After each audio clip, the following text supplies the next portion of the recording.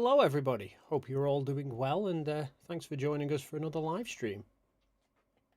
I am currently, as we are all, waiting on Jeran. I spoke to him about 2 hours ago, just messaging to confirm everything, and he said he would be dropping me a link, but so far haven't actually received one. Hello, Rust. Yes, let's bring. There's Rusty.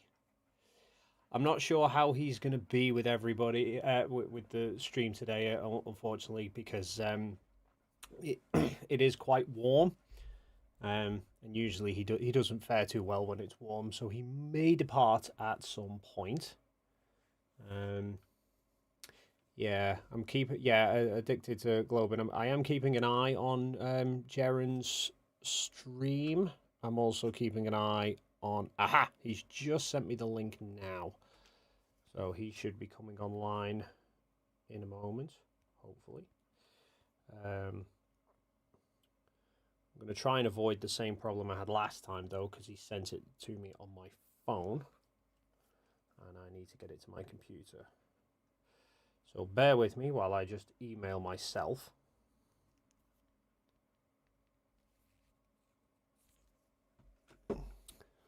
You'll keep them entertained for a moment, won't you?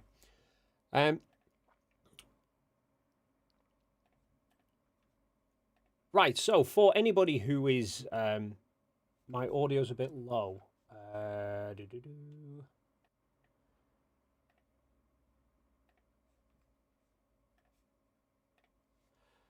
Let me try and boost that 1 second whilst I'm doing everything else as well. There we go. Zoom that there.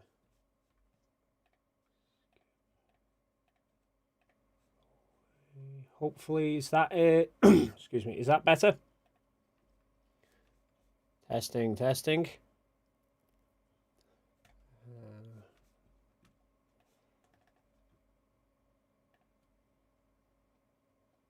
A lot better. Excellent. Good, good, good. Where am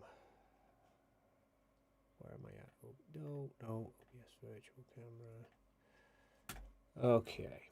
Right, I'm just going to jump into this Zoom call with Jeran.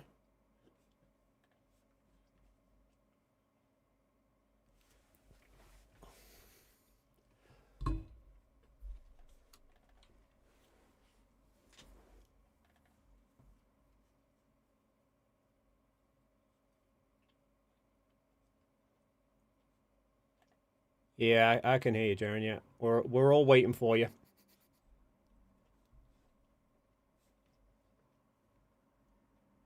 Okay. Right, Jeran is just about to go live. Present 99 still too low. Okay. Let me turn that back up a bit more.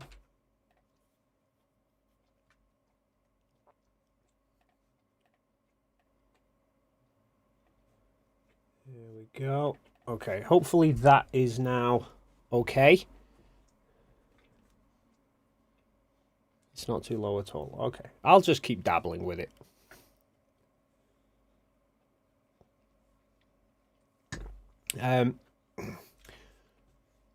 So, right, Jeran appears to be going live now. So while his 45-minute intro is playing, for anyone who's not familiar with this, basically Jeran is a former flat earther who spent many years arguing flat Earth, but also arguing the moon landings being fake as well.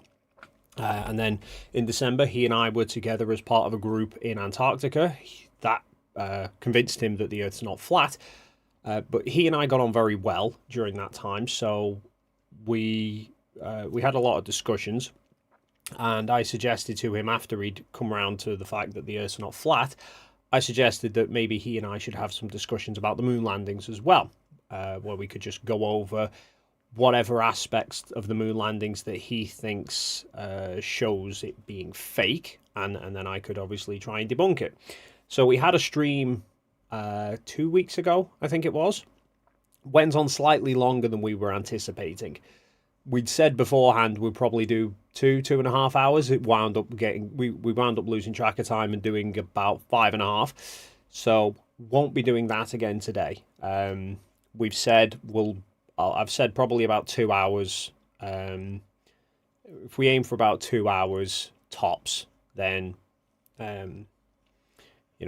maybe that'll spill to 2.5, but certainly won't be more than that because I've got things to do tomorrow and it's going to be midnight by that point. So, but yeah, so basically, this is going to be sort of a continuation from the last stream that we did. So, some of the points that we discussed, I've done some more digging into aspects of it to put forward to Jeran at some point. Jeran's got a few more things he wants to go over. And probably expand on a few of the other points as well. Mr. Who, did Jeran express any softening of his stance last time?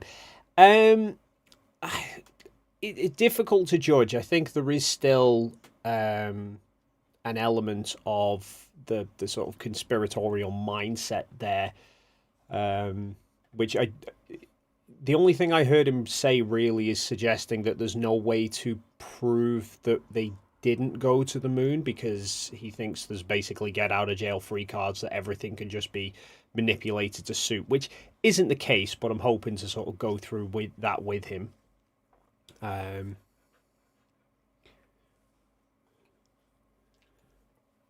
So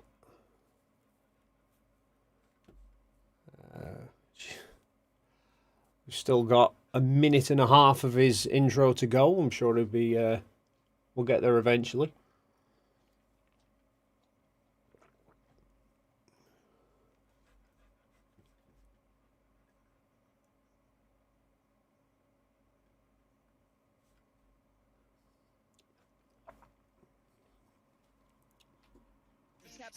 Oh, no, not that one, not that one. Where am I going? That one. Yeah, this is currently what I've got.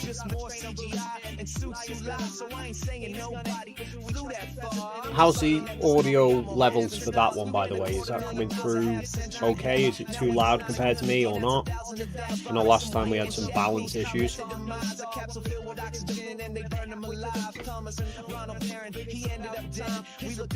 excellent. But now one return trip, not even a glance. 55 years and they still come. We see through the hopes of some undone moonwalking.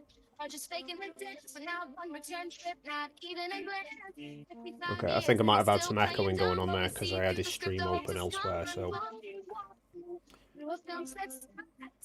And I've also included Little Me and Little Rusty in the bottom corner as well, so if I manage to balls up and forget to on-screen share for anything like I did last time, you'll still be able to see what I'm doing.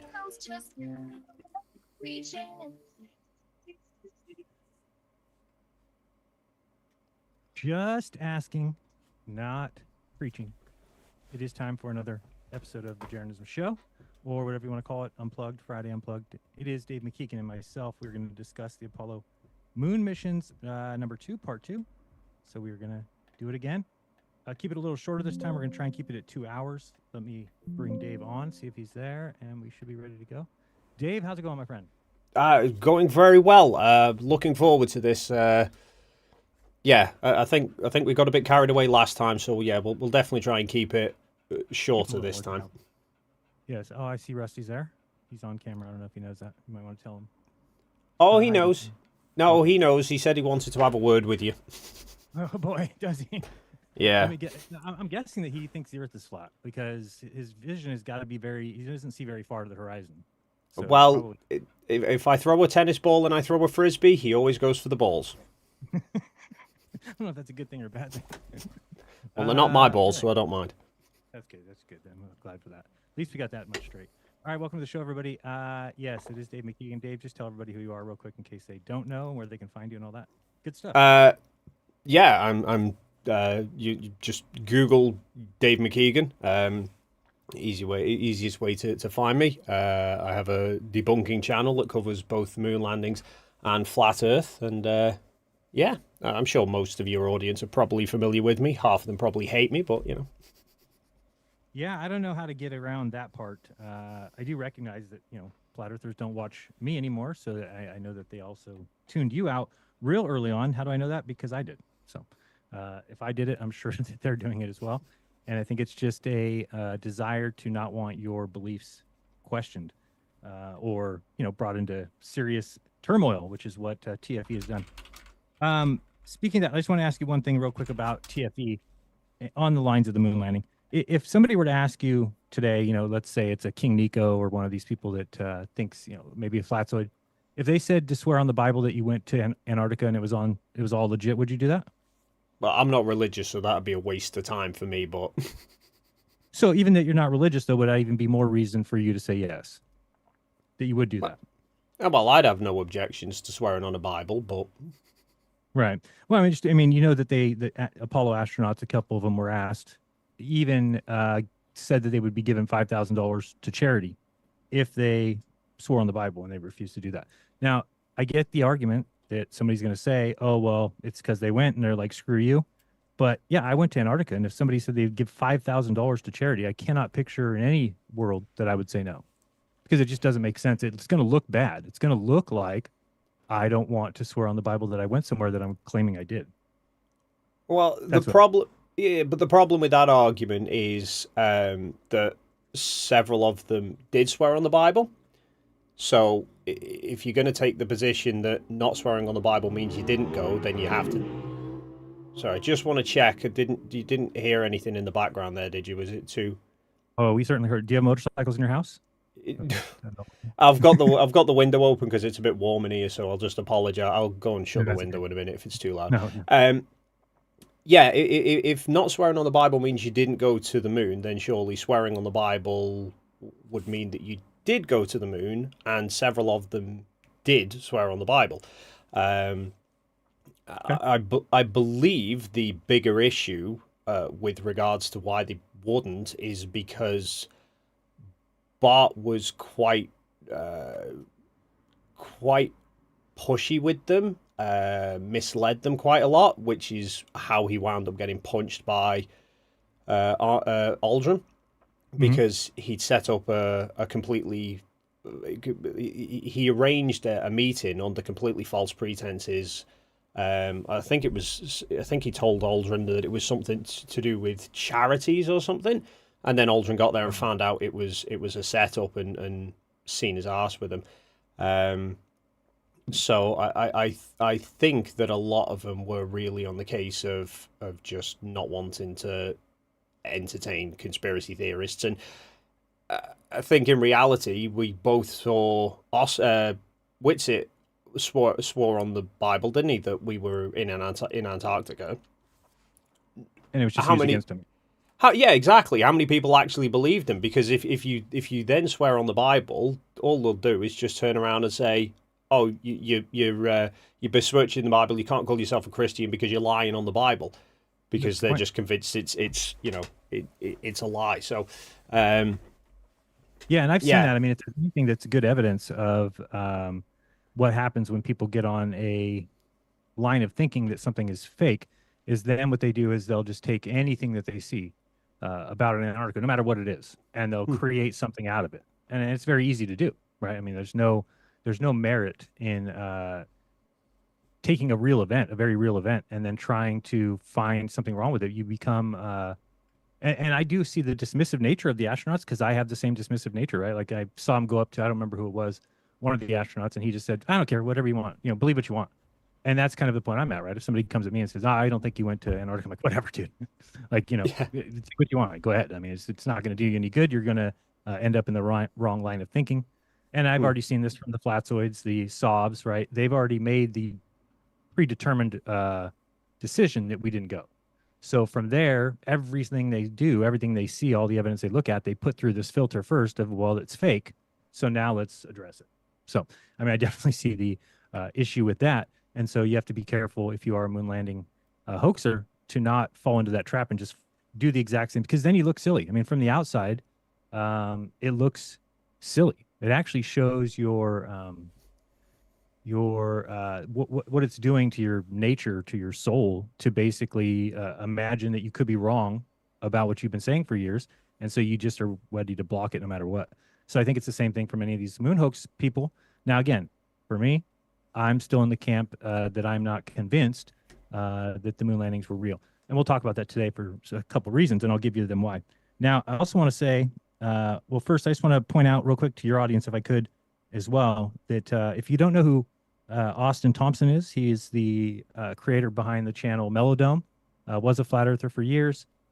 He actually was starting to see the light before I did, probably a couple months before. He was starting to do some sun observations and noticing that the sun certainly seems to be a physical item, certainly seems to be spinning. He helped us a little bit with our sunspot observations when we were down in the Antarctica. And so he's been doing a great job, and he obviously is no longer a flat earther.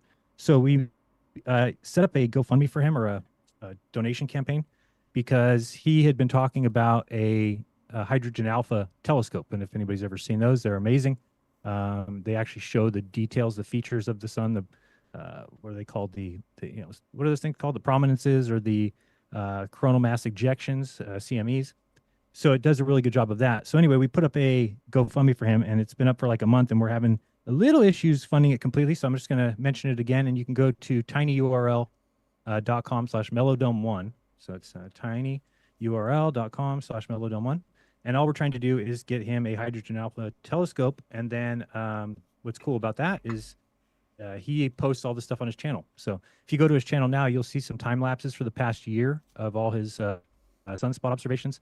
He's also a heliocentrist rather than a geocentrist, because he has shown that the tilt of the sun coincides with the heliocentric model and the Earth traveling around the sun. So I think he's doing great work. If people don't know, also, he raised over $25,000 for flat earthers throughout the last, maybe it's 2 years. He did charity, or trivia for charity, where he would have two prominent flat earthers come on and have a trivia match.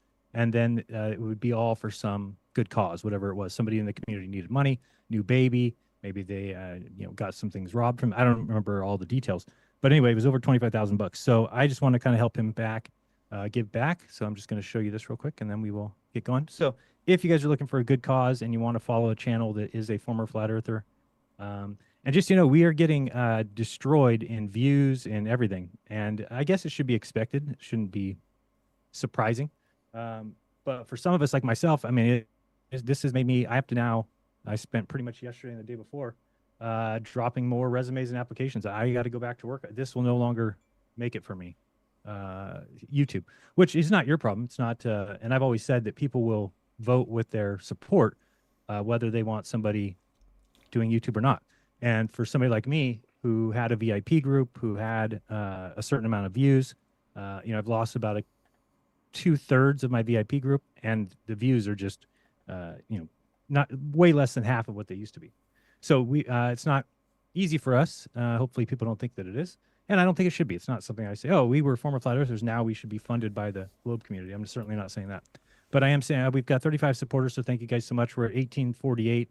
The hydrogen alpha scope information is right down here, what the scope that he wants to get, the adapter that's needed, the blocker, all this stuff is not like extras. It's required to do what he wants to do. So anyway, thank you to those who have supported recently. Leland, Corbin, thank you very much. David Conklin, thank you. Donna Stewart. DP Debunks, thank you very much for that. And GE Phil, and then there's a bunch of other supporters too. So if you guys want to help out, we would love to see that get funded. In my 9 years, I guess 10 years as a flat earther, I've never promoted a GoFundMe that wasn't funded. So this is a first for me. Is, do we pull it down? Do we just say, hey, buy this telescope for 1848, and you just should be happy with what you get? Or we'll give it a little bit more time. He's already been on Toon's show. I believe he was on Drunk Debunk show. He's a good guy. He's doing it for the right reasons. And I can just tell when somebody's out there for the truth, and there's not many flat earthers that are. Let me tell you, I expected a lot more truthers in the truth community. And I found out the hard way that it is not what I expected. So thank you guys for your attention to that. It would be greatly appreciated. Austin's a good guy. So good luck, Austin. We hope you get closer. All right, that's all I wanted to do. Thank you. And let's get back to this. I'm sorry, you're big on the screen. All right. So did you have anything that you figured out from last week? Anything you wanted to follow up on? Oh, by the way, one more thing. I did put up a page. If you go to tinyurl.com/Apollo 2025, if you want to submit, I got a lot of people, a lot of messages after last time's show. And of course, everybody's saying, you didn't bring up this, you didn't bring up that, you didn't bring up this. And then some people just saying with no evidence that, well, come on, it's a hoax. And I say, yeah. So what do you want me to present? What, evidence? And they're like, what? Come on, it's obvious. Like, that ain't going to cut it, homie. We need to come up with something better than it just is a hoax. And I get it. And let me give my position on it, and then we'll get into it. In my opinion, I almost think we're at a point now that I'm not sure you could ever debunk the moon landings. And what I mean by that is when only one, group, and I'll say one group, but you could say there's multiple countries. Okay, so there's multiple countries who have supposedly been there. But as far as an everyday person, you or I can't go verify different parts of that, right? So really, I think it's incumbent on those who claim that we went to provide the evidence that we did. Now, since nobody else can go there, it's kind of easy for them to come up with whatever evidence they want, right? So, Dave, an example would be when we were looking at that picture that showed the lunar lander shadow went up to the edge of what looked like the horizon. And then you said, well, there must be a dip there, it goes downhill from there. And then we brought up the map and showed that there was no elevation change that would be required if that were the case. So at that point, that's an anomaly. That is a problem with the record of the moon landing. I went back and looked at it over and over again. I drew a 3-mile vision circle around the Apollo 11 site, and there is no elevation change of any kind that, according to the numbers that were given. Now, me saying that, let's say that you started to follow up on that, and NASA has the ability now to go in and change the elevation profile of that location, right? So, for instance, they could essentially always be cleaning up anything that hoaxers reveal.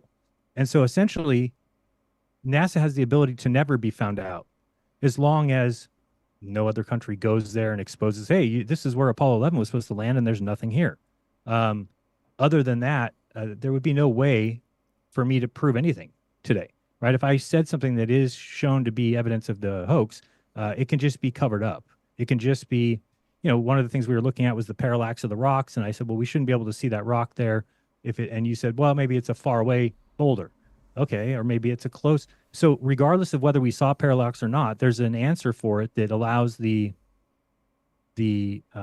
pro moon landing group to be correct. And so I don't know if that makes any sense to what I'm saying, but I'm not sure it is possible at this point, because for all intents and purposes, as far as what we teach, as far as what people know and accept, we did go to the moon. Now, whether or not you believe that happened in reality is another story. But as far as for all practical purposes, we went to the moon. So now, was there discoveries made because of it? Was there technologies that came about because of it? Not so much. But I think where I have a problem is certainly in the going back. To me, everything that I understand now about orbital mechanics and how things would work, it just seems to me like not that difficult of a task as it's turned out to be if we've, 55 years now since we've sent man there. So, that's a technology that's gone backwards. It's a technology that means that we're doing today 1/1000th of what we did 55 years ago. And then here's another thing I've discovered in my YouTube career, that you must placate to your audience.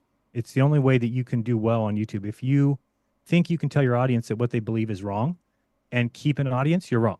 Okay, there's nobody who signs up to YouTube channels so that they can figure out what they believe is wrong. People watch YouTube channels so that they can be reconfirmed about their beliefs. So that being said, if Dave McKeegan here were to come to the conclusion that the moon landing was fake, I don't think he could say so. That's just me, because it would destroy his channel. He's a science channel, a science backer, Apollo apologist, or whatever you want to call it, promoter. So to me, that's the problem, is that you now have these divisions. And this is why my channel will fail on YouTube, is because I'm in the middle. So I've already had numerous, I mean like 20 globe proponents who have messaged me to say, hey, dum-dum, you were a dum-dum for 10 years. You came out of that and saw that your flat earth information was wrong. So you should wake up real quick and don't expect funding until you say the moon landing was real.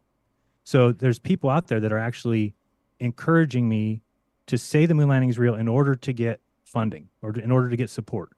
And that is just one of the biggest red flags to me. Again, it looks like exactly what was going on the other side. So I'm just saying that when you're honest with yourself and honest with your opinions, often that doesn't translate to having a good channel. What's a good channel on YouTube is somebody who pushes a line of thinking incessantly. Dave Weiss, push the flat earth incessantly. Keep doing it. Don't pay attention to detractors. Just keep going. That's what will get you views and get you clicks and get you downloads of your app. And same thing with McKeegan, right? I mean, McKeegan, do you agree, Dave, that if you were to say if you were to step out of line from the mainstream opinion of some scientific idea, you would not be welcome to do so? I mean, that's hard for you. I mean, you're not going to say no to that. You're going to say, let me word it differently. Well, if you did see errors, do you see any, like, if you saw any problems with the moon landing, do you think that you would be a little bit apprehensive to bring them up because of what the response would be? No, because if I saw something that didn't make sense to me, I would be querying as to why it didn't make sense. As in, was there something I was overlooking? Was there something that I was missing? If nobody can then provide an answer to that, you know, if there was a major issue with something within, say, the footage, and I couldn't explain it, and then other people couldn't explain it either, then I'd have to be questioning things, which is no different than, you know, obviously you did with Antarctica. And I think because the issue you've got is because you've spent so many years on one train and now you're completely flipped to a different train. So obviously you're going to have a major shift in audience. I know you've lost a lot of views from flat earthers who are turned on you, but likewise you've also gained views from globers who are, you know, sort of taking, who are seeing what you're doing. As far as I can tell, the only backlash that I've seen you receive mostly seems to be people who are sort of, I don't know. I don't know. Some of it is people seem to have issues with the tone that you're going in, as though you because you've spent years telling everyone the Earth is flat, and then you went on the trip to Antarctica and you saw it, and then suddenly now everything is, you know, all flat Earthers are dumb idiots and stuff. So, I think that seems to be the issue. But you know, that's kind of going off the topic Right. for this one. With regards to with regards to your points about not being able to disprove the moon landings, though, I did want to bring that up because you'd said in the stream towards the end of the last one we did, you know, even if you believe the moon landings didn't happen, there's no real way to prove that they didn't happen.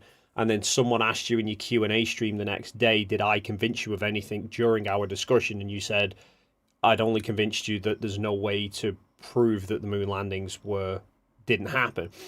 And I don't agree with that. I think there's no way that, given the amount of data, given the amount of material that is available for the Apollo program, and given the fact there were so many missions of it, if it was faked, there would be things there showing it being faked.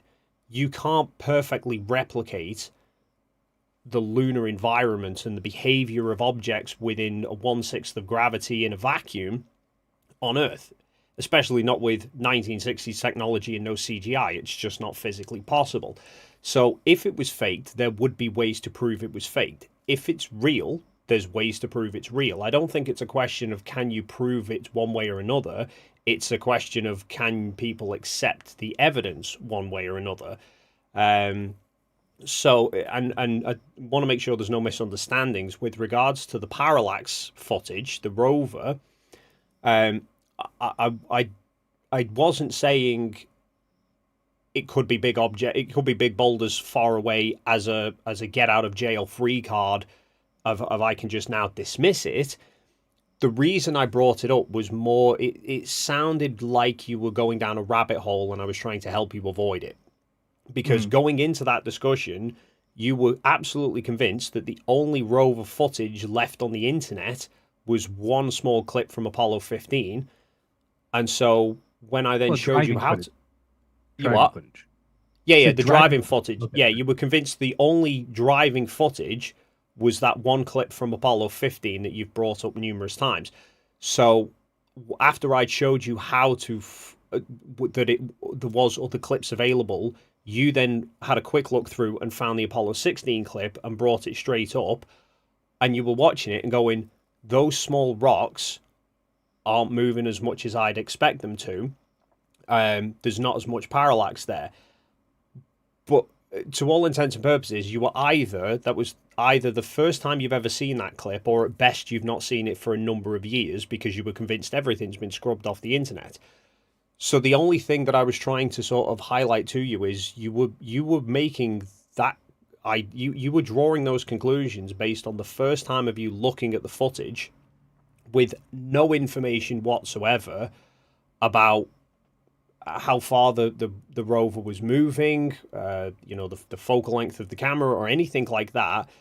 It was just the rocks appeared small in the frame, and so you were assuming there should be a huge amount of parallax, and there wasn't. And the only thing I was trying to stop you from doing the only thing I was trying to do was get you to sort of keep the open mind that at that time you didn't know how far away the rocks were.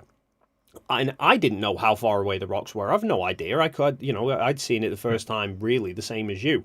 I was just showing that there was some parallax there. Now, if you go into things and you do enough digging, you can probably find this out. You could, with enough time and effort, arguably work out how big those rocks would have to be and how far away they would be for that footage to work.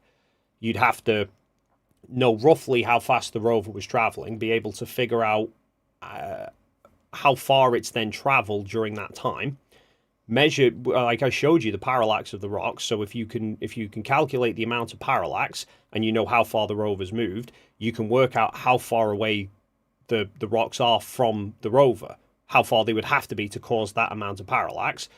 Right, but you see that is you would never get to the conclusion that it's not real, because you would always find what works and then say that that's the fact. No, right? because that's not that's not a case of what works. That's a case of that is calculating how far away the rock would have to be. There's no getting around the laws of physics with if you move your observer location from one spot to another, all objects will move in relation to the observer. So, like I showed you with the picture in the wall on the wall behind me, if it was a painted backdrop, there would be no parallax to the rocks. The fact that there was parallax tells you those rocks cannot be part of a painted backdrop. They have to be some distance away from the camera. How far away? Don't know. Could be tiny rocks in a studio. Could be huge rocks miles away. What you would have to do is calculate. What you'd have to do is work out how far away the rocks would have to be from the camera, or how far away those rocks are from the camera by measuring the parallax. Then you would have to figure out what the angle of view of the TV camera was, what the angle of view of the 16mm camera was, because they had 3 different lenses they could have been using. And you can then use that to work out how big the rock would really be. You know how big it is in the frame. If you know the angle of view, like I don't know if you saw the Apollo 16 video that I did just the other day, you can work out how big an object is based on that. So you could work out with enough time and effort how far away that object has to be to cause that amount of parallax, and therefore how big that object then has to be. And if you come to the conclusion that the amount of parallax, it means it's a 400 meter high rock that's 85 miles away, then you kind of know that something's not going to fit with that. Right. The only point I was, like I said, the only point I was trying to make was to sort of, I think you still very much have that conspiratorial mindset. Probably. Even though you've ditched flat Earth, you've definitely still got that mindset of sort of looking straight for the faults and jumping to that before considering that you might be wrong about it. And so I got the sense that you were going down that route, and I was just trying to sort of pull you back from it and hope, kind of open your eyes to the fact that you didn't have all the information to make any more sort of detailed conclusions from. So, yeah, I mean, I think being skeptical is important, regardless of anything else. And I think that what a lot of people want me to do is to just jump into a belief without really following up on what my current thoughts are, which would be dishonest of me. That's just my opinion. That if I were to just say, I'm going to believe it because I was wrong about Antarctica and therefore it means that it's true, that's not a good assessment of why I believe that we didn't go, right? So a better assessment is to be honest with it, but be open to the fact that you could be wrong. That's why I think what I'm doing is important. And I think that from an observer standpoint, if I were to just say, you know what, we went to the moon, I was wrong about flat Earth, so I'm wrong about this, I'm actually going to have less people buy in to that idea, meaning, say, my audience. Less people are going to be like, what? Why? That's not reason. So what's better is to actually see the process that I have to go through to get to either. And again, you showed me some things last time. Like I said in my follow-up show, I do think some of it showed me, I'm not sure somebody could disprove the moon landing at this point, but you just gave us a way to do so. Or you think that if you can show that a rock is too big, or you can show something with the parallax is wrong mathematically, then you have something. And since we don't have that, then then we don't have anything. So I do agree with you there, and I've been shocked by the amount of people that have messaged me and said how cleanly this is a hoax. And then when I ask them for evidence, they want to dismiss that idea as well. What do we need evidence for? It's clearly fake. And I'm like, okay, but if you want me to come at Dave McKeegan with something, that's not going to fly. So get me something. And so anyway, I have that submission form. You can go to tinyurl.com/Apollo2025 if you've got something that's bugging you right now. If you're going crazy yelling at the screen saying, ask him about this or that. And one of the things that did come up is about Bart Cybrell. So I know I mentioned that to you. I was hoping that you could show us, because I know you've done a video on it. And then also you did a video this week on a image of the Earth. Can you just describe that real quick so people can check that out if they want to follow up with that? Yeah, so again, this kind of that video kind of ties into what I was just saying about the fact that you can delve into this and make sure everything fits. So this was somebody who was looking through the Apollo 16 film magazines, and during most of the Apollo missions, they took photos of the Earth as they were traveling from the Earth towards the moon. So you can see the Earth getting smaller and smaller in the photos, but you can also see that there's rotation of the Earth as well. And somebody had done an analysis of these photos and calculated that based on the amount of rotation that we saw in the Earth, there would have to be about 35 minutes between the two photos being taken. But then when he did the angular size calculations to work out how far the camera would have to be to cause that change in size of the moon, the Earth, sorry, he got a figure of 4 hours between the photos, and obviously those two things don't fit. So he came to the conclusion that because the Earth's rotation didn't match the angular size change of the Earth, then those two photos can't have been real, and therefore all the other photos within that magazine couldn't be real either. But when you then dig into it further, you find that Apollo 16 actually had more lenses than he'd calculated for, and I reran the numbers for including the lens that he'd missed out, and actually they matched very closely to it being shot with one lens that he'd calculated for and one lens that he hadn't accounted for. And this is what I mean is I would believe, or I would consider the moon landings potentially faked if somebody could bring some sort of evidence like that has has nothing to refute it. But every single time, whenever I see an analysis of anything like this, when you delve into it further, you actually find the calculations are wrong somehow, or there's elements that have been missed or intentionally left out to twist the narrative to suit the their predetermined conclusions. So So what do you mean by different lenses? So you're saying that they actually changed the lenses on the camera mid magazine, or are you saying that the whole lens was wrong, that he was going, meaning that the entire magazine was a certain lens and he just didn't even no, pick no, it no, up? no. So the lenses, they carried multiple lenses with them, so that they on the moon there was usually only one lens. They would switch the lens sometime in the later missions. They had a longer focal length lens for being able to capture further away objects. But in the command module and the lunar module as well, they had, for the early missions, they had two lenses that they used. One was quite wide, one was a longer focal length. Because obviously, as they're then, say, getting into orbit around the moon, they might want a wider shot, they might want a longer focal length shot. So they would switch between the lenses as required. They could do that. There was nothing stopping them from doing it.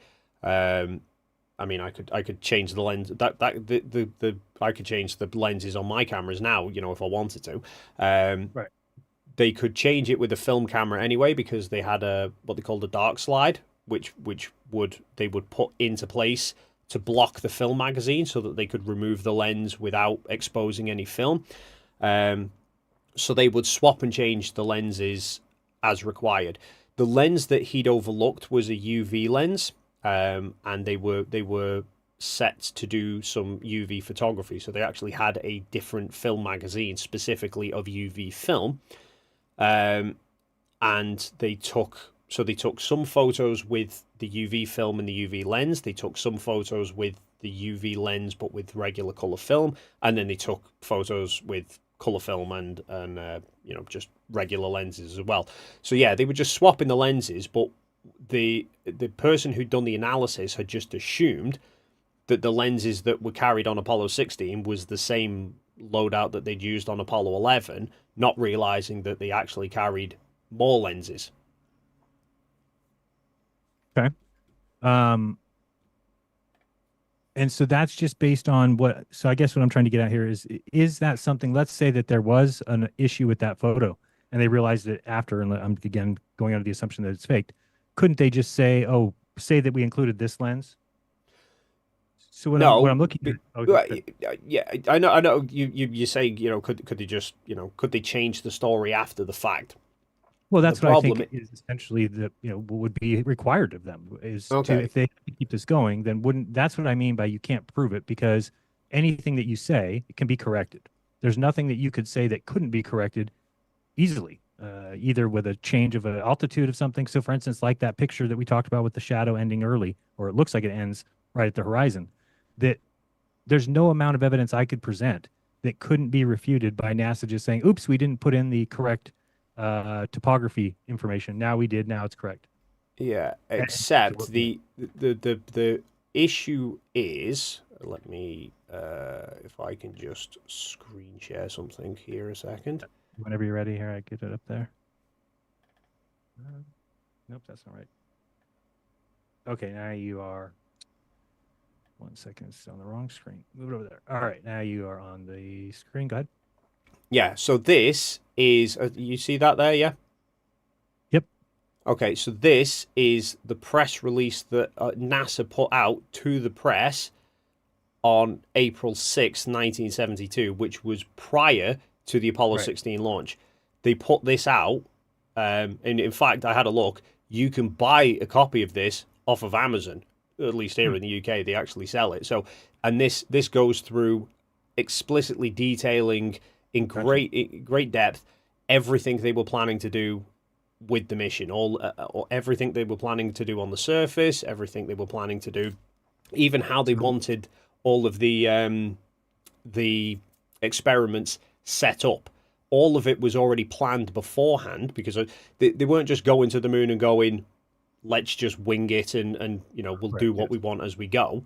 And I mean, from a hoaxer's perspective, nobody thinks, because I hear this all the time, that nobody thinks they could go to the moon and just chose to fake it, right? The thought is that they couldn't go, and so they had to fake it. So you would go through all these steps, meaning you would have data, you would have pre-flight checklists, because you have to. Sorry, Jeran, I've stopped my screen sharing, so currently your screen's black. Appreciate it. So I'm just saying that then you would have this need to have all of it be simulated, and in order to be simulated, you would need real information. So you're still putting in all that information. The only thing that you aren't doing is actually going. So I think when you say, I don't think you're using that guide as evidence that they went. You're saying that in that guide, it shows that they had both the lenses or the different lenses. So it's not something they changed after the fact. That we knew that they took these lenses with them, is what you're saying. Yeah, that's what I mean. That was already put out publicly, that lens was on the mission. So even if you were to say they didn't go, they'd already made it public before the rocket left Earth that lens would be on the mission. So you would expect then there's the possibility that some of the photos could have been taken with it. So gotcha. Let me ask this: do you think that there is, and I don't know if you've seen the videos, I've shown it a couple times. There's two different major ones. One just came out recently. One is a psychologist doing a body language assessment of the astronauts when they got back from the Apollo 11 press conference. And then the other one is a guy who's a linguistics expert doing language analysis on Armstrong. Do you find any credibility to either of those? Both those people are not moon landing deniers, or they might be now, but they weren't going into the assessment. And then they base that off, one guy came to the conclusion, well, either they're hiding something or that there's something they're not saying, but it doesn't mean that they didn't go. It could mean that they went and saw aliens, or they went and whatever. That's his assessment. The other guy thinks that they didn't go based off Armstrong's reluctance to use, personal pronouns, I guess, or personal affirming words like I did this or I did that. He tries to go a little bit. I'm just wondering if you see any value to that, or anything at all to that. I think the problem when it comes to reading body language is the fact that people behave differently. So you can't just look at that one interview and say they're not behaving how we'd expect them to be behaving. You've also got to look at how they usually behave. And if you look at, say, the Gemini 8 flight, Armstrong looks uncomfortable with that as well. Not as much as the post-Apollo 11, but so at least you'll admit that it looked uncomfortable. They look uncomfortable, but then you've also, don't forget, like, we live in an era now where everybody is so used to just being on screen. Like, sure. If you look back to my very first videos that I ever made, my body language is nothing like I am now, because I'm just not used to. I wasn't used to how to act in front of the camera. Back in the 1960s, barely anyone ever was ever really on the telly. You see people being interviewed and stuff, like members of the public in old archive footage. They're always like, how do I behave? And to all intent, for everything that I've heard from people who actually knew Armstrong, he was very quiet, very reserved. Funnily enough, I was looking through some of the later interviews that they did. So there's a few that they did. Obviously, the big one that everyone knows is that one main press conference. But they did other ones, early 70s, I think it was, and then they did a few years ago. And somebody actually, one of the reporters on one of them actually asked Armstrong, why did he sort of basically disappear from the limelight. And he was said he was still, I think it wasn't working for NASA. He was doing a load of education stuff, but he basically just doesn't like limelight. He doesn't like being the center of attention, and I think that is a lot to do with why he wouldn't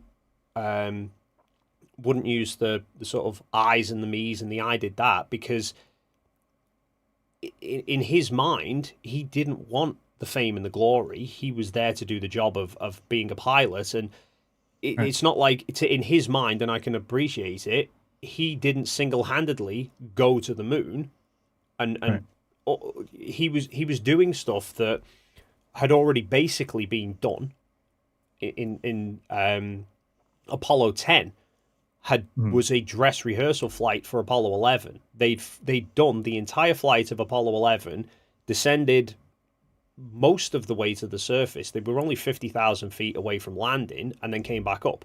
So really, the only thing that Armstrong actually did was go the remaining 50,000 feet to the surface and climb down a ladder.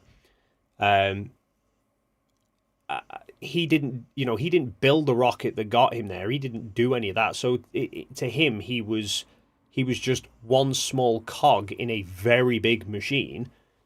That yeah, it's good. I mean, it's good evidence, because I see it kind of the same way. And he's a military guy, right? And military is always taught it's about the collective, not the. I don't think I think he was a test pilot, but if I remember rightly, he was a civilian test pilot. All the others were military test pilots. But yeah, they were all very much of the mindset of the reason they all went with test pilots is because they knew it was going to be stressful situations. They wanted people who could think straight, react to things going wrong and not get flustered by stuff. But obviously that's in the work environment. Get thrown into a different environment, like in a room full of press reporters, it's going to be unnerving, especially when you, like, loads of people say they don't look like people who've just come back from the moon. They didn't. They'd been in quarantine for 3 weeks. Right. It's literally a case of done the flight to the moon, then chucked in a quarantine container for 3 weeks, then bunged out of that and chucked straight in front of the world's media, getting hounded by all these questions, for people who didn't do the job for fame and glory. They did it for the thrill of being a pilot, essentially. So in terms of reading body language, I think it's very difficult to make concrete conclusions based on how people see modern people behaving in a very different world. But then the other aspect as well is to think, if you're going to look at, and again, this is kind of a not cherry picking information, this is having to look at everything, because if you're going to look at the Apollo 11 press conference and say they all look nervous and they don't look right, and that tells me they didn't go. If you watch the Apollo 13 press conference, Jim Lovell is calm as anything, laughing and joking, and just, is quite happy being in front of a camera, which would then surely have to tell you that they did go to the moon. And if 13 went to the moon, then all the other missions would have gone to the moon. Yeah, I think that's okay. I see what you're saying. I mean, if you want to look at one end of it, you want to look at both. Yeah, you can't cherry pick it. Well, I certainly don't think that anybody should base it off just that, but I do think that it's interesting information to look at it and to assess. Again, it's just one of those things that adds to the list of anomalies or things that make you go, I do think, though, that when they call somebody a civilian, it just means that they're no longer in the military, right? So I believe Armstrong even was in the Korean War. So he was military, then got out. Yeah, actually, yeah. Sorry, yeah. I only know I was watching, like I said, I've been binge watching a load of various archival footage, and I remember there was some mention that he was the only civilian test pilot within the original program. But now you mention it, I recall that. So yeah, I think he was ex-military. Right, which they can.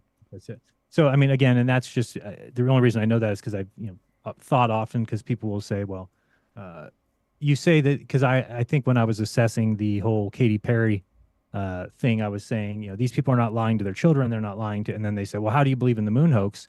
All those people are lying to their children. And I do see it as differently when you're a military. My brother's in the military. He's told me about, the oath that they take, and that they basically, many military people have secrets. I think we all know that. So it's a little bit different for a military person to keep a secret than it would be for Katy Perry and Gail Kim, right? These are not military people. They're not going to go up there and there doesn't even make sense. There's no reason to pretend to go on a reverse bungee jump for whatever reason. Flat earthers think that would be the case. It doesn't even prove the shape of the earth. It's just they're throwing up really high and then they float down. So anyway, I just see those two things as different. I don't think when I see the NASA astronauts, I look at military guys who may have an oath and may have been told, hey, this is for the betterment of the country. We're going to eventually go to the moon. So you guys are just kind of jump starting that, get people's minds working, get the money flowing. And that's essentially what I think is going on. Now, the reason I think that, just to bring it back a little bit to going back, is now we have the most recent thing is the SLS looks like it's going to be canceled. These are things that I have been saying for a long time that would happen. You can go back and see me in my video. I did a documentary called NASA Going Nowhere Since 1958. And all that's meant to do is to show you that every president kicks the can by going back and forth between the moon and Mars. So go listen to Obama, and he says, we shouldn't go to the moon. We've already been there. Buzz has already been there. Let's go to Mars. And then that's the focus for a while. And then Trump gets in and no, we're going to go back to the moon. And then Biden gets in and, oh, yeah, we're going to go to the moon. He keeps going with that. Now Trump's saying we're going to go to Mars. So it's, I'm not sure if your side of the argument, the people that back the moon landings, I think that they all know deep down inside something's wrong. I think that they know that it can't possibly be just politics like they all want to say, because it really is. It shows the ineptitude of the organization. NASA has done a very, very bad job. If they cancel this SLS, I mean, you're talking about billions of dollars that has gone down the drain, billions. And there's no other company that just, I mean, yeah, maybe the military industrial complex, but there's really no other industry that gets away with stuff like that, where we've just been putting all of our effort into a certain launch system. When we had the Apollo, we had Saturn. Saturn worked, it did it.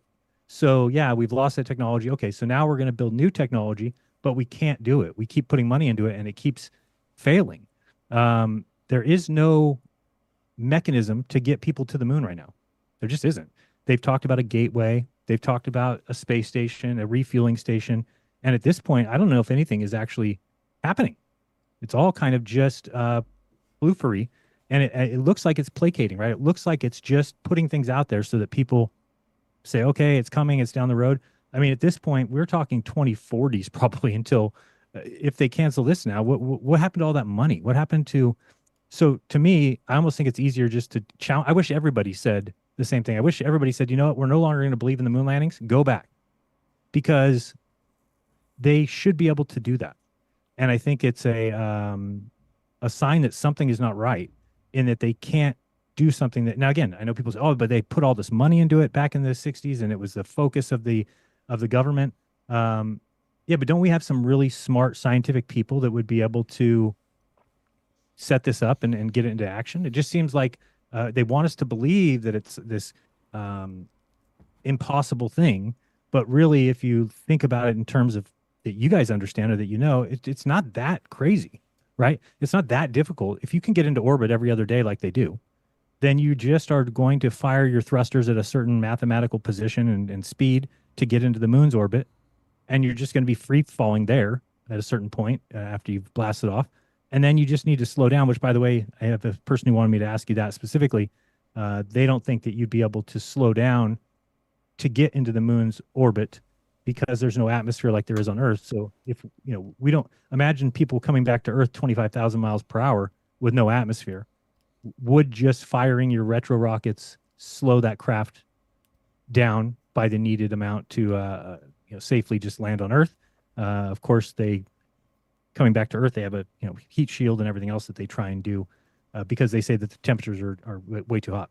So I know it's a lot of questions in one, but really what I'm kind of trying to get at is, what is the holdup, and at what point do you start to call foul? At what point do you say, there's a problem here? Or could it be 2080 and them still kicking the can back and forth, and you just say, well, we did go in 1969, and it's just politics that are causing us to not uh, go back, because these, they keep getting all this money, and then people are like shocked recently because they got like 5 billion cut from their budget for next year or something, and everybody's shocked, and you got to get, but NASA is doing nothing with that money.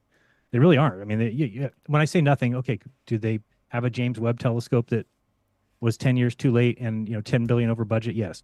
I'm not saying they do absolutely nothing. I'm saying that they're a jobs program, that they are an industry economic driver. NASA, they employ people, they work in the area of research and development, but as far as like humans traveling outside of the low Earth orbit, I don't think that they're anywhere near that personally. Whether it's because they can't bring people back safely or whether they don't really know how to do that, I can't say that for sure. I don't know which, what is the reasons behind that, but that's my opinion because of the fact that they don't go back. And if it was a matter of them saying the whole time we don't need to go back, because then that's one thing. But they never said that. They keep saying we will go back. We're going back and we're going to stay. I could show you George Bush saying we're going back for good. We're going back for permanent presence. So usually you would think that if you're NASA and somebody says something like that you would get it done, not just keep floundering around till you have to cancel every new system. And I don't really understand the new system. I don't understand why you need to do something different than the Saturn V. Isn't it true that they have not produced a rocket of that capability yet as the Saturn V? So, Since the Saturn V? so Starship has a greater lift capability than the Saturn V, as far as I'm aware. The issues you've got, there's an awful lot to try and go through there, Jared. So I'll answer the Saturn workings first, Okay. and then into the why we haven't been back.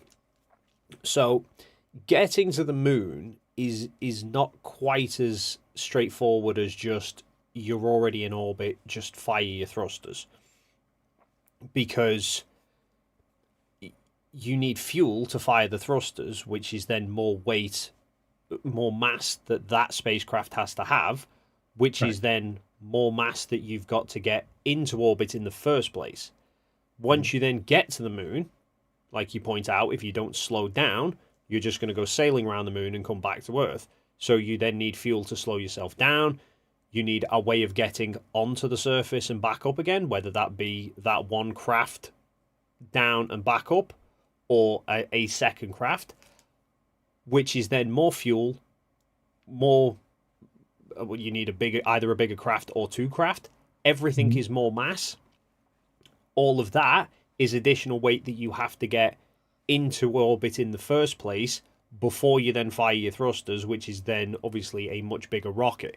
Which is why, if you look at Apollo 7, they just launched the command module into orbit. And they only used the Saturn 1B for that, because the Saturn 1B could do that very much like a Falcon 9 can get a Dragon capsule into orbit. Right.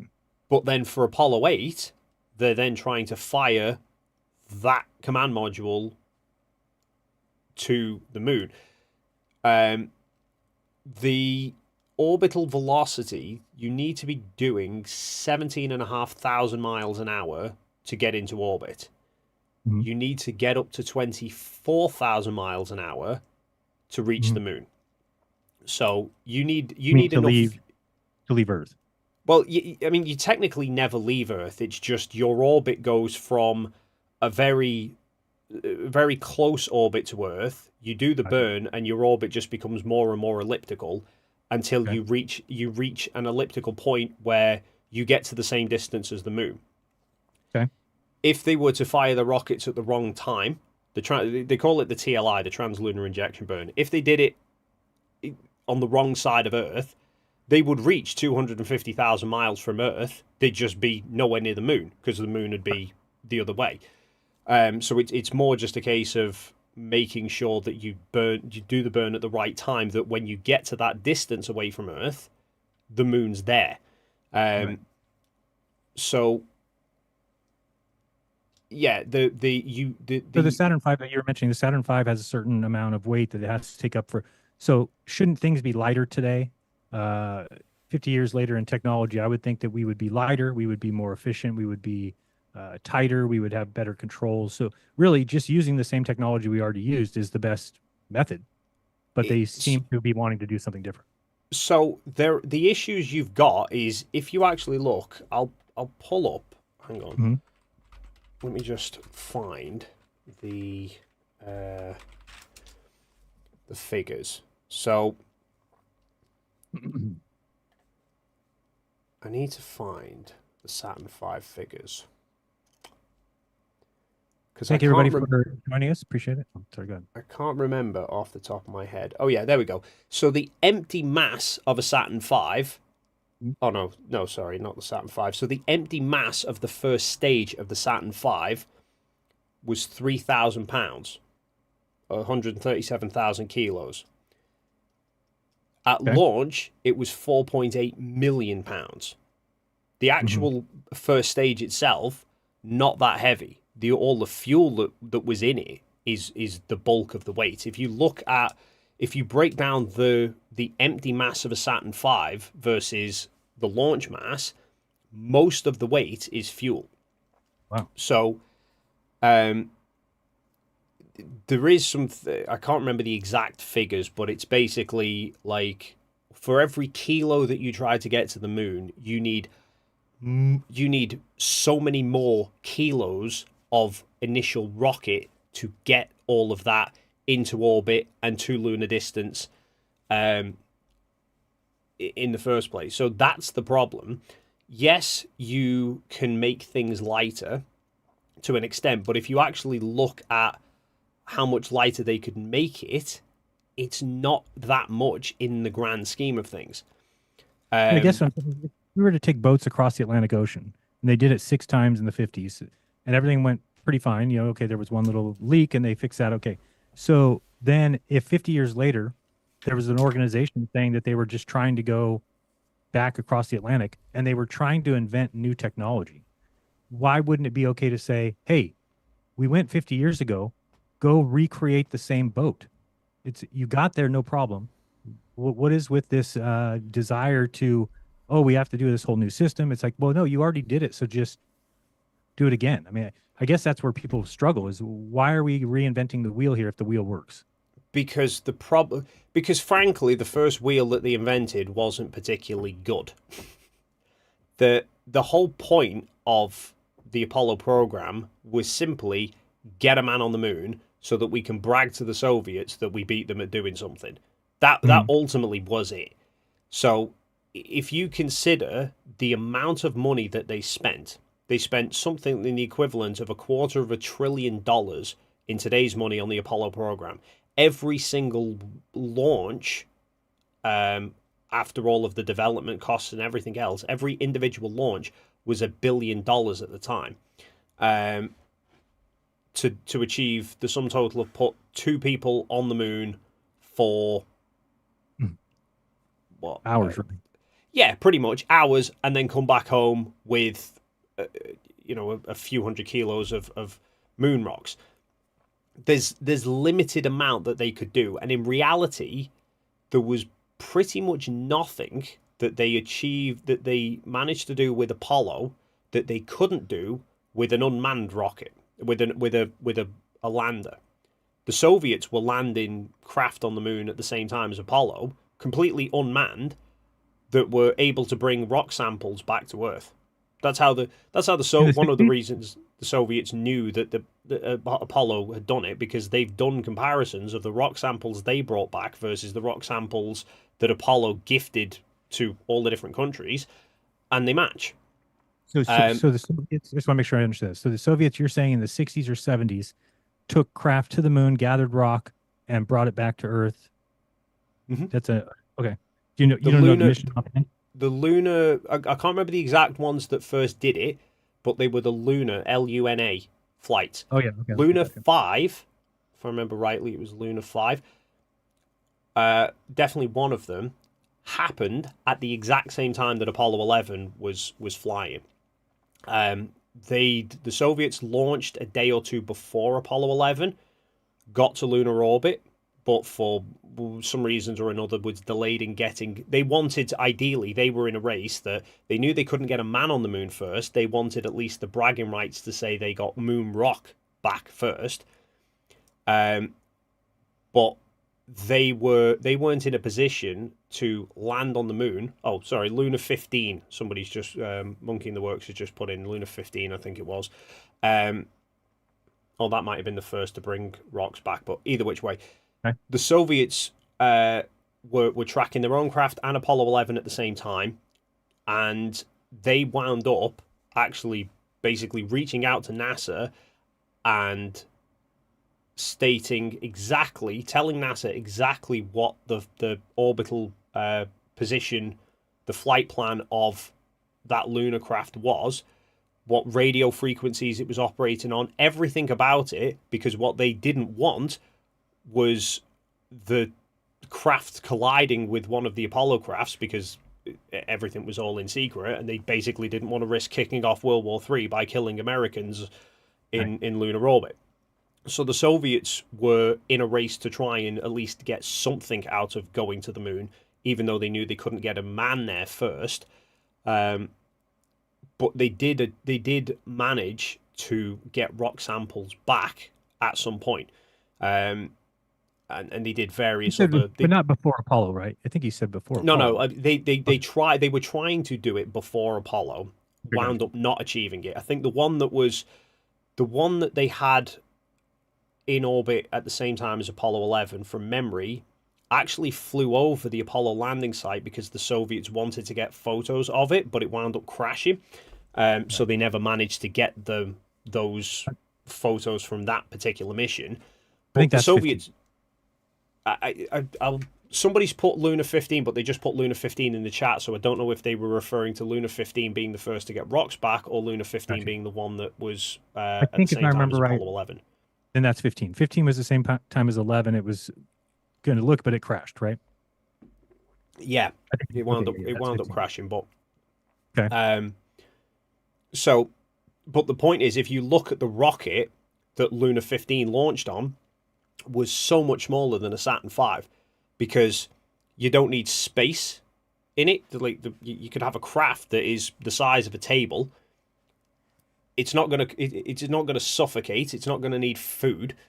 You've got all the life support elements to it. You know, the no amount of reducing material weights is gonna reduce the size of the humans that you've got to accommodate. You've got to give them ample space for that period of time. You know, and the food and the air supply and water and everything else as well. All of that, regardless of what you do in terms of making a couple of computers a little bit smaller, the bulk of the weight of a Apollo command module was for keeping the crew alive, which even now you would still have to do. And the issue is going to be, in terms of going back, one, the Saturn components were all hand-built. They didn't have like computer-aided design or anything. It was all technical drawings and hand-built parts from people who were used to building hand-built parts. People nowadays can't work like that. They've got all of the blueprints for the Saturn V. No one knows how, struggles to build like that anyway. Even if they did know, none of the factories are fitted for building the Saturn V components, so you'd have to completely refabricate all of the factories as well, to wind up with a rocket that is essentially just achieving what you've already done. You know, Gotcha.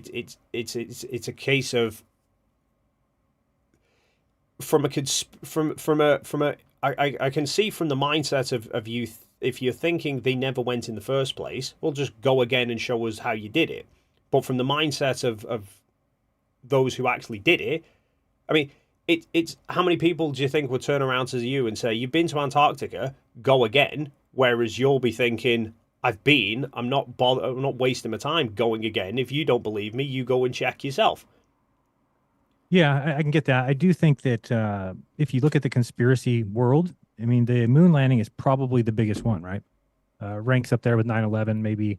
Um, so I do see importance into getting that settled, whereas it seems like the science crowd and the NASA crowd pretends that there's no benefit to it, yet they have problems with all conspiracy theorists and they constantly combat against them when it just seems like something like that would be important to people that have such a problem with conspiracy theorists. Well, the first thing you should look at is, well, why is there a conspiracy? Oh, well, because nobody's gone back. And that's really the crux of it, right? I mean, if we are going back in the 70s and 80s and 90s and there's a base there, and that's a different story. But the fact is that they haven't gone back. So all we have are some old footage that looks pretty suspect in and of itself. Plus, you hear all these stories about them giving a moon rock to the Dutch that ends up being petrified wood. Granted, whether or not that came from NASA now is questionable. Them taping over the moon land. I mean, wouldn't you say that going to the moon is the greatest achievement in the history of mankind? Yeah, but I'm assuming you mean with regards to the lost tape. Yeah, I mean, so I'm just pointing out things that make it a very easy conspiracy to get behind because there is questionable things like that that just don't make a lot of sense. If you were told that humanity did the greatest thing it ever did and has recordings of it, the very first thing any of us would do would be protect those recordings. Nobody would be so flippant to just, oh, we taped over them, we lost them. But that's the greatest thing you've ever done. So Well, I think the thing to remember with that is they still have the recordings. You know, the only recording that they've actually lost is the Apollo 11 EVA from the TV camera. And by lost, the only bit of it they've lost is the original slow scan feed. They still have copies of it because we can all see it. We've all watched it. The version that went out to all the news outlets still got. In terms of keeping hold of it, yeah, I think ideally they would have preferred to have kept hold of it. I don't think they intended to lose it. But if you look at the number of tapes that they've got and the amount of back and forths that they did, they from memory, they had all of the tapes in Houston. They sent them off to, I think it was the Smithsonian. They shipped them all off to be archived and stored and kept.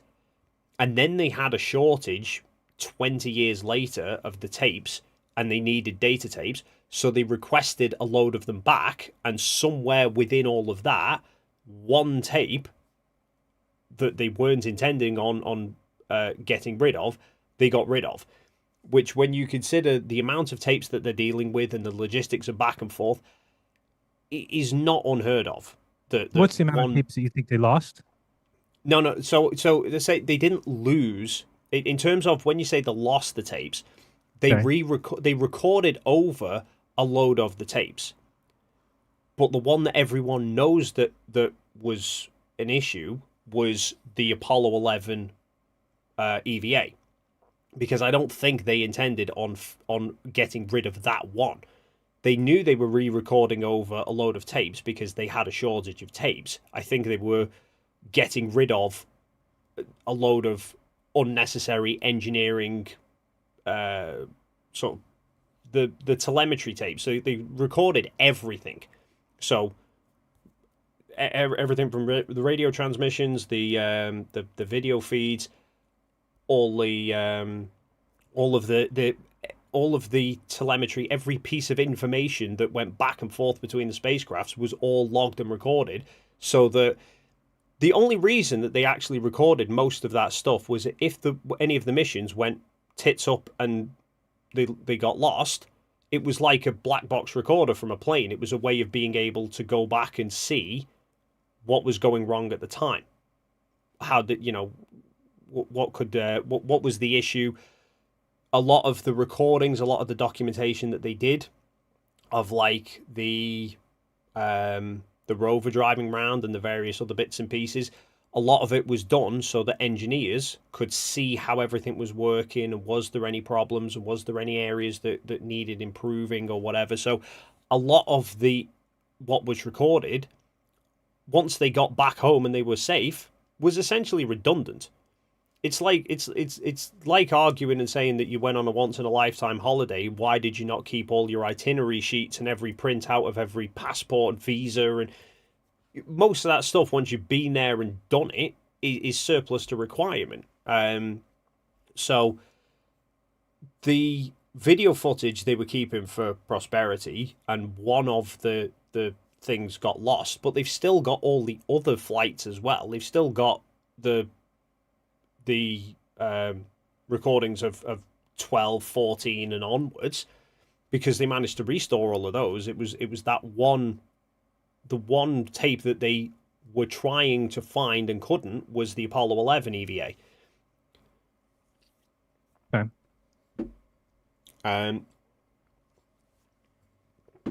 So I guess I'm confused, because I do see two different sides of this that I'm hearing from both sides. So do you realize that it's not, they didn't lose one tape. They lost no. thousands of boxes of tapes. So they reused thousands of boxes of tapes. The one that the lost bit was they reused them all during the shuttle program because they needed telemetry tapes and they didn't have any. So they said, let's reuse all of we don't need all of the ones from Apollo. We don't need all of the telemetry information from Apollo missions that have come back 20 years ago. So we'll have to retape over those. We need tapes. There's a load of tapes that have got irrelevant information on. We'll reuse them. Somewhere in amongst that, I think they were basically going, let's reuse all of the tapes that we don't need, and we'll keep the video ones, the video feeds of everything. You know, we can keep those ones. They got rid of a bunch of excess ones, wound up getting rid of the Apollo 11 feed that they hadn't planned on getting rid of.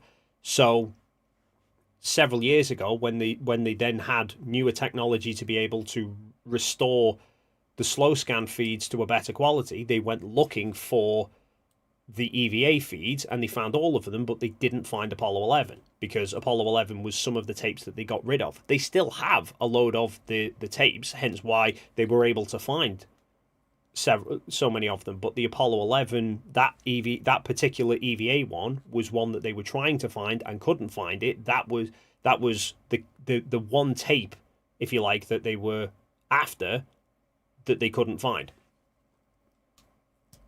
Okay. And that includes the telemetry too? Same deal?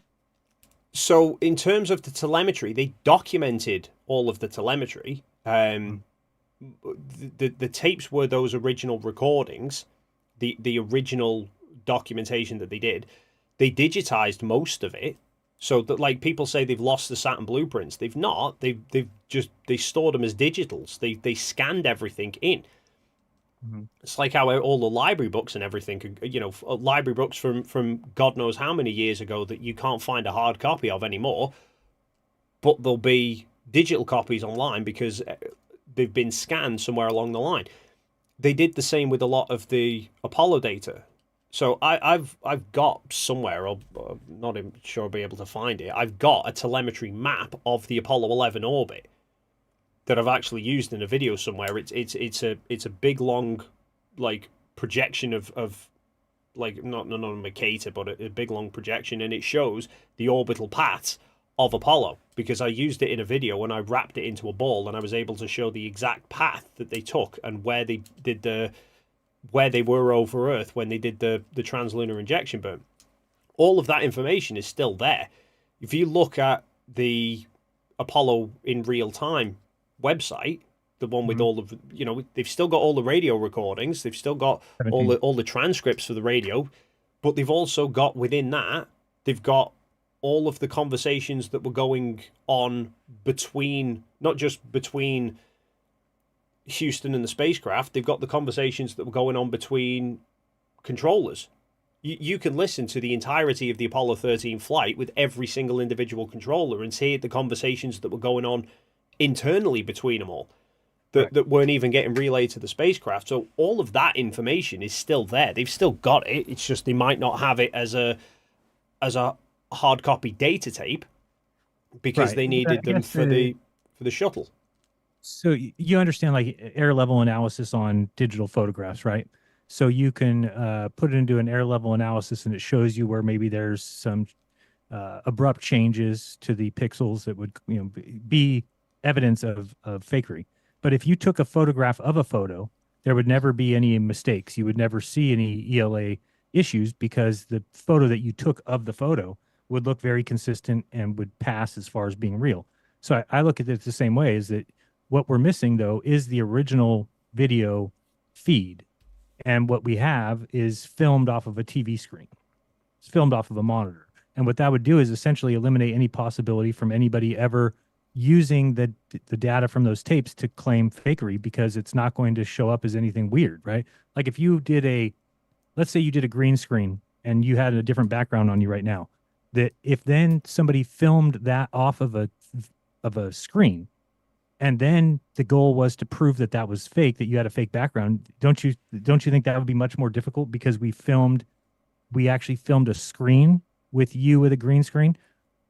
Wouldn't that be harder to determine than if you actually had the original footage of you with the green screen? Does that make sense?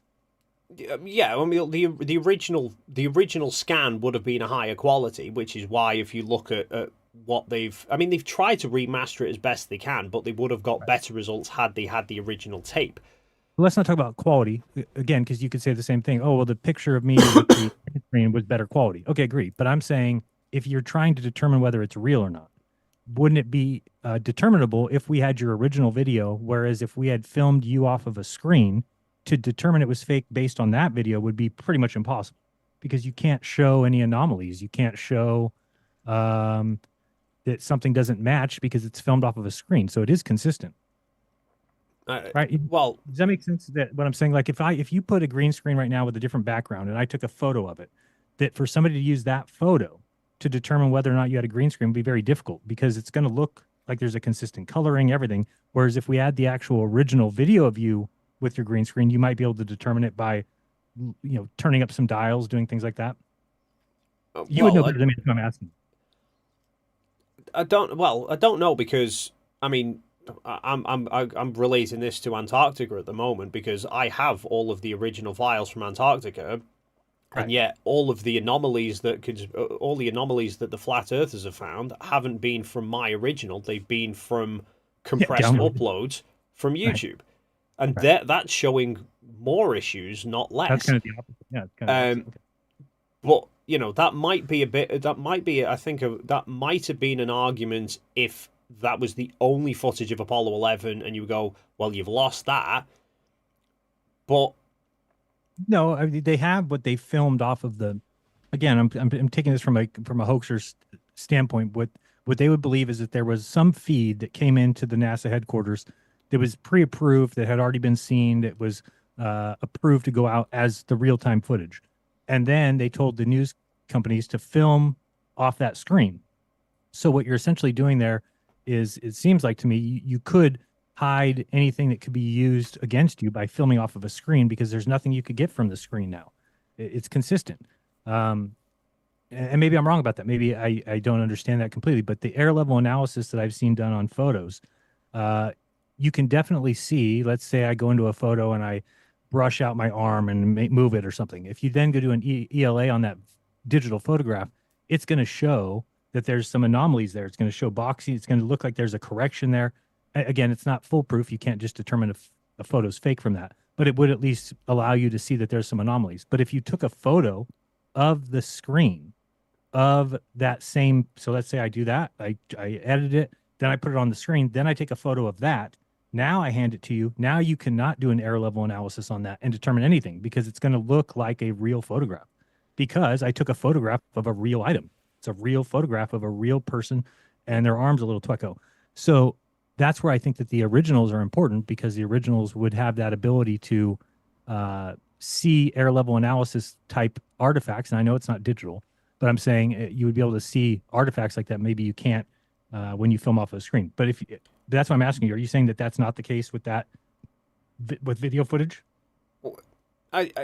I think you might be able to arguably use that if that was the only footage that had been filmed on Apollo 11. If that broadcast video was the only thing from Apollo 11 that documented anything, Right, okay. then you could arguably say that. But the issue you've got is, one, that Apollo 11 not only had the TV camera, but they had the 16mm film camera running in the window, which is looking towards the TV camera, and you can see the movements of the astronauts match the two perfectly.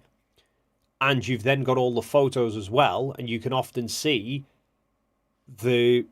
where Armstrong's actually taken a picture. You can see I've done this somewhere on a video where I've shown the TV broadcast, the 16mm, both showing Armstrong and Aldrin moving around and posing for photos, and then bringing up the actual photos as well, and all three correlate with each other. The other problem you've then also got is that might only then apply for Apollo 11, but you've got all the other missions as well.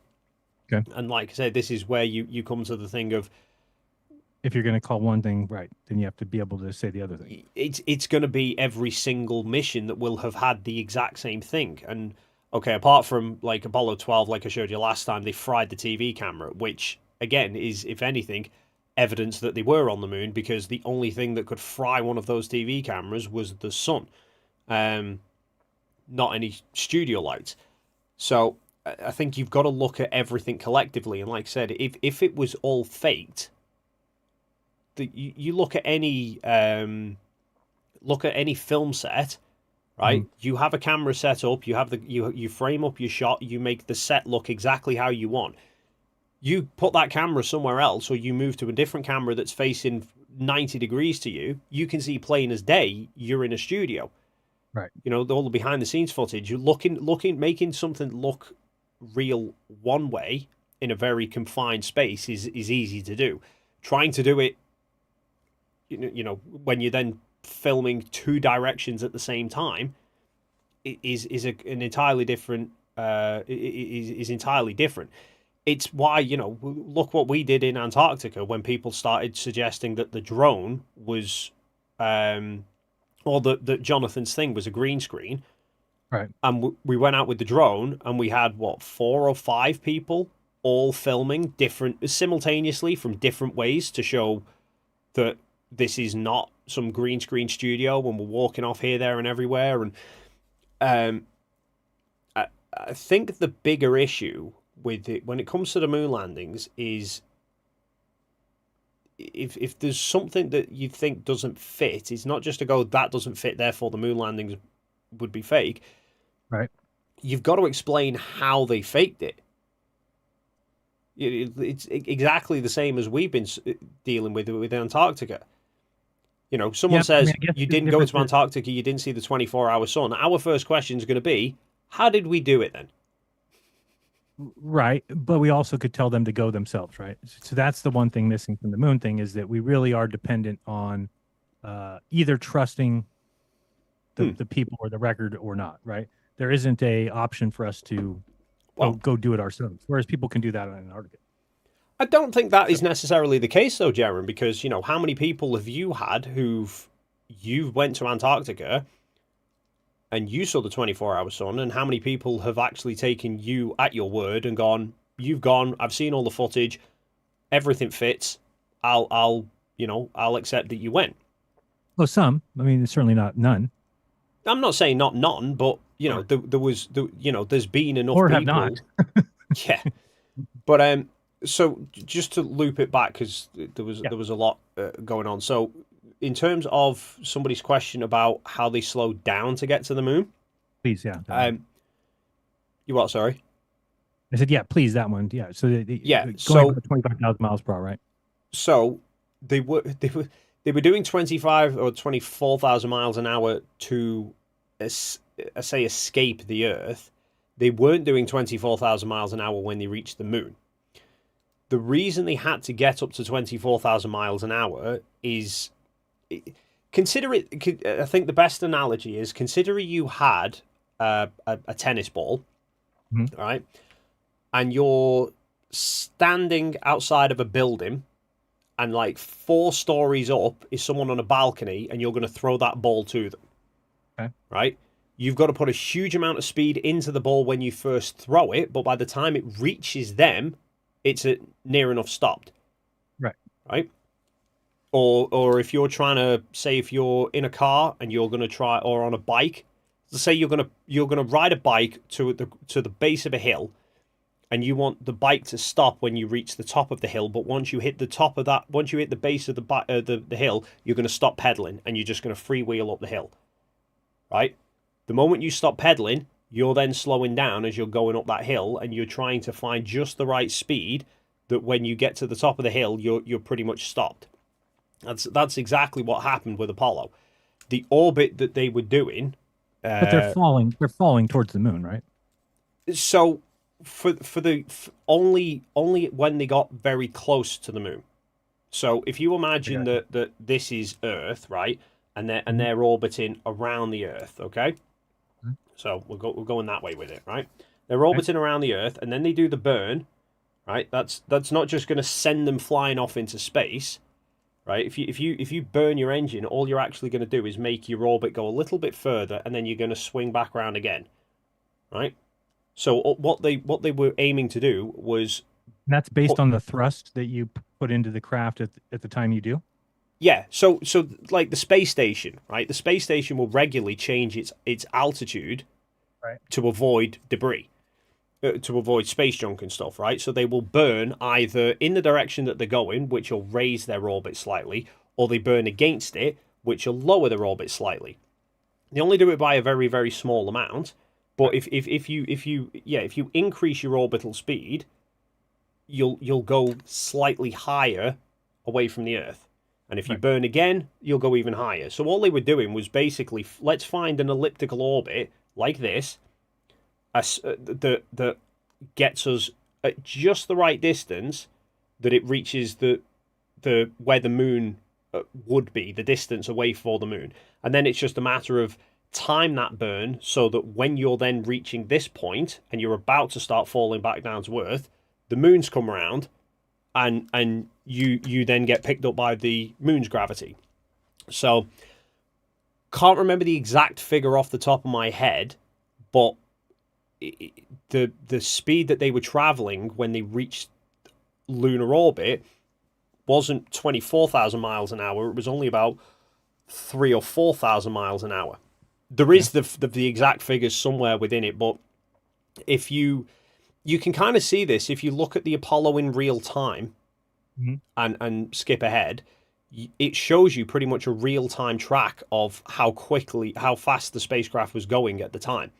And the point from the point that they finish that burn, the speed is basically just constantly draining off, which is why they managed to get through. They managed to cover the first 20,000-30,000 miles, getting through the belts in a matter of hours, and yet the remaining sort of 200,000 miles that you would think, if you were doing that same speed, if they're doing 24,000 miles an hour, and the moon's 240,000 miles away. You know, they should be at the moon in a matter of hours, and yet it takes them 3 days. Because in reality, they weren't doing 24,000 miles an hour all the way to the moon. They were constantly slowing down. So the burn to park themselves in a lunar orbit was actually rather small, because they were already going at a fairly slow speed relative to what they were doing beforehand.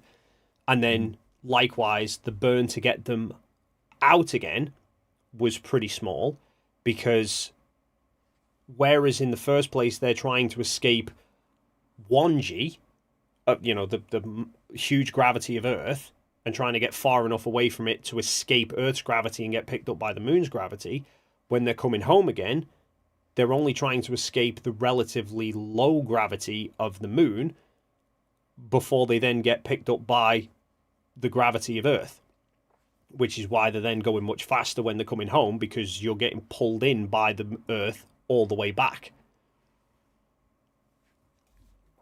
But it's a difficult one to try and explain, particularly without graphics and stuff. I have done a video somewhere about the speeds of Apollo, where I kind of explain it all out. So let me see if I can understand, because I've seen that they do like a figure eight. So So which doesn't really seem like an elliptical orbit to me, but it kind of They could don't- be interesting. As soon They as don't cross really, that- yeah, they don't really do a figure eight. Is the problem? Oh, they don't. They- Okay, so it is just a big orbit with the different. So the Oh, reason they okay. paint it as a figure eight is because that's showing you the entire orbit, but without the moon actually moving. So Oh, got it. Okay, because the moon's coming along, and then you're the going out moon's that way. constantly moving around, so they fly out to the moon and they get caught within the moon's orbit, but then by the time they're then coming home again, the moon's moved. So when you paint that, they paint it as a figure eight to kind of show that, but obviously you can also see it sometimes where it'll show the Earth and it'll show like two moons, and it'll show the inboard route and then the outboard route, but that one looks more like a cock and ball. So I've seen that one a lot of times. Yes, thanks for that one. Yeah, there was a couple of points because we've really just sort of talked. There was a few points I wanted to This expand is helpful, on. by the way. So I do appreciate it. This is helpful for me. So I assume it's helpful for others. It's just good to talk about some of these things and to at least understand the position of what they say, what they claim, and it just helps to kind of get a better idea. Yeah. Anyway, So you asked last time about the putting the suits on in the lunar module, right? And compared it to the fact that on the space station they have to climb sort of up into the suits, and how did they manage all that within the lunar module? I did ramble quite a bit, and in reality I probably shouldn't have done, because there was a fair bit of speculation within that. Probably tiredness as well. I'd completely overlooked. Okay. For all of the how did they practice, how did they train, I'd completely forgot. On Apollo 9, they'd done a full EVA during Apollo 9 when they were in lunar orbit, in low Earth orbit. So Gotcha. they'd already had to put the suits on. With regards to the suit and how difficult they were to put on, again, I'd forgot, when they descended from lunar orbit onto the moon, they were already in their flight suits. So the reason the ISS ones are you have to climb up into them is because that entire top section of suit is basically like one big unit. It's Right. like the jumper with a backpack sewn onto it, and the backpack's much bigger as well. So you trying to lift that whole thing up over your head would be really difficult. So they have it already rigged up that you can just climb into it. Apollo wasn't the same, and so I'm gonna bring up some photos to try and demonstrate it. I did also find an amazing documentary that literally goes through and shows. It's an archival one showing how they made the suits. The women who sewed layers and everything. yeah, it's something like 15 layers of mylar foil that they've got inside it for all of the heat protection and protection against micrometeorites and stuff. So yeah, there was a load of development put into it. I did actually find a short clip of an astronaut or a man at least starting to put one of the suits on Earth. So I just need to find, and then I'll And if people want to look share. at, you can go to apolloinrealtime.org, and then there's Apollo 17 and 13 and 11. Just some really well laid out information that you can go through and follow in real time, see the pictures in order that they were taken, matching those with the video in the order it was taken. Right. I'm just trying. I'm probably going to mess this up again because I did this last time. And then he's right. It does show the speed. I'm trying to find exactly the period of time that we were looking for, but you can see the speed that the craft is going. I've just put in a screen share thing, Jeran, if you could just... Okay. Go ahead. You are on... Oops. Thanks. I'm just going to... sorry, bear with me, everybody. I'm just trying to... Okay, I think that's kind of good. Fix my end as well, just so my audience can see what I'm about to be showing. so obviously this is Armstrong on the moon, and you've got this entire suit, and you're asking how did they put all of this on in the lunar module? Yeah. Well, now I see your chat. Maybe I What? need to move Where? Oh, have I put? Oh, sorry. Hang on. I've put the wrong screen on. just a little bit. Are we Yeah, supposed to be seeing him, the picture of the No, guy no, on the it's moon? all right. It's my bad. Okay. I think I'm sharing the wrong screen. I think, yeah, that's the one I should be sharing. Okay, now we see, yeah, Buzz. Yeah, okay. So you were asking this suit, how did they put it on? Yes? Right. Okay.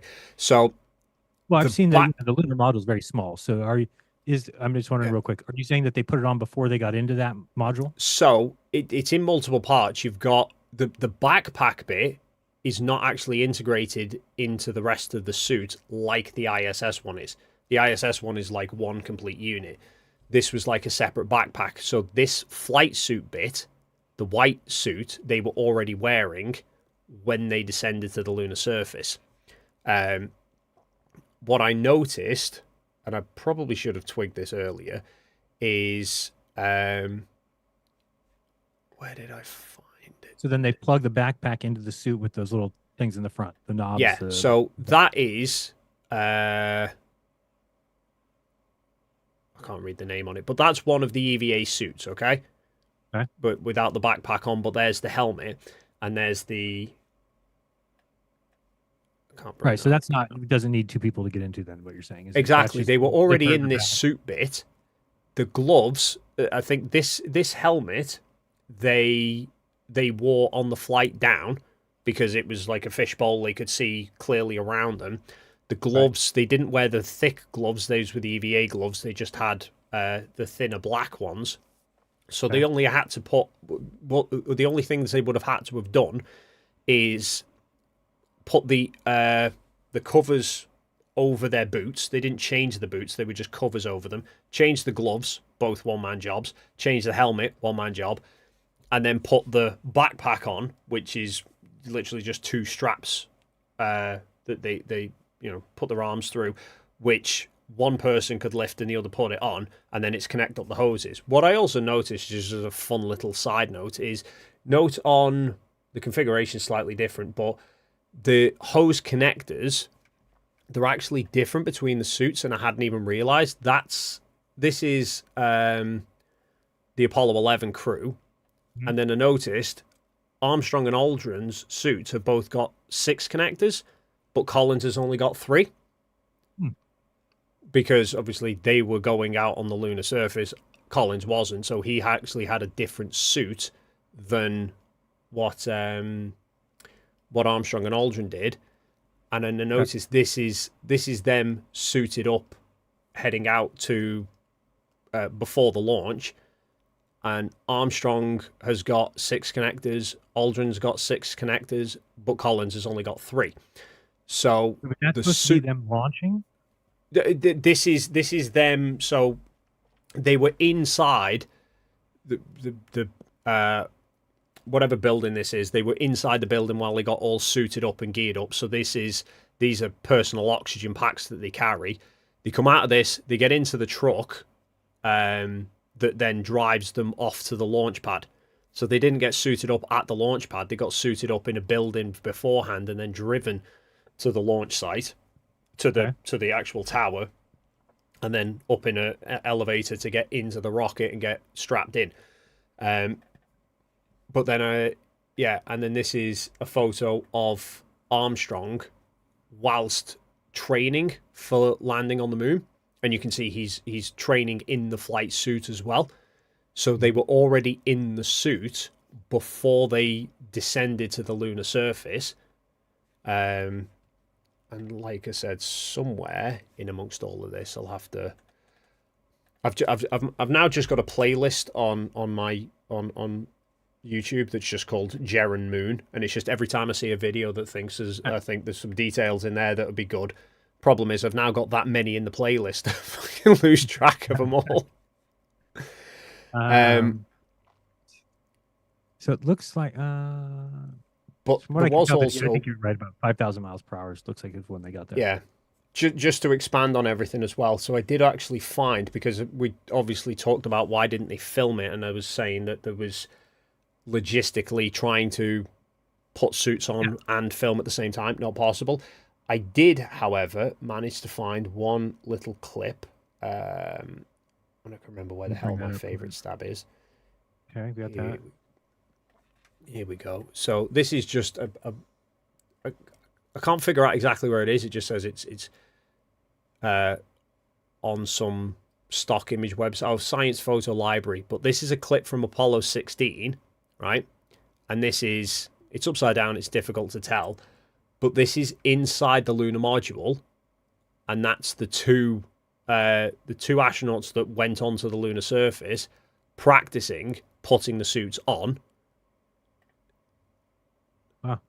inside the lunar module. So they were already making sure that they knew how to do it. But this is what in orbit. I mean, they're no. floating? So this is while they're on the way to the moon. This Gotcha. is while they're coasting to the moon. Because at this point they're still docked with the command module. This is the command module pilot is filming them whilst they're doing their practice. So when I then saw that and read that it was they're Charlie Duke and John Young practicing suiting up for their EVA pressure suits on board the lunar module prior to landing, I then went into the Apollo 16 radio transcripts and had a look through. I've downloaded the entire document of the radio transcripts for the entire flight, and there was actually talk. I can't find the bloody picture now. No, not that one. Let me just check screenshots. I found basically a conversation that they were having at the time. This might be it. There we go. So this is 2 days, 7 hours into the flight. Okay. They were talking about how difficult it was to suit up, get the suit done or get the zip done, and that's 2 hours 6. So about an hour beforehand. CMP, which is Command Module Pilot, says, okay, we're in the lunar module trying to get some pictures of the suit zipping up. Like I said, this is just screenshots I took of the entire transcript that you can find. But yeah, so there's records on the radio conversations of them trying to practice suiting up in advance. So any problems that they would then have, they knew how to fix it before they got onto the moon. And this is just another thing of everything all fitting together, basically, which ties me into another point that I wanted to cover, which was, the rock shower you were bringing up? Yes, please, yeah. So,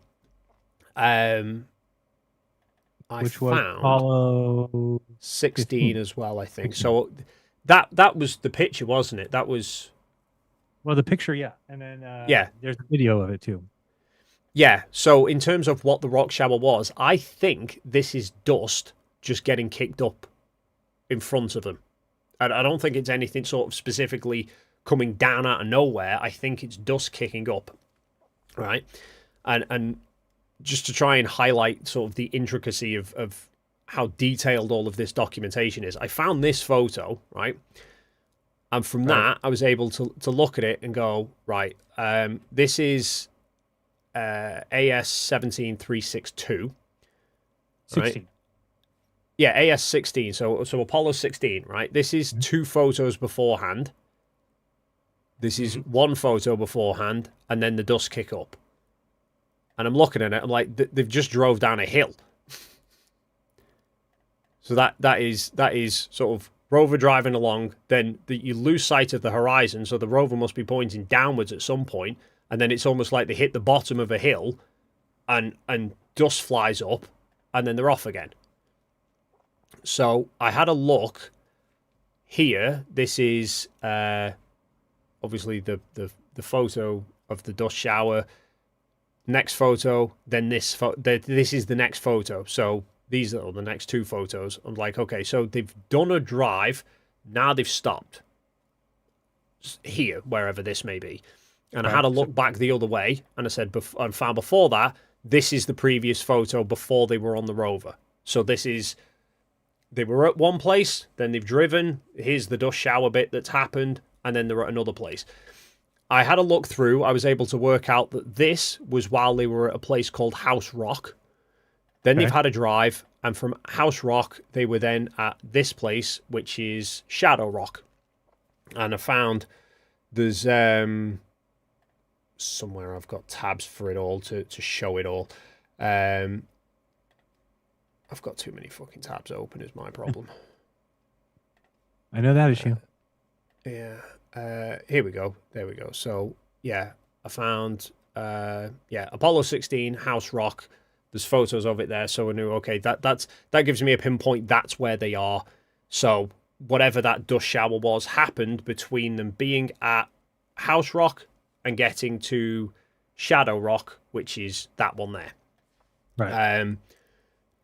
So I had a look on Google Moon. I know you can't really see that too clearly because it's too big for my screen. But Shadow Rock was what they called Station 13. Okay. There, Shadow Rock, and House Rock was there at Station 11. Right. So, according to Google Moon, there's a half a mile between those two sites. Okay, so that dust shower bit has happened in a half a mile drive. Okay. Next, what I then did was go back through the radio transcripts and found that between them leaving House Rock and getting to Shadow Rock, which is only a half a mile drive, right? They're actually talking, obviously, whilst they're doing the drive, and it says there, LMP EVA, look at that slope. Be sure you've got the brakes on. It's at least a 15-degree slope we're going down. Then brake, laughing. Easy, John. Man, are we accelerating? Super. I should have had the camera pointed forward. Hey, Tony. That was, I think, it was 170 at 4.4. Then CRD, which is the commander, goes, look at that. We just went down the rim of the crater here. We've just set a new world speed record, Houston, 17 kilometers an hour on the moon. And then Houston replies, well, let's not say any more. So I think that all just fits together of the dust shower happens when they've gone down a hill. In the radio transcripts, they're talking about going down a hill at a crazy speed. And I think why they never actually mentioned the dust kick up is because they were more laughing at the fact that they've just hit a land speed record on the moon. And so yeah, I think your issue was what the rock shower was, and I think in reality the rock shower is actually dust from where they've gone down, sort of dropped down a slope. As they've hit the bottom of the slope, it's kicked up a bit of dust. So it's not so much rock raining down on them; it's dust being kicked up in front of them. And if that's happened anytime they go down a slope, then it's probably something that they were familiar with happening anyway. I don't see any other videos or photos of that. And then also, why would you ever have dust fall on top of you because you're going down a hill? No. So not gone down a hill. It's as they've got to the bottom of the hill. If they've gone down the edge of it, if they've driven down a hill, and then if they're driving down a hill, you've got momentum carrying you one way and momentum sort of pulling you down as well, haven't you? You know, if you're going down a hill, you've got momentum vectors.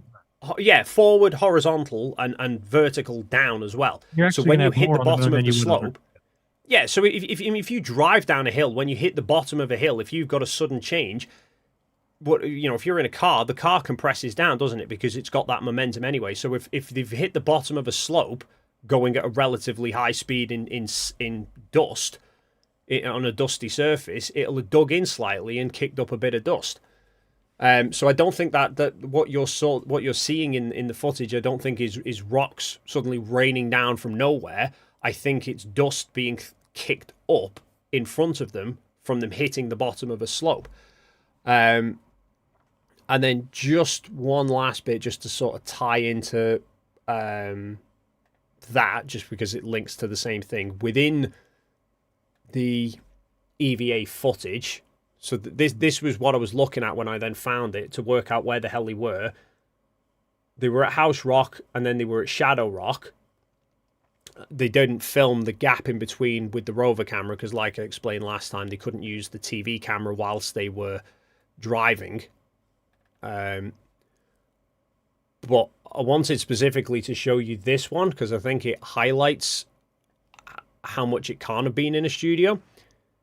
So I'll play it quickly, but obviously this is them. I found the video, but it's just too small of a portion. All right, go ahead. Oh, sorry, is it not showing up properly on your screen?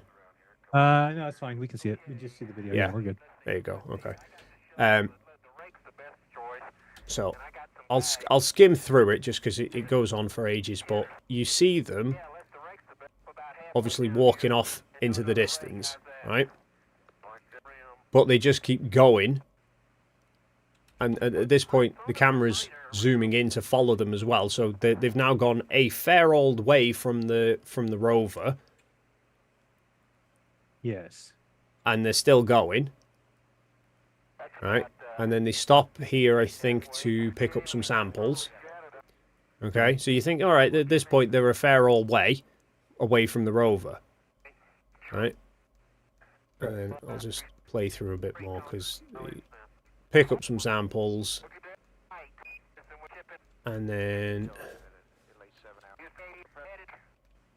here we go. And then they're carrying on now even further away.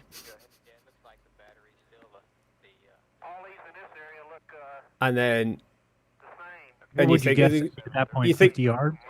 I don't know. I've not even bothered. But you're thinking by this point, you're looking at that there, and you're thinking they've got to be near the edge of that rock now, haven't they? And then they don't. They disappear down a slope. And they're still going. And they're still going. Yeah, I don't think I've ever seen that. No. So this is just part of that entire EVA thing. So there you go. I think he's now reached the edge of that rock. Right? So that's not forced perspective or whatever. That's a freaking big boulder that you would have to somehow... I mean, a studio would have to be, a football field or something, or a hangar. Yeah, that's the issue, is the fact of, and kind of, again, tying it all into what we talked about last time, is you can see how far they've gone away. I mean, that camera's zoomed in on them as well to get that. If it was to zoom back out to where it was beforehand, you'd really struggle to see them. And if you look at, again, the lighting and the shadow casts, there's no drastic change between when they're really close to the camera to when they're really far away, which means the light can't just be like, it's not like they've just put that rock at the edge of a studio and the light's over there, because the lighting would be completely different. The light fall off would be quite drastic as they were moving towards or away from the light. So the light would have to be miles away from them to illuminate an area that big evenly.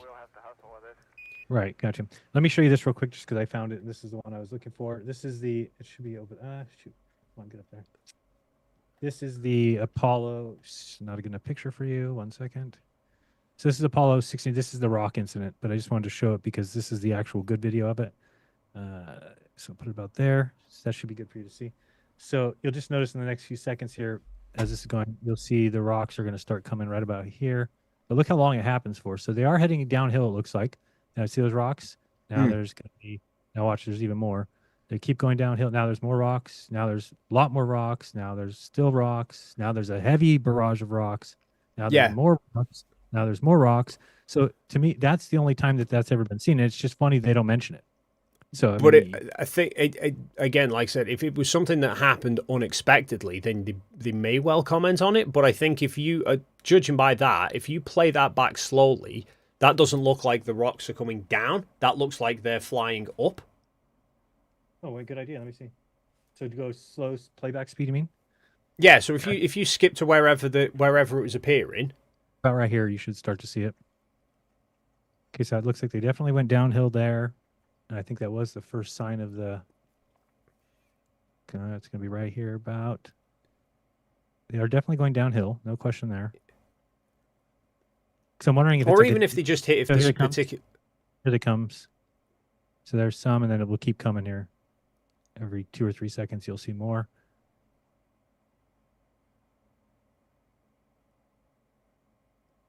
That first one's the smallest bit, and then this is kind of where it gets heavy. Still going downhill, so I could see that being... So here it sees more. Now more. But yeah, they're traveling up the screen. You might be right. Which means whatever it is, he's getting kicked up from in front of So it. It's not like it's not hitting them. Oh, look at that. Yeah, it's not. I mean, it may well be hitting them. The clip that I sent you, you know that really big long clip of Apollo 16, and I said like this is like 20 minutes of non-stop footage. There's numerous times there where they actually stop. I think at least 2 or 3 times. They get out and they dust off. You know that little solar panel that's on the top of the camera. Yeah, they dust it off. Yeah, they said that there was so much dust on the battery that was causing the battery to overheat too. Yeah, so I think there was an element of as they're driving along and it's kicking up dust. They were or in between stations, I think it might have been as well. They were dusting off.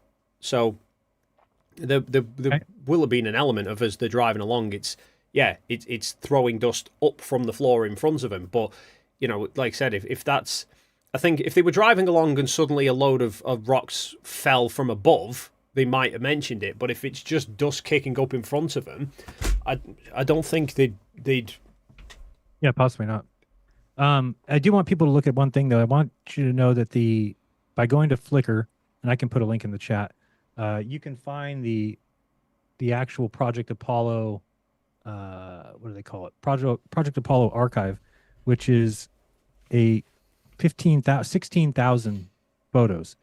So I mean, if there's any good evidence of it being legit, it's going to be the overwhelming amount of both video and photo documentation, and then also the overwhelming amount. I would just on that point in terms of the photos. Flickr's got all of the Apollo Surface Journal stuff, but I would suggest March to the Moon is a better one because those are the full original scans, and you can download them in PNG format, which all of the downloads are PNGs, which is uncompressed. Whereas if you go to Flickr or Surface Journal, they're all JPEGs. So whenever you know the argument people put up where they say there's crosshairs in the photo go behind objects. Right, it's just the brightness usually. It's JPEG compression gets rid of the tiny thin black line, but if you look at March to the Moon, all of the crosshairs are there. Right, I'm noticing. Sorry, go on, Jeran. I just had a couple easy questions for you that people wanted me to ask, and then we can look at. I know we want to end pretty soon, but what about, so everyone was told that since you have one side of the craft in the sun, the other side of the craft is not, that you needed to constantly rotate it, but there's no real that anybody can see. Is there any evidence that they were actually rotating the crafts? For instance, if you're able to just show the Earth out the window, then we know that you're not rotating the craft because it should be turning, should be like a spindle. Yeah, so the rotation that they put in was they called it officially, if you search PTC is what they called it, passive thermal control is PTC? The procedure that PTC, passive thermal control, but in the radio transcripts they always refer to it as PTC. That was just the abbreviation that they used. They weren't constantly rotating all the time. They went through phases of it basically. So they would go into PTC. They often called it barbecue mode as well, you know, like, 'cause it's like a barbecue rotisserie that essentially is what they're doing. So they would say, like, you know, we're going to begin PTC, so they would put it into a very slow roll, but then they would also stop it at points as well. So for like the TV broadcasts where they were then showing the Earth, they knew that they were going to be, they'd say, okay, we're gonna do a TV broadcast, so they would stop the roll while they were doing it to be able to then show the Earth, which is the Apollo 11 broadcasts. They did an unscheduled one to basically practice doing it. Right. The reason it was unscheduled is because the TV networks hadn't planned to show it. They had set points in the mission where they were going to do a scheduled broadcast, so all of the networks made sure they were clear to be able to broadcast it live. The unscheduled ones would get sent to the network so that they could put it into news bulletins later on. But they did unscheduled broadcasts where they were able to show the Earth, and then they did the scheduled broadcast. And for those ones, they actually blacked out all of the windows inside the command module because they didn't want sunlight beaming in from another window and putting reflections on the inside. So they covered them all up, which actually links nicely to Bart Cybrels, if you want to cover that before we start to wrap up. Sure. And then I wanted to show people this just real quick so I can make sure that if they want to research this, they understand. So these are in order, correct? So if you were to go, this picture here is 23030 up A17. So then 031 would be the next photo in line, right? 032, 033. These should be in order that they were filmed, correct? So you could go through it, and if you wanted to kind of run it through like a movie, I think you should be able to. I thought you could hit. I thought there was a forward and back button usually on here, but now I don't see it. Oh, it's down here. So if you now start going this way, you could actually track this. You can actually see it. You can actually see the features moving along as this thing's moving along. So I just wanted to show people, because there's a ton of, go back to the photo stream. Like I said, 16,000 images. Basically, you just search through down here, through your pages. So you can get to wherever. This is Apollo 16, and we're on page, get to the bottom here. So there you go, page 40 of 158. So if we go to 158, that's going to be Apollo 17. Because now we're all the way at the end. Let me make sure I'm right. Yeah, so Apollo 17. So if you wanted to go through these, I mean, Dave's given you some ways that you could show him now that there's issues. Otherwise, it seems pretty, concrete as far as some of these things that we see.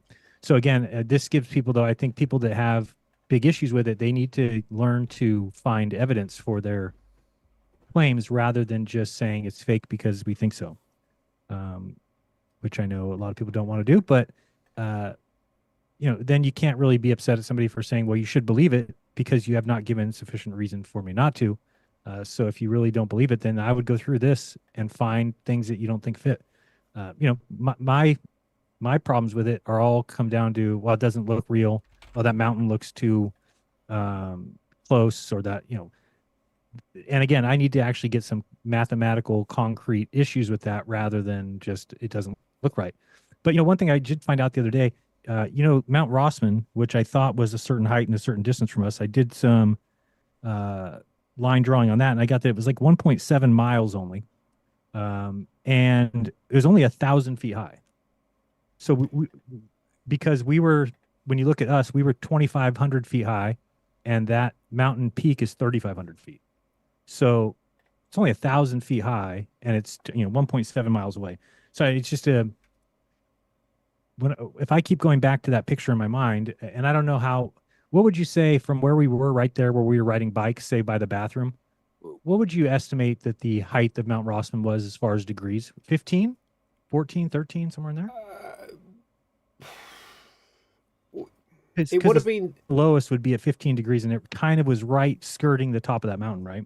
Yeah, the shadow of the shadow from the mountain hit the bottom. It hit the southern end of the camp, but it didn't reach as far up as the toilets. Right. So I think it was just a fraction under whatever the lowest point of the sun was. Okay, so if we put into an angular size calculator, shouldn't we be able to figure out what the degree should be from there if we knew the distance, right? And then we have the distance of between us and the mountain, we have the height of the mountain, and we should be able to calculate if the angle comes out correct there, right? There or thereabouts, but right. But it makes a difference in what your angle to it too is, I guess. Yeah. I mean, that would have been a drastic difference if the height is measured from sea level and we're way above sea level.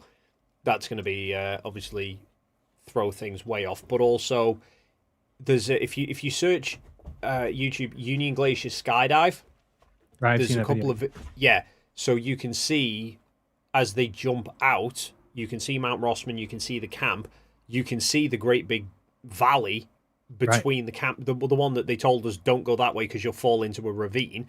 right. So obviously the base of Mount Rossman is even if the height of Mount Rossman is just the mountain itself and not from sea level, we were elevated from the base of it, so that's gonna throw things off as well. Gotcha. Yep. Don't do that, please. Um, Okay, so you want to show something you're going to show. So anyway, The- many people have seen the Bart Cybrell thing, so I know we want to talk about that. yeah, Oopsie. just I will get onto that one, Jaron. Just Okay. while quickly, there was a couple Yeah, of we're other going. points I just wanted to Sure. show.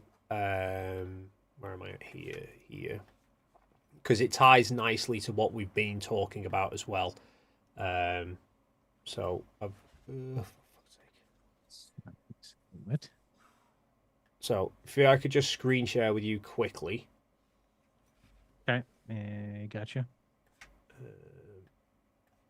Just resize this so people can see.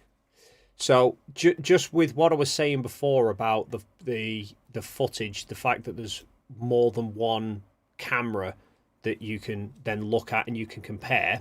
This is from Apollo 14. This is flag deployment 16mm plus TV. So this is the TV camera that they broadcast with. But here is a side-by-side comparison of the TV camera plus the 16mm that they had recording at the same time, facing the opposite direction. So you can see everything they're doing in the two videos obviously matches up correctly. Right. I mean, again, from a person who says it's a hoax, they would just say, well, this is on a set, so of course it's real. It's real footage. Right, but you've then got the problem of, like, what set? Where's the set? How the hell did you light a set like that where you can see as they're moving towards or away, the lighting's not changing. So you've then got, how do you create a set that's 360 degrees? And like I said, you can see where they're taking photos as well. The photos line up. And this is just one example that I found where Right. to sort of highlight the point that there are multiple pieces of video footage that when you then stick them all together, they correlate with each other. Just like I did where I've put like my 360 video from Antarctica in with Will's 360 videos and found that, the clouds match because they were both shot at the same time in reality, not, faked or But whatever. you're saying if we knew the distance between those two cameras, then from that we could look at a distant mountain and we could draw a triangle, and if it's a backdrop, it would end at the wrong spot. Versus if it's a real mountain, then the mountain would end at a certain distance. Not specifically for this, but the point I'm getting with this is the fact that you've got two different cameras recording and photos being taken, and if they're actually on the moon, everything's obviously got to match up with everything else. If they're not, you would think, you would get continuity errors in the same way that you get continuity errors with a film where they film something from one camera and they reshoot it and they film it from a different angle because they've reset everything and things don't always match up properly. I've found other ones like this where it's from... Well, they wouldn't have, I mean, let me just say from a hoaxer's perspective, nobody's saying that they did multiple takes, that they did all these, that it would have been filmed in real time like they were really there. They would have been smart enough to know, hey, we can't edit this because any edit will be determined. So we have to continuously film as if we're there. You take pictures as if you're there. So everything is jiving in real time. So, Yeah, I mean, but I get what you're saying. so but then that's what I'm saying is a case of it's one thing to just say, oh, they could have shot it in a studio. Gotcha, The question then be how? How do you rig up a studio that is, and again, we had this in Antarctica. Once we put out the 360 video, where it's a case of you can see what's going on in all directions, Bang goes, it's a green screen. Then they have to go to, it's a 360-degree studio. Right, and it's a it's CGI that's edited in real time and Yeah. real engine. Right, and I guess what the moon landing is different is because there really isn't that 360 camera and nothing technically in what would you call it, like a live stream. Well, I guess that they say that was some of it was shown live. I guess that would be equivalent. Yeah, the TV broadcast was the TV camera was going out live, which is that's what everyone was watching. And that's what I'm saying. The TV broadcast of Armstrong and Aldrin on the moon, and for that all of that was broadcast for the entire world to see. But at the same time, they had a 16mm film camera recording that's a much higher quality that was filming at the same time from inside the lunar module window, looking down on them, and they're taking photos at the same time. So all of that's jiving with each other. The other one I wanted to highlight was so I showed you the video clips that I'd snapped from the just random clips that I'd found from Apollo 16 off the rover, and I showed you the guy with what looks like a litter picker flinging that bag, and the bag flies. Some of the best evidence, yeah. So funnily enough, we actually played with it. A guy, Joel, who's been doing some of this stuff, it played with it and actually created a I guess a GIF, if you will, a GIF image of what it would be in real time. And yeah. So this is a channel called Humans of Earth, like 6 years ago. Where's Wally actually linked me this, where they did a full analysis of it to work out the flight time of the bag, how far it's roughly traveled, the height of it, and I mean, I can send you there. They've measured off the size of the backpack. Yeah. They've estimated that it went approximately 4 meters in the air, this bag. And in terms of the hang time and everything, I'll send you the link to the video because it plays on for a few minutes. But yeah, they basically establish none of that footage matches Earth's gravity and does match lunar gravity. And funnily enough, something that I'd completely neglected to realize is when you watch him fling it, watch his arm. Not that. Watch his arm, and so if you think to throw something with a litter picker like that, and you're thinking you've got to throw it 4 meters in the air, you're gonna have to, you're naturally gonna have a big swing at it, aren't you? You're naturally gonna like arm back, throw through, arm up, and your arm would follow through with it like a golf swing, trying to throw it as hard as you can. Trying to do it with that very limited movement, you don't get close to 4 meters. And God forbid if my neighbors actually looked out in the garden what I was doing the other day, because I was out there with a litter picker and just like a little plastic toy ball. I don't doubt that at all. So yeah, just like a little plastic toy ball, because I thought something that's got as little air resistance as possible, and just flicking this thing up, and I could get it to either go about double my height if it went pretty much straight up, or barely above head height if it was going off into the distance. I couldn't get it to go that high and that far. Like, you think 4 meters, that's like second story of a house at least. And show it again, just so people can see. I think that I was looking at some. They show the shadow. I think you can see the shadow come racing in from the side. After, yeah, so no shadow. Like there, it doesn't look like there's a shadow, but you'll watch the shadow come in here from the left. And then there it is. So the shadow comes from way over here. And yeah, they work out all the maths for it. So they've come to basing it off the astronaut's backpack, which is a known size. There you go. They've managed to crunch a bunch of numbers and come to given the hang time of it. So right there, I was just looking at the difference between. So if we take those numbers that it showed, what did it show? 1.57 and 9.8. So they've got it there based off what they've done the maths for how long that took to come back down from a height of 4.1 meters, how long it took to fall back down from static to the ground. Right. They got the acceleration rate down to be 1.57 meters per second squared. Now, which Earth's is gravity is 1/6, right? 9.81, but lunar gravity is 1.62, which means that footage is infinitely closer to being a match to Right. lunar gravity than it is to being And Earth how fast gravity. can you go if you go to the speed of the video? What can you change it to? As So high as this is what? it now. This is they've Oh, thank so you. this one here restored original 1G condition. So they've accelerated it by 246% to Yeah. match Let's if watch it that one. was on Earth.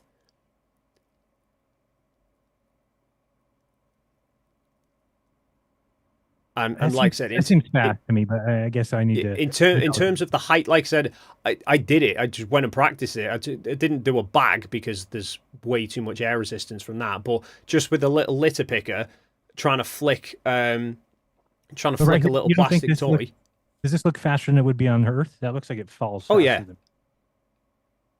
Yeah, that's what I'm saying. They're saying that is the equivalent of Earth's G, but if you put that in, then it falls way too fast for Earth. yeah. That's what. No. So in terms of I think the acceleration rate is about right. If you take it from if you dropping it here from static. Okay. So They're saying from that, the like right here, this is on Earth. This would be what it would be like on Earth. So yeah, they're saying so. If we take it that this bag is now suspended in midair on Earth, and you were just going to let go of it now, ignore the astronaut for a moment and just look at the bag and think that's falling from 4 meters in the air. Oh, got you. Plus, there's air resistance. Okay, got you. Yeah, but Okay. so yeah, if it's a case of if you were to drop like a tennis ball or whatever from 4 meters, that's kind of how quickly it would fall down to Earth. But everything else is completely wrong with it. Right. So yeah, in terms of because I know last time I'd shown you the footage and then we were just kind of speeding No, it it's up good. and I going, had a oh, lot of that could be, people. that couldn't be.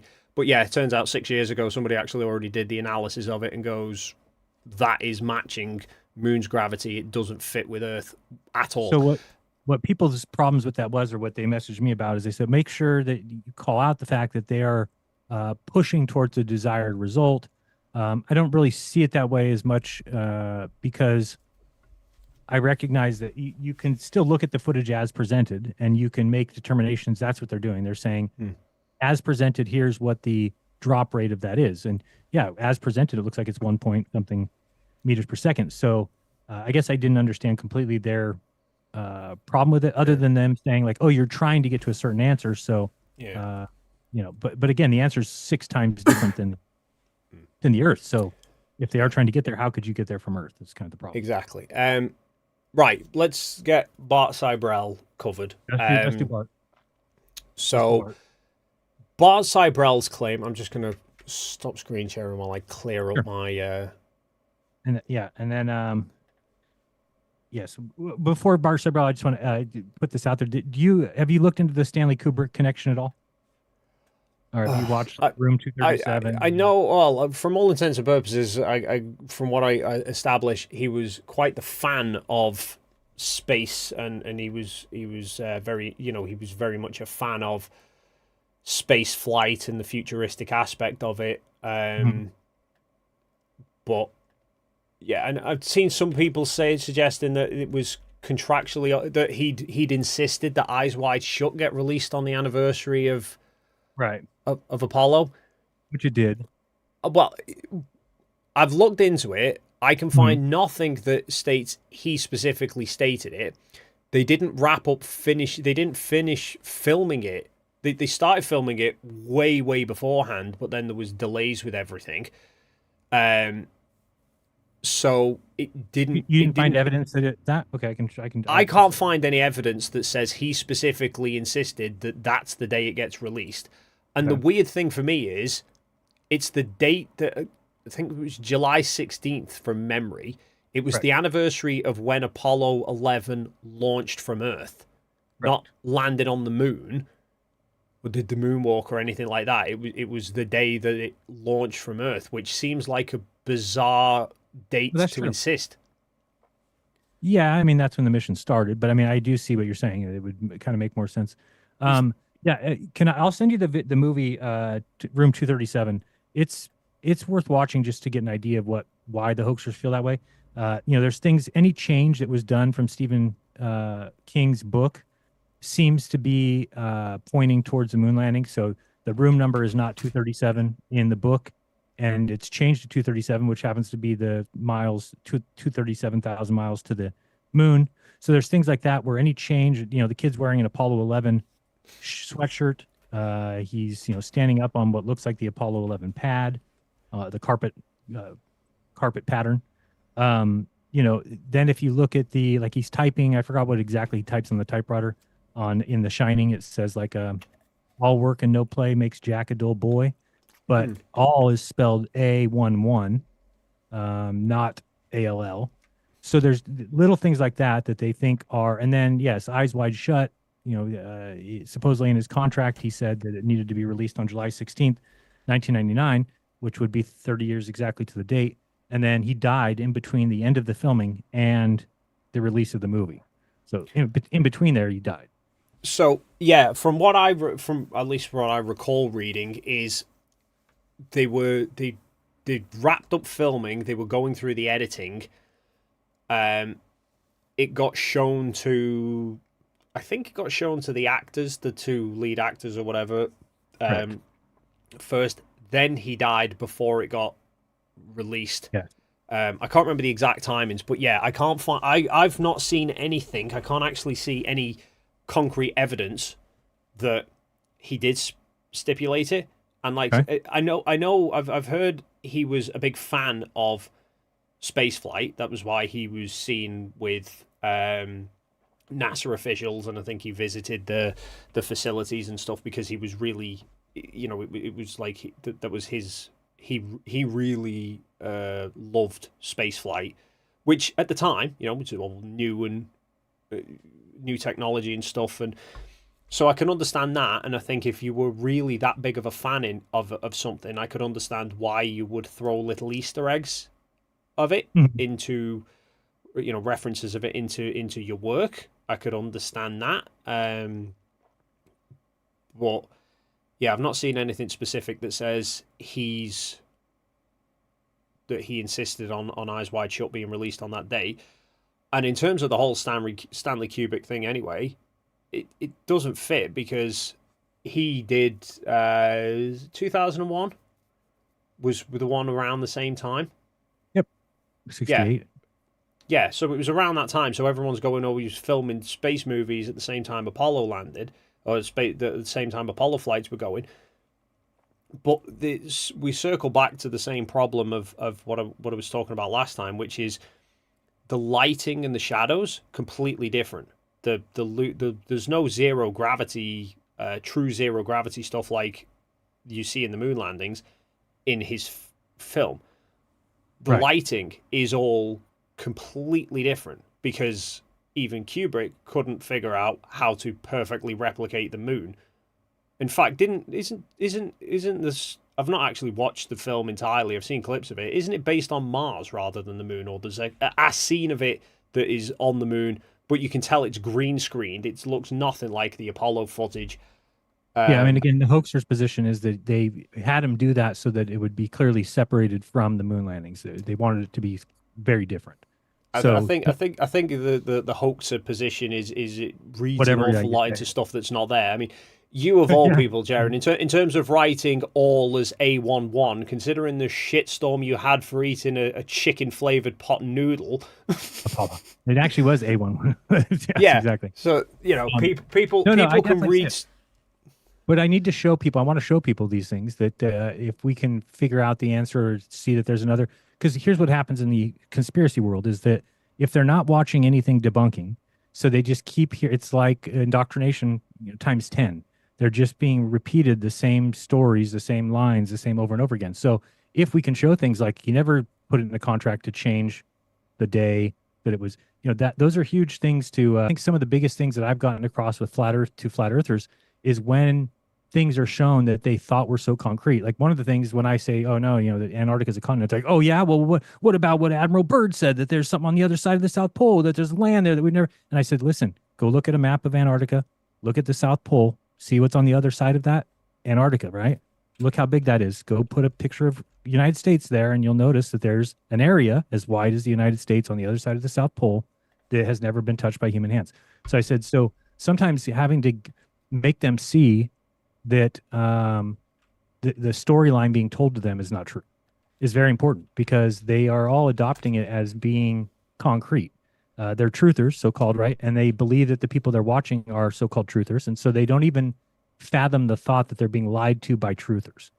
And so, for instance, I'm the same way, right? So when you say right now that you don't have any evidence, I'm like, what? There's definitely got to be evidence that he put that in his contract. But that would be kind of a thing for me. If I found out that's not the case, then you talk about a big thing being eliminated from my list. The Stanley Kubrick stuff is big. Is that I think there's a connection there. We have pictures of Kubrick walking around with NASA people right before all this happened, on set basically, or he was at NASA, or they were on his set, one or the other. But I'm just saying those things are huge to show people. They may not be huge to you because you already say that, or you don't really see any reason why this Stanley Kubrick thing is even brought up. But I don't think you guys realize how much of a linchpin some of these things are to a hoaxer, where if we can start to break those down and show that they're not even the case, that because that's the thing about the flat earth, that most people will come to you and say, oh, what about this? And what about this? But when you ask them for, they say, oh, I definitely see too far. Oh, what do you see? Oh, I see a boat across the lake that shouldn't be there. I'm like, well, how far are you? Well, I don't know. I mean, it's like 20 miles. Okay. So give me the exact data. And when you start pressing on that, they stop coming to you because they're determining once they go and look at it, and they're like, okay, well, oh, actually I'm only 14 miles away. Oh, actually I'm 60 feet high. Oh shit, I am supposed to see that mountain. Right. So it's hard to get them to see that unless you can show that they're being lied to. So this is huge one way or the other. Which that kind of is what I was trying to get at last time in terms of the rocks in the distance on the parallax, is you would jump into the conclusion that the parallax was wrong, even though you didn't have any of the information there. So, right. Bart Cybral, let's... Yeah, but let's do that part because that is one, I've shown this on my channel many times. I think that it is peculiar, and I think if I remember your... Well, we'll go ahead and let you tell it. I don't want to say... So the claim is... that, and let me screen share again, Jeran, and I'll let me bring this up. Okay, got it. So, oops, I did have it. Just make this a little bit easier for people to see. And when you're happy with the positioning, then I'll move this so it fits everything good. Yeah, okay, I'm good. Okay, maybe just a little bit to the right. There, good. Thank you. A little bit to the right. But the other way, sorry. Yeah, a little bit more. A little bit more. I've come off the screen here. I don't know why that's weird. It's just not showing me the full left side. That's good enough. Okay. That's good. So yeah, this is Apollo 11 TV broadcast transmission from halfway to the moon. So 34 hours into the mission. It starts with it's 35 minutes long, so I'll not obviously play the whole thing. And this isn't Bart's specific video. This is the bit that he's referencing for this particular claim. Okay. So it shows a view of the Earth, quite clear, okay. And then they zoom out the camera. Hold on, but when you say they zoom out the camera, but where do we see the zoom or no? Yeah. So this is the whole broadcast. I'm trying to give you the sort of the cut down version. So we see the camera zoom out. Okay. I'll tell you what. I'll speed this up a little bit so you can. So the thought would be, the camera is pressed to the window at the beginning, or no? Right. So the official narrative of what happened is.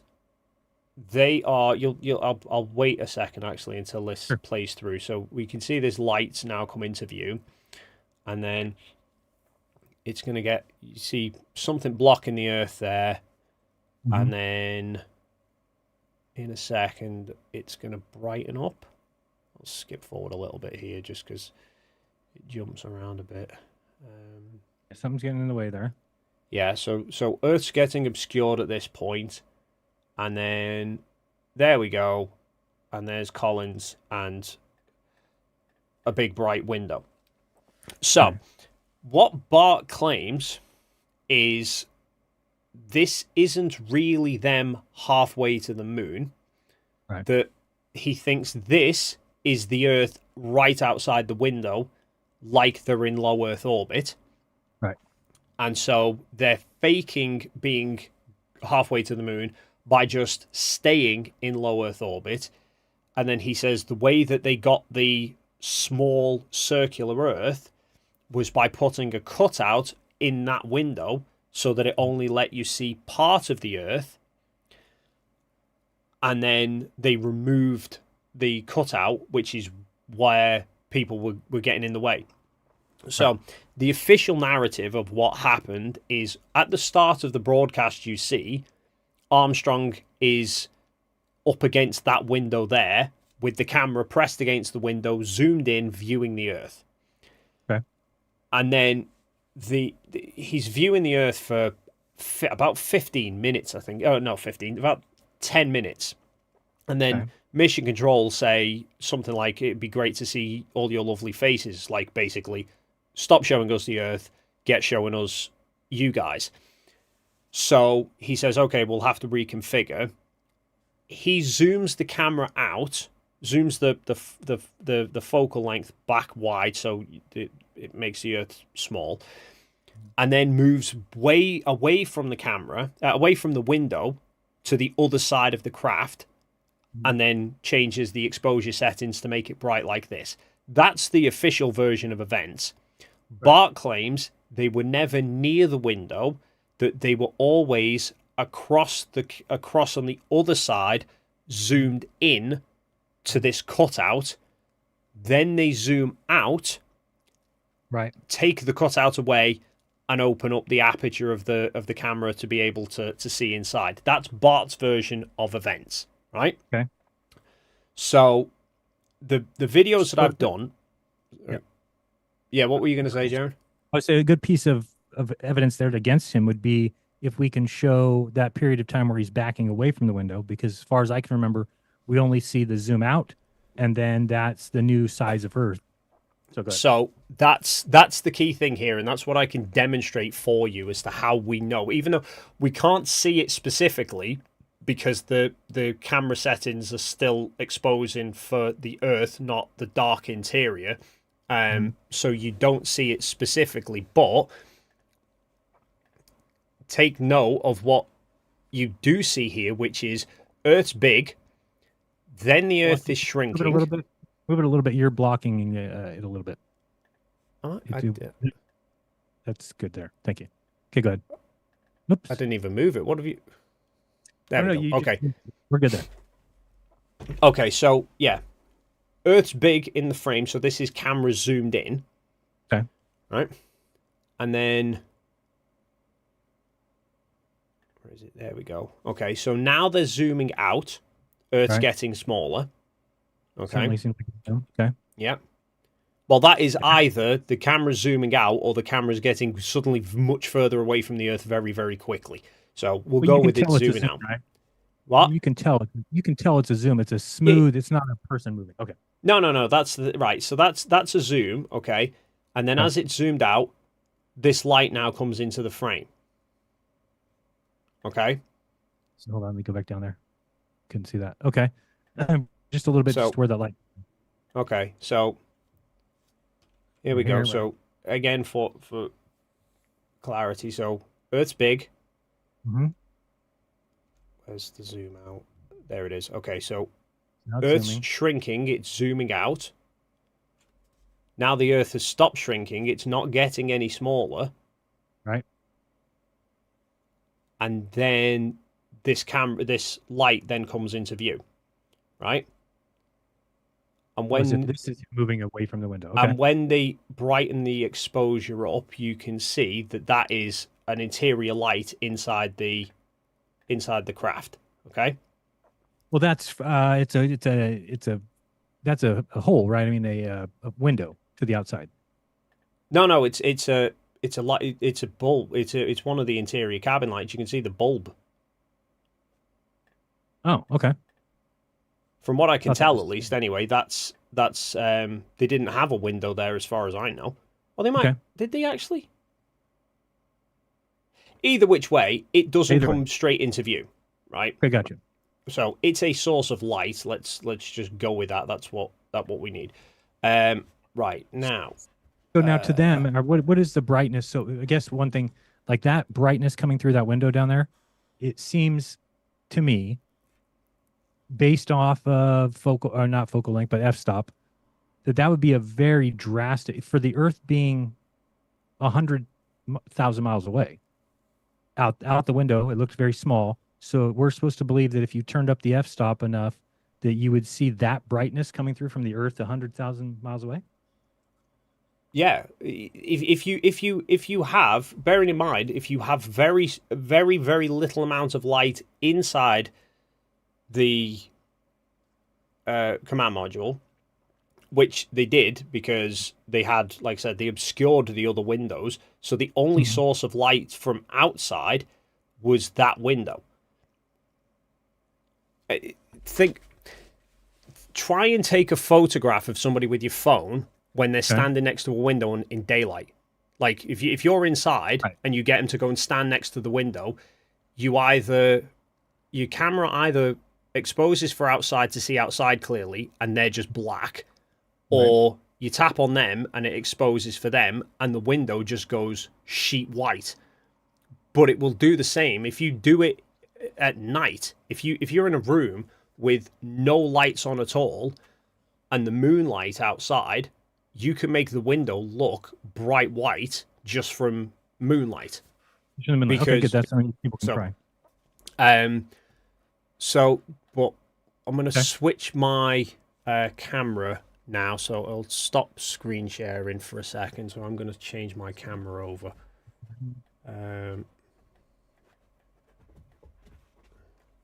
That couch probably smells great. Well, it's not got a dog on it now. He's just got down. So, here we go. Right, so there we go. So this is just a camera I've set up, so I'm going to try and replicate the footage, both how the official narrative says it went versus how Bart says it went. All right? Okay. So I've got a little light there, so we'll say, we've got the Earth out the window, and then we've got this light source, right? So if we go with Bart's claim, let's imagine the camera's already across the spacecraft and it's zoomed in on Earth, all right? Okay. So I'm going to have the light just here. For anyone who's got my stream on, I've got a second camera that's overlooking all of this anyway, so you can see. So as I now zoom out, the Earth's shrinking in size because I'm zooming out. Mm-hmm. But the light's now coming into view whilst the Earth's still shrinking. Mm-hmm. Right? So for the light to have come into view from it zooming out, the Earth has to have been shrinking at the same time. Mm-hmm. Right? Whereas, trying to reach my microphone over here. So if we now go with the other narrative, that now I'll leave the camera here. I'll leave the light there, but I'll move the camera closer. Okay? Mm-hmm. And we say it's zoomed in to begin with, and then it zooms out. Now the Earth stops shrinking. Then I move the light source back. Then I move the camera back. Mm-hmm. Right? Yeah, that's what looks more likely. Yeah. So the issue with it is the Earth in the Apollo 11 footage stops shrinking way before the camera, way before that light or whatever it is comes into view, which doesn't fit with it being if the camera was already on the far side of the spacecraft and they were zooming out. I've stopped screen sharing, by the way, Jeran. So I agree with you too on that one. Okay. By the way, if you're wearing a fanny pack, we cannot be friends anymore. I'm not sure if I saw that right, but no, I've got shorts on. Good. I thought it was a fanny pack or something. No. All right. The other another bit with regards to Cybrel's claims and what doesn't fit is if you look at the broadcast, bearing in mind it's one continual TV broadcast, no cuts anywhere. Mm-hmm. It's have I still got it? Did I bin it? March to the Moon. So it's a 35-minute broadcast. Mm-hmm. Okay, and it starts with a view of the Earth out of the window, and it ends back at the window viewing the Earth again, but 30 minutes later. And I actually did a comparison. I'll bring them up for you here. Where's that screen share gone? There. So I've just requested screen share again, Jeran. If you could just. Oh, there it is. Okay, got it. Let me put that up. Okay, you are good. Okay, so that is the Earth at the start of the broadcast on the left. Is that not showing again? No, I fixed. I keep moving you. Okay, yeah. So yeah, that's the Earth at the start of the broadcast on the left, and that's the Earth when they finish the broadcast on the right. And you will notice that the cloud formations are near enough the same, but they've twisted slightly. Yeah, seeing that? You've got that kind of a little bit to the right. Yeah, so it's shifted slightly over the course of half an hour, right? Mm-hmm. Which matches Earth viewed from a distance, and it's rotated about 7 or 8 degrees, right? Mm-hmm. Now, versus Bart's idea, which is they're only 300 or 400 miles above the Earth and looking out of a window for, like I said, about 10 minutes non-stop. Right? Now, if I can just switch... How do I switch screen? So if that was the same outside view over a half hour, there's no way you could have the same cloud formation. Exactly, yeah. I've broke this now. What am I doing? Screen share. I just want to switch to that one. Okay, I see Apollo 9. Yeah. So this is Apollo 9 EVA, right? You might have now. We just see a feed of. I don't know what's going on. That's all I see on my side. Do you see? Look at it's just a feed of different videos. Like no, is it shifted? Oh, for fuck! How is it? Nothing ever works. That is the case usually. Right? Is that better? Nope. Now we just see a white strip. I've told it to just screen share the frame that I'm trying to show, literally the screen that I'm trying to show you. Now we see it. Oh, good. Okay. Okay, good. You see that? Right. Okay. So this is Apollo 9 when they did an EVA in low Earth orbit, right? So this is what Bart is suggesting. Basically, they did for Apollo 11, that they were just sitting in low Earth orbit, and yet you can see there is a circular window. Essentially, that is like the cutout that Bart is referring to, and the clouds are changing every second. So if they were really in low Earth orbit, faking it over the space of 30 minutes, the Earth that you see would look completely different from the start to the end. Now, which is where Bart's claims falls apart. He acknowledges they have to have been in space because the broadcast has everything floating around like they're in 0G. But in order to make that fit, that idea, he's had to come up with this notion that they're not halfway to the moon, they're in low Earth orbit. But you can see it just like as the where is it there? Yeah, the clouds through that window, they're constantly changing. So he's had to accept they're in space and then try and build this narrative that they're in low Earth orbit, but none of what he's actually put forward fits what the footage shows. Yeah, no, I've never been a fan of his really, but I totally see what you're saying here. It doesn't seem like that. Is what if it's an insert or a crescent or something to show that, then yeah, if the craft is moving in orbit, then you wouldn't see stationary white and blue. Yeah, like I've stopped the screen sharing as well, Jeran. Okay. So. And then I know we're coming on for 3 hours, and we said we'd finish. Over our time. Yeah. Yes. There is one last bit I'd like to leave you with, which is something that I had a little brainwave the other day, and I'm going to do a video about it because I think it's a really good point in favor of the moon landings. So, NASA says so. Yeah, not that close enough. So, I'm assuming is your position that you acknowledge that at least stuff can get to the moon. Landers and rovers and probes now can get to the moon. Other countries have been sending sending stuff to the moon. Yeah. Yeah, I think so. I think before, if I was a flat earther, no, I would have had issues with all that. But once I accept the sphere, then all of a sudden orbits become acceptable, and then I think that they can probably send stuff to the moon, or I'm not 100%, but I think I'm okay with accepting that. Okay, so but as far as going there, yeah, that's the issue. Okay, so again, let me just screen share something for you here. So we'll build a There we go.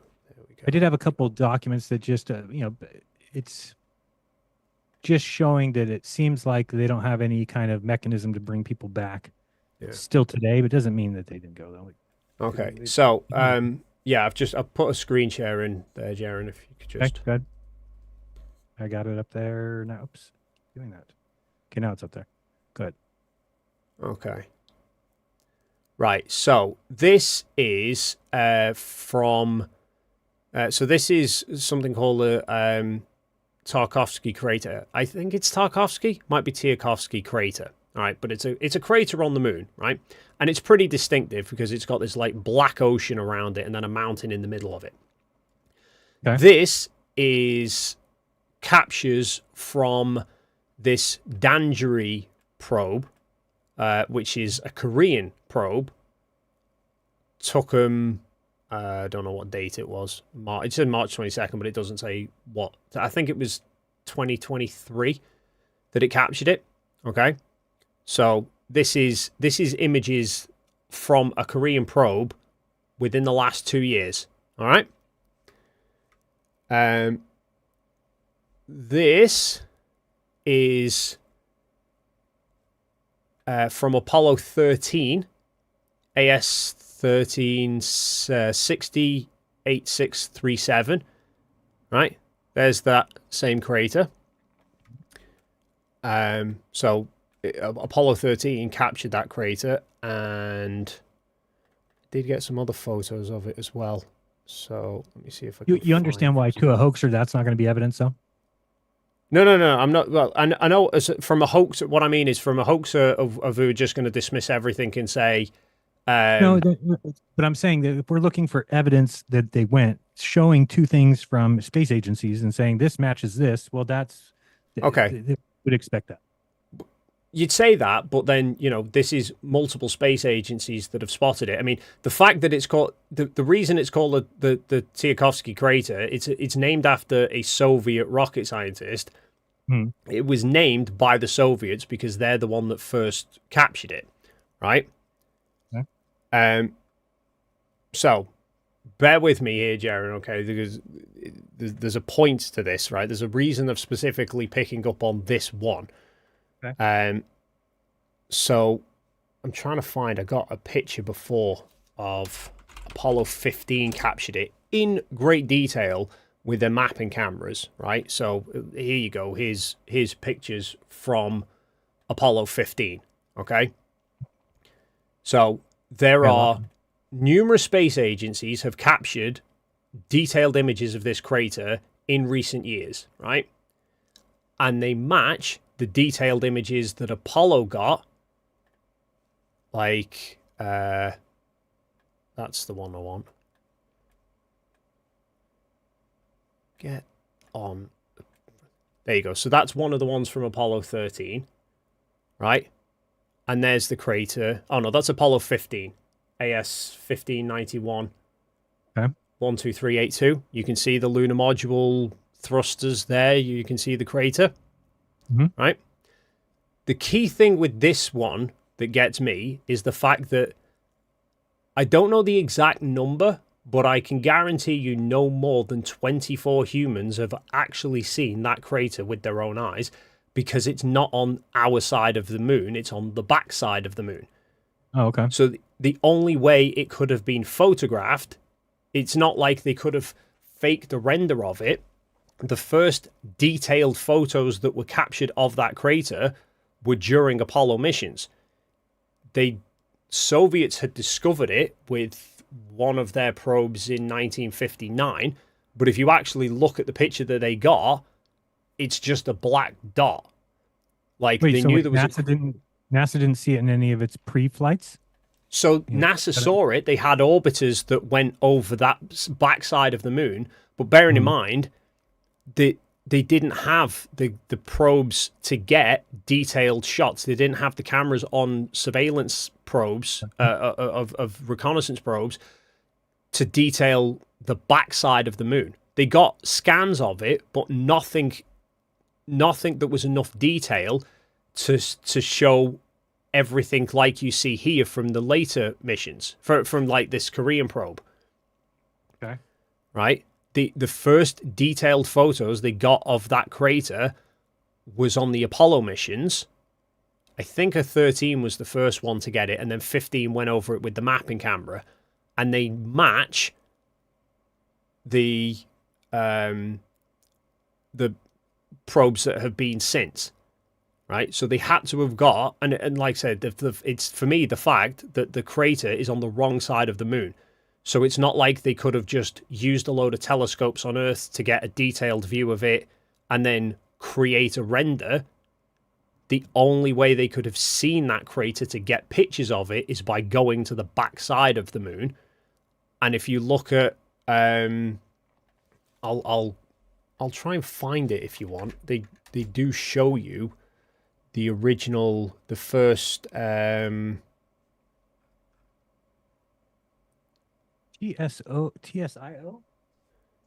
There you go. Yeah, so that's the scan that they got from Luna 1, which was a reconnaissance orbiter that NASA sent around the moon in mid-60s. Okay. Right? So they saw the crater, they got the crater, but nowhere near enough detail to match what they then got with Apollo 15 and the mapping camera.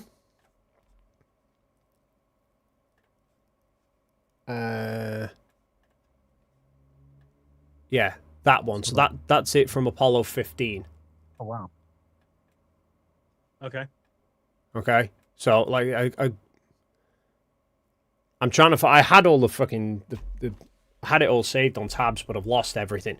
So, like I said, they got aerial views of it, like kind of overheads of low scans of it. But the first high detail shots they got with these ones were from Apollo missions, and since then, people have gone back and shown that it actually matched. But like I said, it's not like they could have used telescopes from Earth to get them. So yeah. Anyway, right. I think I'm. Yeah. Let me just see if there's anything other little questions I have or else. Yeah, I wanted to check real quick, just super chats. I didn't been looking at the chat, but thank you for being here. I would want to do it again because I'm keep coming up with better. Yeah. List of I've questions stopped there. my screen sharing, by the way, Jeran. Change that back. But I think it's good. It gives me stuff to work on. There's other people watching this that are then working on stuff because they're contacting me, and so I think that's good. Get people thinking. Let me make sure I did at least a couple things I wanted to do. I mean, I still have questions about that mountain. I have some other diagrams of that. I've got some paperwork just showing that they, it doesn't seem like in the last 30 years that they've been able to come up with a mechanism to get people past low Earth orbit, but it's nothing that is concrete. Let me just see if there's anything here that I had. I'm glad we got to bar. And the bar thing, I think you did pretty good at showing that. I'll have to relook at it again and see if there's any other explanation. Because you're right. I do think you kind of want to show, and that's what he did a good job of, is, I mean, again, it's indoctrination because it doesn't seem to be true. But when he does his video and you have that lady who's doing the narration, It just seems like it's very easy to persuade people when you're in a movie like that, and then you have a girl speaking and she's giving a very, this is what's going on. It's just very easy to adopt that as what's going on. Hmm. So by you to come in and show that it certainly doesn't look at all like what he's saying, because that light comes into play when it looks like he's moving away from the window. I think the thing is with that kind of stuff is where you've got to, and maybe it's probably a mindset thing that if you're already of the position that you think it was faked, you don't question the evidence. You don't question whenever people put forward his evidence that it was faked. You don't analyze it as much as you would if you were of the opposing position. And that kind of goes both ways, because like the PBS Stephen Hawking's thing that you bring up, I'd watch that. I hadn't noticed the duplication of the foreground. It wasn't until people pointed it. But the only people who are going to go and analyze it that critically are people who are looking for problems with it. So,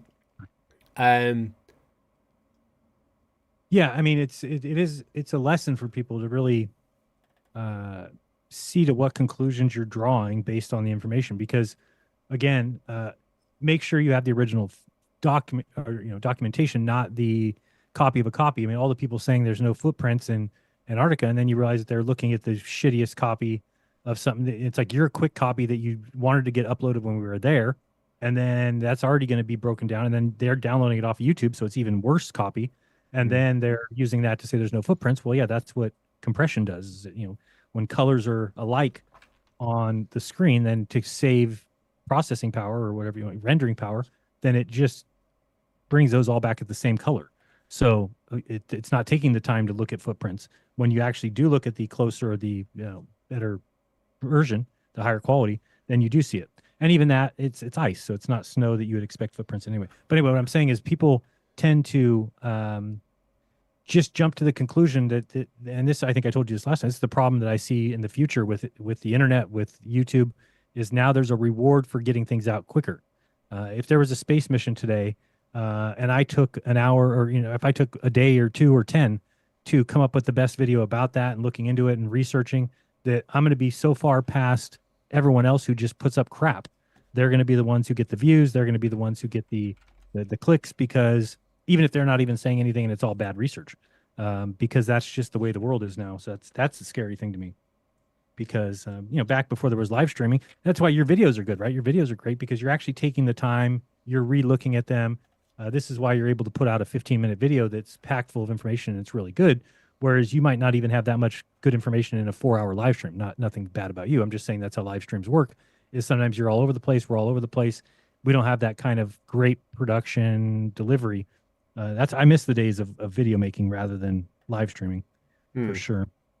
But now it just worries me as far as people adopting that stuff, because that's what happened, right? We were still on the trip, and people were coming to conclusions based off video evidence that they got downloaded from YouTube at 720 or something, even less. So yeah. Let me see. I think that's all that I had for this. Let me make sure. Let me check one other thing. I had some stuff in my Notion over here. Let's see what I have here. Yeah, I mean, still to me, I would. It's more and more looking to me like, I could be wrong about this one as well. As far as much evidence as I'm seeing, so far the incapability of finding something that would be alarmingly anonymous or yeah, I mean, finding something that's like glaring. Now, again, I did say at the beginning, like, I think that they could have corrected some things, but there's some things that I don't think could have been, or they would have been overlooked. And so we should be able to find things like that. So if people are upset at me, they're like, oh, I know it's fake and you're not doing a good job with Dave at showing him, then Dave is willing to come back. So that's why we have that submission form. I should check that real quick. And maybe we'll do that next time. So that if we're going to claim something like that, we should be able to show evidence of that, right? So this is what the difference between the globe Earth and the flat Earth was. The flat Earth, we had a lot of, oh, it's definitely flat. Oh, it can't be a sphere. Oh, for sure.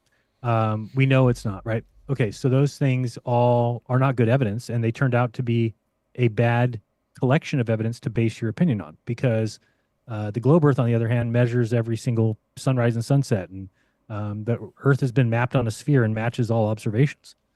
That alone is the end of the argument. So to keep going further, or to let the flat earthers kind of feel, and I said this to somebody the other day, and I'm not saying anything bad about globe earthers. I'm just saying that I don't even think flat earth should be in the conversation. And part of the problem is I think flat earthers think that they are in the conversation because, hey, you guys are letting them debate. You have a channel about it. Tune goes after it. So it actually seems like flat earth is on some sort of even playing field when it's not even close.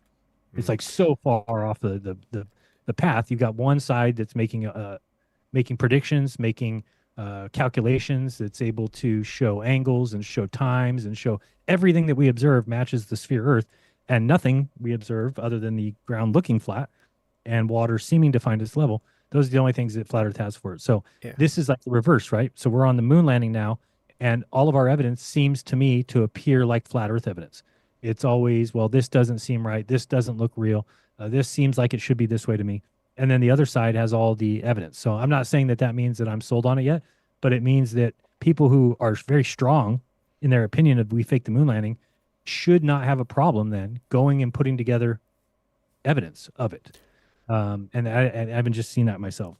I think an aspect as well is that you've got to look at it fairly open-minded, is analyzing how people react to things. And I think you're seeing that now in terms of the flat earth side.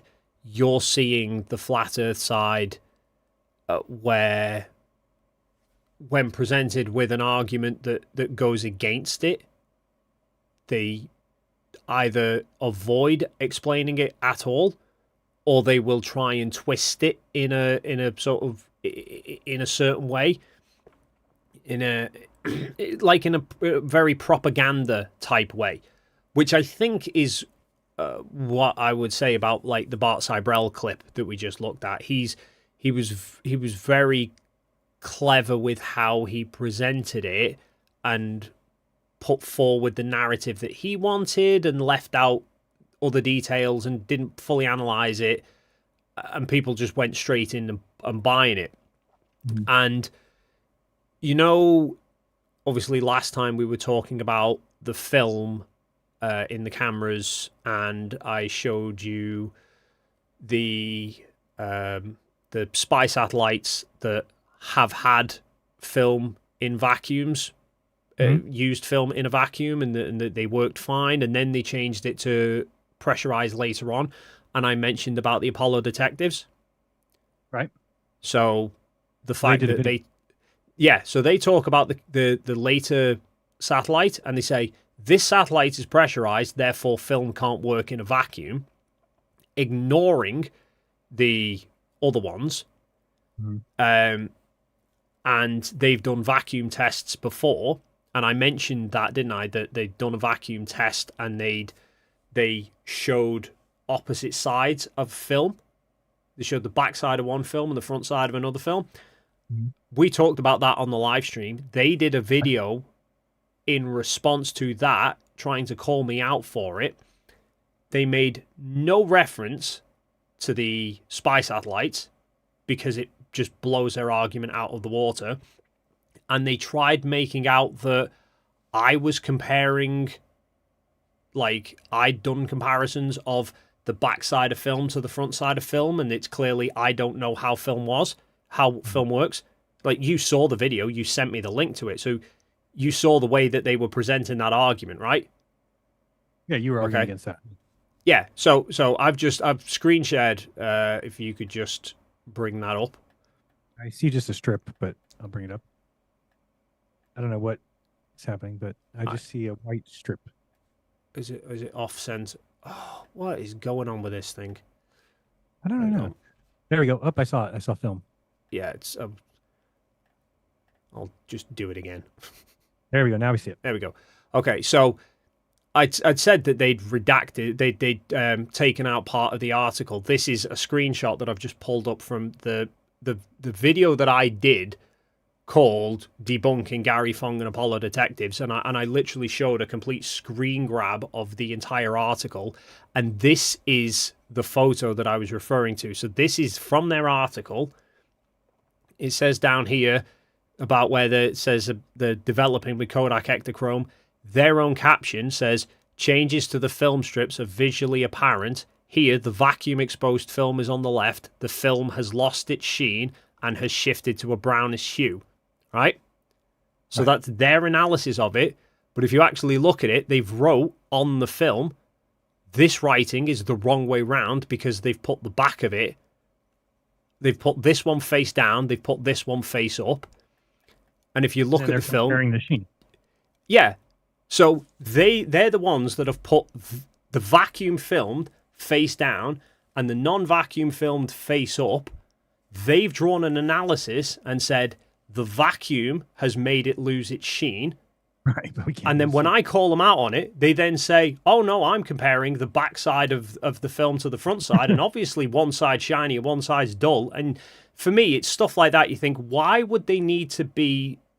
there's a reason I nickname them the Apollo Deceptives. It's because every time I have a conversation with them, or I've had engagements with them or talked about them, their version of the conversation that we had always gets manipulated. And you think, why would you need to manipulate stuff like this and try and sort of, you know, attack my character like I'm doing something wrong when I'm just referencing you if you're not then trying to hide something.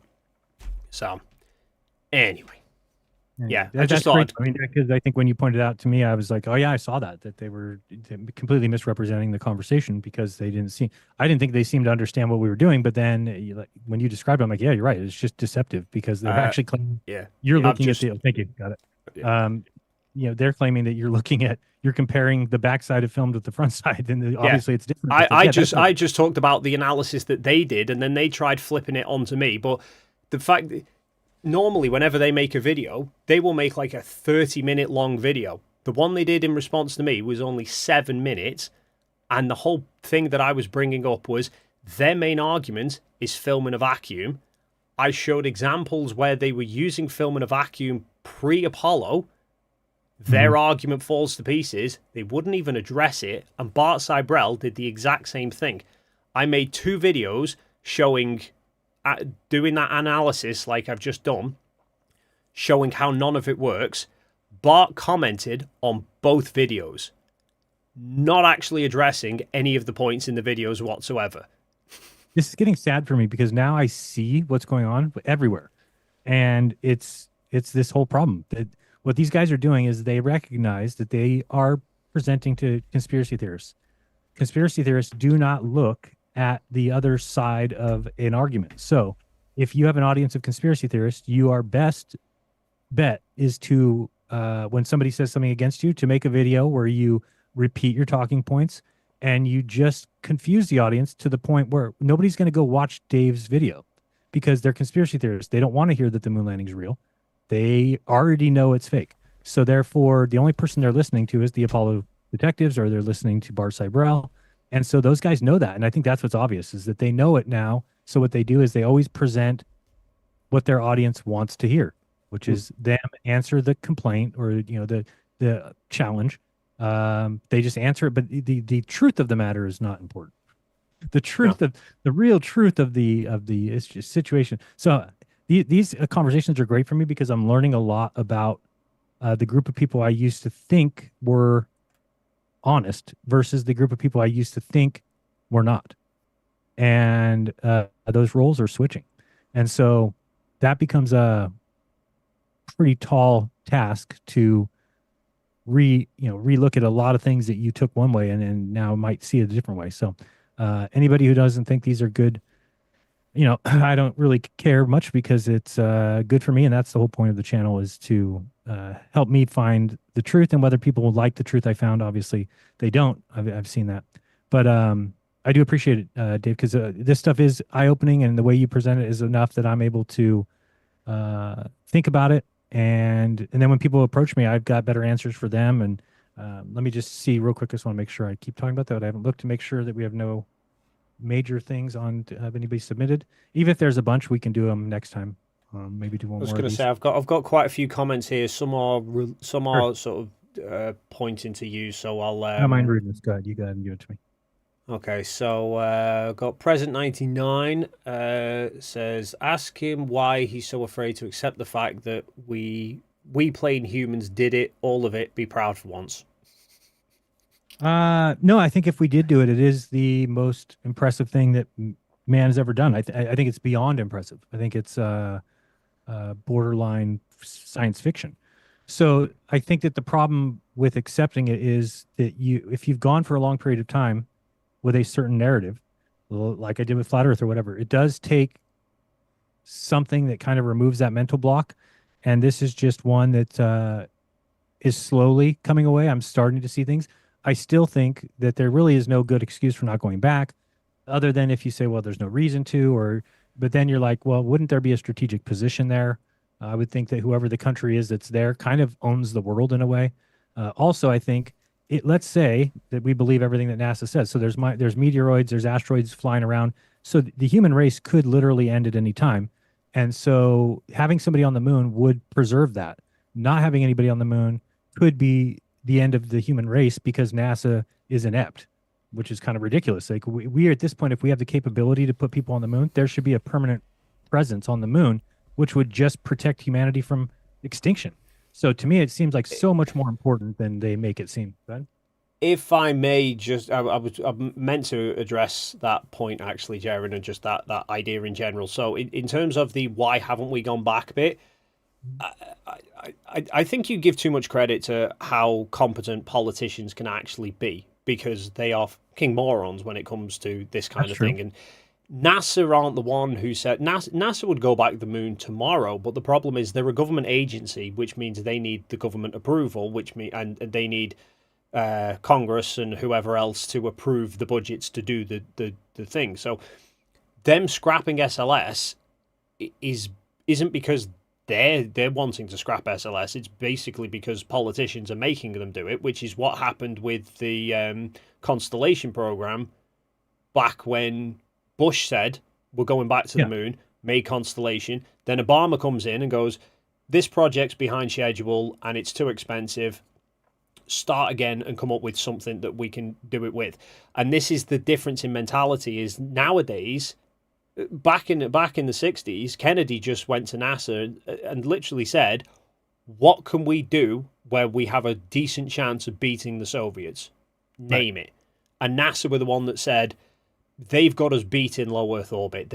They're way ahead of us for low Earth orbit. If you want any chance of beating them with anything, it's going to have to be the moon, because then we're both starting from scratch.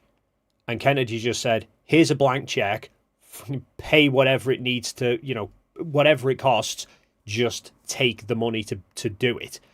Right. Nowadays, the politician's mindset is, we don't want to be spending a load of money to go and do something like this that we've already done. It's we have to try and justify it. In terms of your ideas of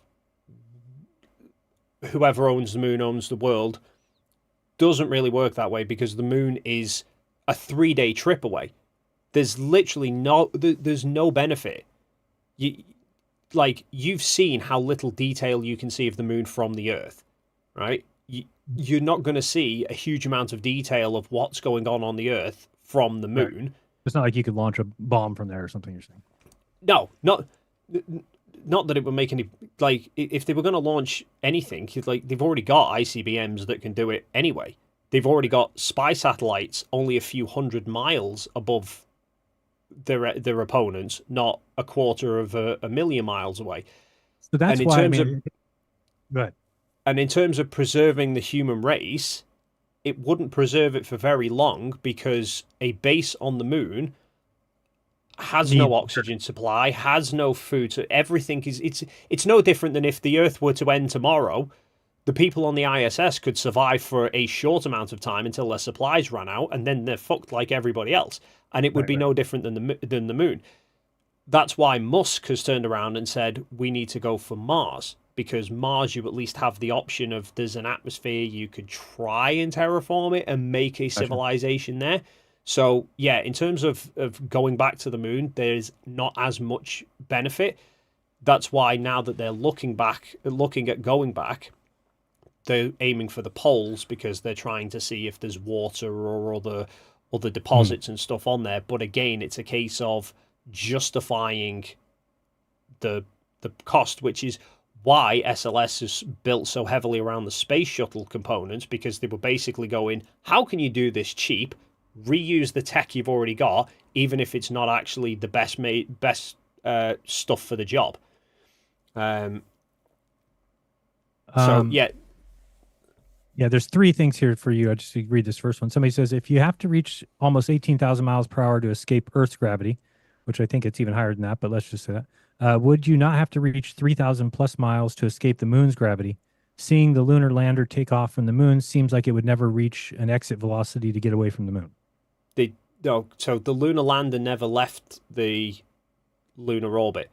The lander was pretty much like a taxi to get it into lunar orbit. So that whatever took off from the little pod that went up and connected back with the command module. So the ascent stage left the moon and docked back with the command module. They transferred everything that they needed to keep from the ascent stage back into the command module.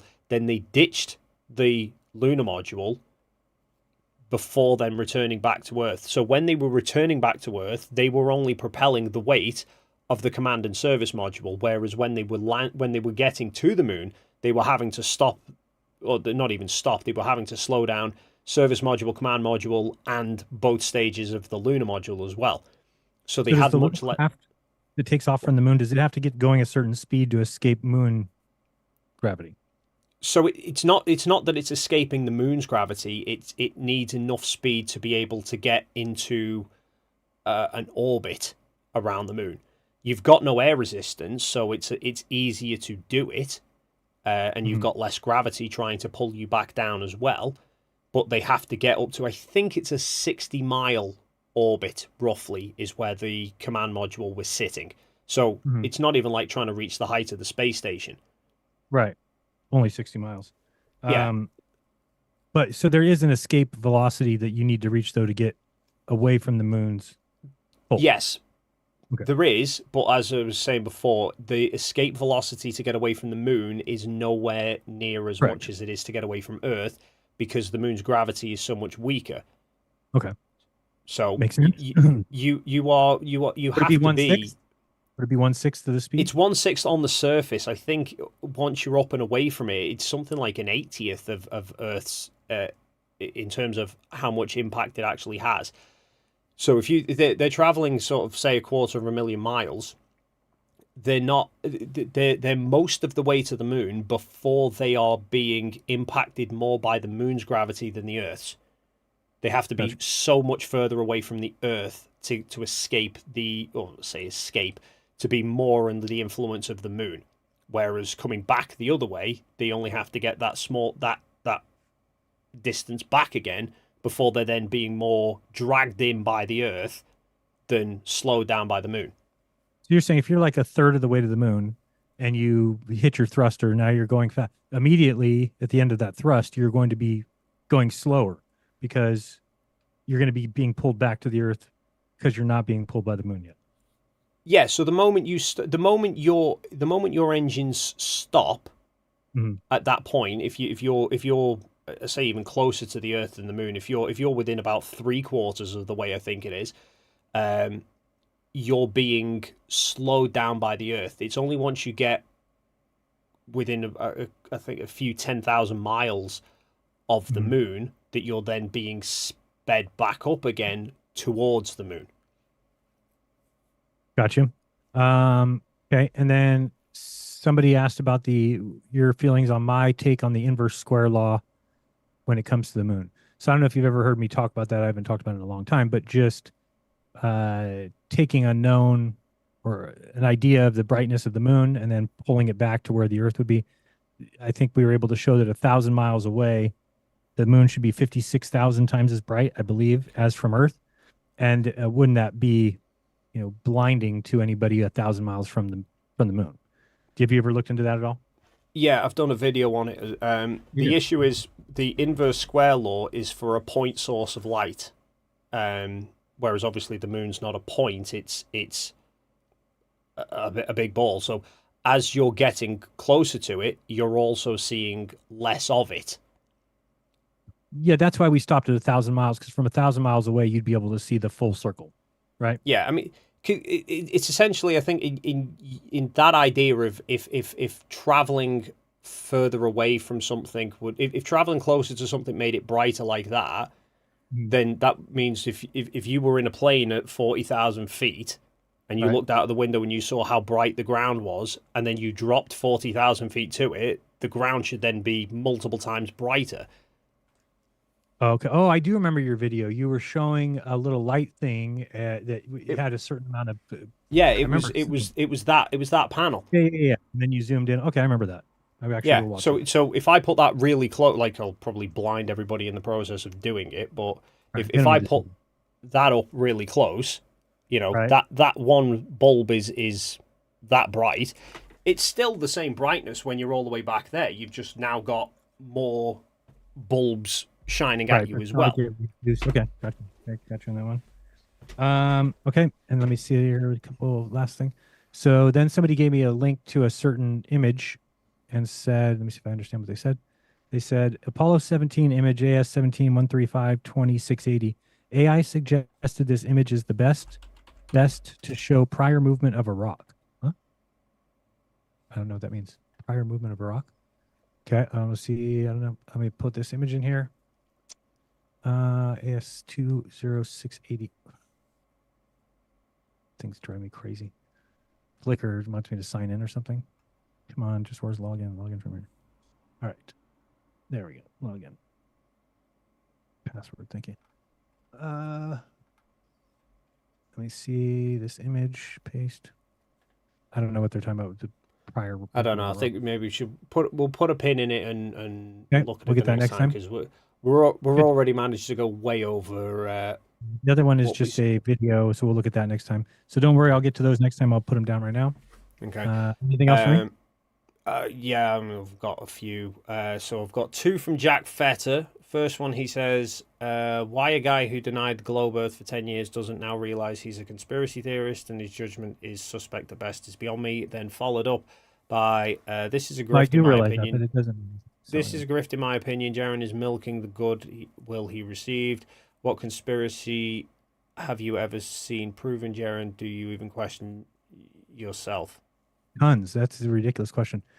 Everything is a conspiracy. So, every two people colluding to get one over on you is what happens throughout life, through every day. So I don't really know how you can say that. Now, is this a larger one? Yes. Is it indicative of a government that lies and can hold lies for a long time? Yes. That's why it's important. But to think I'm grifting is a joke. And it just tells me that you guys are not any smarter than you think flat earthers are, because you make the same kind of dumb assessments. My views have gone down by, I get like 1/5 of the views. I get no donations. I get no support. I've lost all my VIPs. So you don't know how to assess that evidence, and I certainly don't look to you for the truth, because you just made something up. Just your opinion. You're doing the same thing you're accusing me of doing.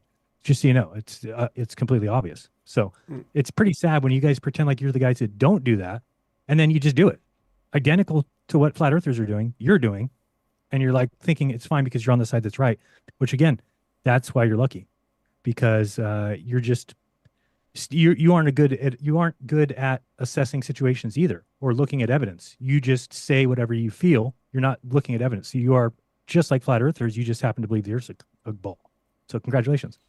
Yeah, I'll if I can chime in on this one as well, because I'll be honest, I used to think you were a grifter, Jeran. I did do a video about it because I didn't think it was possible that you could prove the globe that many times and not realize it without it being a grift. You do realize now, though, that they misrepresented that experiment, right? I mean, as Toon told you that, as you read some of the other. I mean, I know you've said it. I don't know the exact ins and outs of it or anything, but I mean, just things like the ISS transits and stuff, all that kind of thing. But either which way, I used to have the opinion that you were, but obviously then having met you, chatted with you, are more the fact that you were open to having the conversations and actually trying to understand the concepts. Even when we were in Punta Arenas before we went to Antarctica, I got that impression from you that you were genuinely trying to work these things out and trying to wrap your head around everything. Obviously, then to completely upend your opinion of the world, the way you did, I don't think it's a grift in the slightest. And in terms of the people who think that just because you were wrong about the Earth means that you should automatically assume the moon landings, I can see why you wouldn't. You've spent as long looking at Longer. moon landings, and they're completely unrelated. I mean, every flat earther by default has to assume that the moon landings didn't happen because you see the Earth as a globe. But not everybody who thinks that the moon landings didn't happen is a flat earther, and they're not sort of mutually exclusive to each other in the sense that you can think the Earth's a globe and also not think we landed on the moon. But the fact that you're having these conversations with me, and I was concerned when you first started doing the streams, like talk when we first started talking about doing this, and you were talking about it to your audience, and the tone of your conversation, the tones of what you were saying to your audience did sound very conspiratorial and did sound very close-minded at things, like you still had a lot of confirmation bias. And I was concerned that maybe you would stay close-minded, but the tone from this conversation and the one before, and the fact that you do seem to be coming around to it all now, does tell me that it is just you're not just going to drop everything because you were wrong about one thing. Doesn't automatically mean you were wrong about everything. You wanted the answers, but you are at least being open to listening to the answers and trying to understand them, which I admire. So I do And I think think there it's is an good for element. people. It's good for people that are in the same boat as me. I think this is what there's a general misunderstanding or a disconnect because you guys aren't conspiracy theorists. So I always hear people say, I can't imagine why you thought this, or I can't imagine how you wouldn't recognize this. It's because you have a different mindset. It's just a different. Now, have I learned that my mindset is going to lead you to the wrong answer? Uh, Probably more than you would like. Yes. But it still is not. If I were to just say what you want me to say, which is, oh, I was wrong about this, so I'm everything else is now true. Just so you know that would just immediately dismiss to any conspiracy theorist that I'm being honest, that I'm being serious, because they're going to look at that and they're going to think there's no way that just because you were wrong about this means that you were wrong about the moon landing or that kind of thing. And I understand their predicament because it's not the way our minds work. So my mind certainly isn't to the point where it's like, oh, I was wrong about that. Oh, everything else is no. The only thing that's chipped away is, okay, you were wrong about that. Yeah, you didn't look at evidence right. Yeah, you were biased. Okay, let's look at things again and take both sides in and really think about it and not just jump to conclusions. So you're asking me to jump to conclusions. You're saying don't look at evidence, don't ask questions, do as you're told, and that is the thing that makes people conspiracy theorists is that we don't want to be like you. I don't want to be like you who comes on channels and says, "Oh, just you're a dum dum. You should just believe everything that you're told now." I'll never be that way. So we're just different people, and I'm trying to help other people. Your method is not helping anybody, whereas my method, in my opinion, is going to help some people see things more clearly. Even if they don't change their belief about things, they're going to start to see a way to work through problems and not just do what they don't want to do, which is what you guys do, which is sometimes just you've assigned your beliefs to somebody else. You don't even have to think about anything. And I get that. I understand that tomorrow I could be a science believer and I could give up on ever having to worry about anything again. I don't have to worry about research. I don't have to worry about study. I don't have to worry about anything. I can just defer to science and call people dummies. And that's what I think of those people. I think you have even less than I think of people that are wrong, but who are looking into things because they're putting forth an effort. There takes no effort to sit around and tell somebody else that they're dumb because you follow science and they don't. It's not impressive to me. And that's just me being honest, whether I'm right or not. That is the kind of thing that makes people conspiracy theorists. If you watch my conversation with that guy, I can't remember his name now, the guy that was on the other day with like 5 hours, he reminded me of why a lot of people are conspiracy theorists because he really just was so frustrated that we didn't just believe what we're told. And to me, I think that opens people up to a possibility of being lied to on a massive level. Now, Has it happened? Or yeah, I mean, I guess a few things have, but no, it's probably a bigger worry than it needs to be. However, the method that you're suggesting is just not going to work for most conspiracy theorists, and in fact, it's going to turn many of them even stronger in their position, because what you're basically saying is, no, don't look at evidence, just accept. And I get it. You would be right about the Earth if you told me, Jaron, just believe the Earth's a ball. Don't look into evidence. Don't look into anything, because you know what? You would have been right, and I could have saved a lot of time by doing that. So I understand the sentiment behind it, but I'm just telling you, to a conspiracy theorist, that's not going to get it done. So maybe I'm one of the people that's in a unique position that I know what flat earthers think like. I know how they believe about. I know how they think about certain elements of the earth.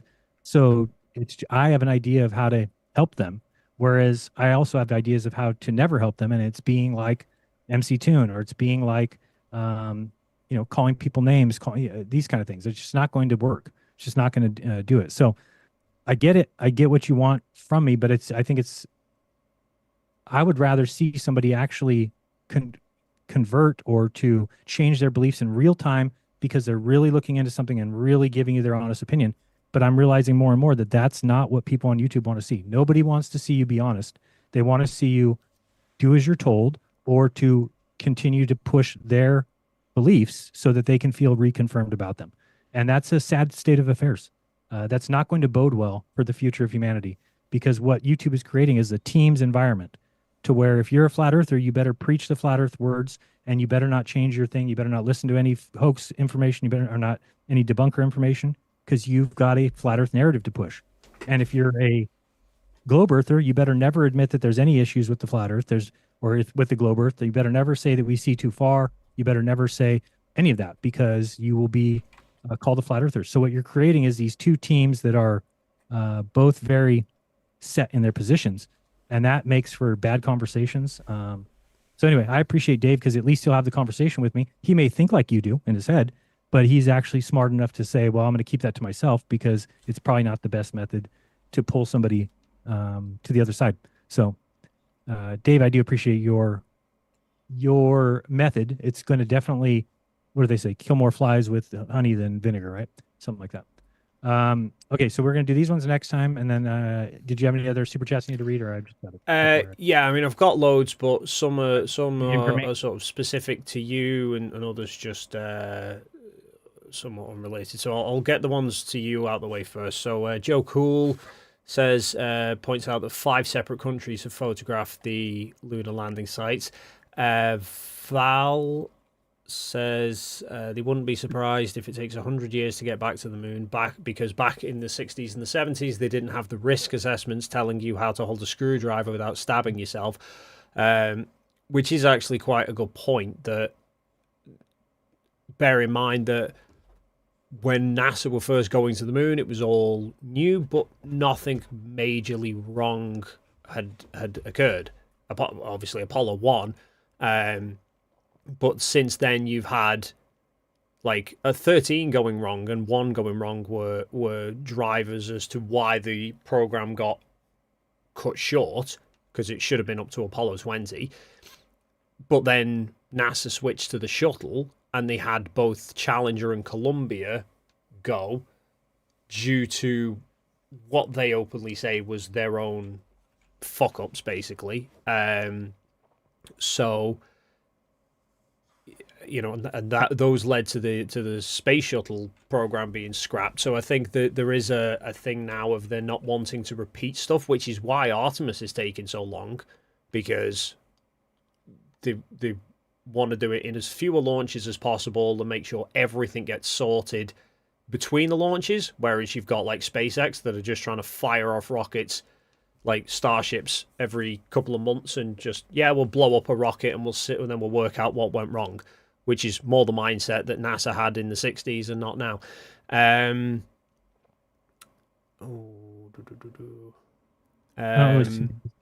Somebody says, my 2 favorite YouTubers. I don't know. Isn't that weird? If somebody's favorite 2 YouTubers are me and you, that'd be weird.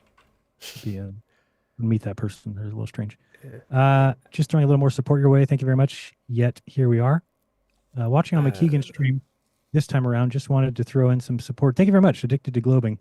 I think you call him addicted to gaming like I do, but his name is. You see, the problem is that the OBS only Balls off. shows me the first it only shows me addicted to G, and then I'm just guessing. Present 99 says NASA did go back, just unmanned orbits, but we went back before Trump came all over NASA's budget. That what he So did? yeah, it There's no is believer. in terms of the politics, Jeran, and just how ridiculous it is. I don't know what kind of things happen in the US, but just in the UK, two prime examples for me, right, as to how fucking stupid politicians can be in terms of pissing away money.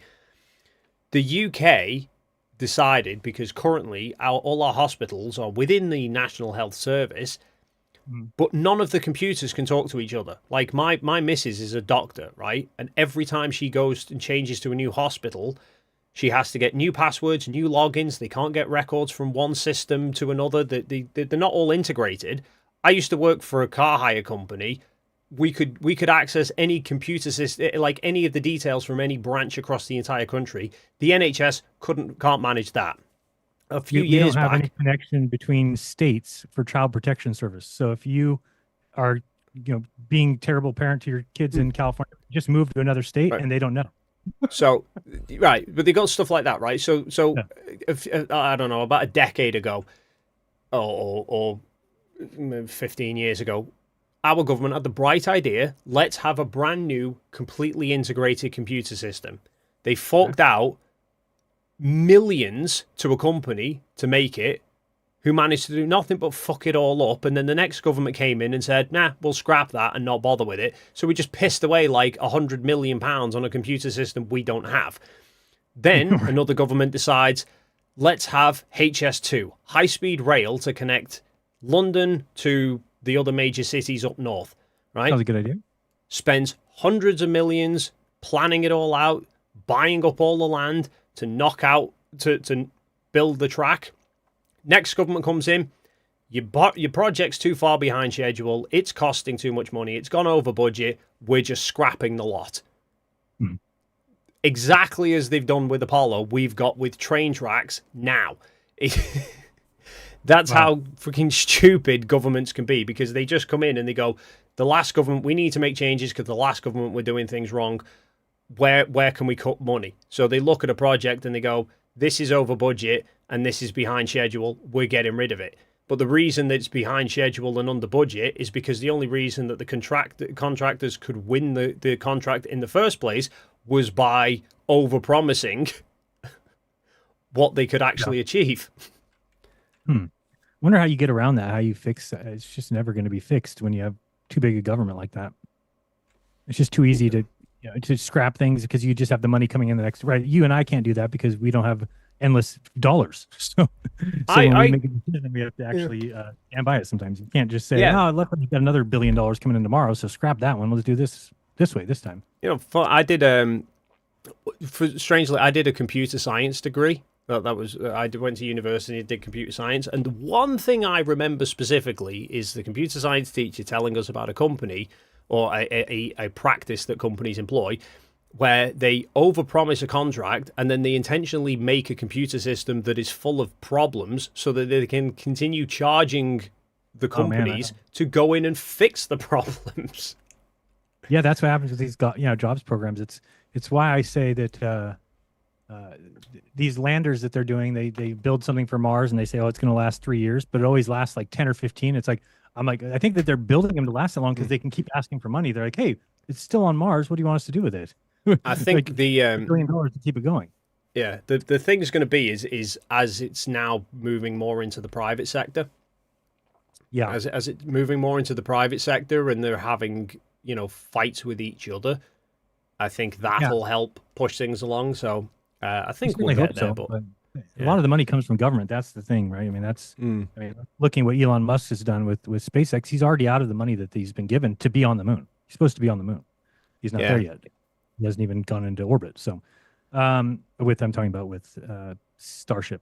Okay, yeah, I think that's all that I have for super chats. I'll read the rest of them after. So I appreciate you being here. I know we went longer than we wanted to, but just I think that what I would want your audience to hear is that if you are secure in your position, which you probably should be, then you shouldn't worry so much about me getting there. It should be you should be excited to see the progress. Now, if I get to the point where I say, no, I think that the moon landing is 100% fake, and then if you have a complaint at that time, then it makes sense to me.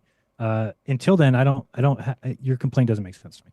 So to just want complete and total subjugation to a government that is known to have fabricated events and things and lies, I think I don't understand it. It's not going to help your position any. You already are firm where you're at. So it almost calls into question whether you feel comfortable in your belief. Because if you did, then I wouldn't mind. Like for me, now that I know the Earth's a sphere, it doesn't really bother me that people are flat earthers. It doesn't I need to go troll them on their channels and do things like that. I don't do any of that because if they actually care about the truth and they look at the evidence, they'll eventually come to it. So I don't know. I think that that's the way your position should be, not the. And let me just say, Toon is somebody who, when I talked to him for the year before we went on the trip, he was somebody who never did that, right? Never said, oh, you're dumb, you this. He just would let me talk things out. He would kind of give me the mainstream opinion, and that's it. He wouldn't force it on me. He wouldn't even care if I said I don't believe that. It's the planting of seeds. Over time, some of those things started to make sense to me, and they started to ring true. And celestial navigation and understanding how the Earth has already been mapped. So you can just verify it by going anywhere and checking if it matches Google Earth. And if it does, then you know where you live. So some of the things are very easy concepts. I get that. But the technique used to get somebody to see those is not always, the force is not the best method. So anyway, I know I'm just pontificating at this point. That's about it. Right. I think one last one that I'm seeing is not even a question. It's just a message. Derek the Dullard just says, just a quick message for Jeran. Thank you for being honest to yourself and your community following TFE. You must have taken serious guts to do that. Well, thank you. I appreciate that. Yeah, I mean, I wouldn't even call it guts. It's just being honest. And I think people have a hard time with that. They just don't, because often being honest is going to subject you to, people thinking you're dumb or think, whatever the thing might be. So you tend to not be honest with people and you create this front or this idea of who you are, and that's who you are. And that's just not me. I'm who I am in real life, on the computer, on streams. And yeah, are some of my beliefs different than yours? Yep. But I still think we should get along. And the only way I'm going to see the error of my ways is to kind of hear it out a couple times. It's just the way it works. Again, it's definitely fascinating to see what I see now because I see it in other people, and I'm trying to figure out ways to work it in. So either I'm going to have something miraculous happen in the next month or so, or I won't be here anymore. So at least you won't have to worry much about me. But in the future, I would just say to others that come along like me, the name calling has never worked one time at all. In fact, the more you call somebody, and I've already noticed this, and I made the mistake, right? If I started calling flat earthers names, they just completely dismiss me. And I've realized, oh no, the one-on-one conversations are the only ones I've even had any benefit to, because people listen to you, they hear you out, they're like, but then they come back a couple days later. Oh, I get it. People are starting to understand scale better simply because of my videos. I've had people tell me that me going over GeoGebra and showing the scale of the Earth and how water does lie level everywhere and how we build things level I mean, those things are helping people. And I think that I could detriment that if I were to say, oh, I believe in the moon now, moon landings now, because people have been watching me for 10 years know that that's not how my mind works. So it would be very obvious to them. So anyway, just, I'm hearing a lot of comments like that too. All the people that message me on Telegram to tell me my support is right around the corner when I believe in the moon landings, probably will delay me in getting to that truth, if that's the truth I come to be honest with you. So anyway, I do appreciate it, Dave. My pleasure.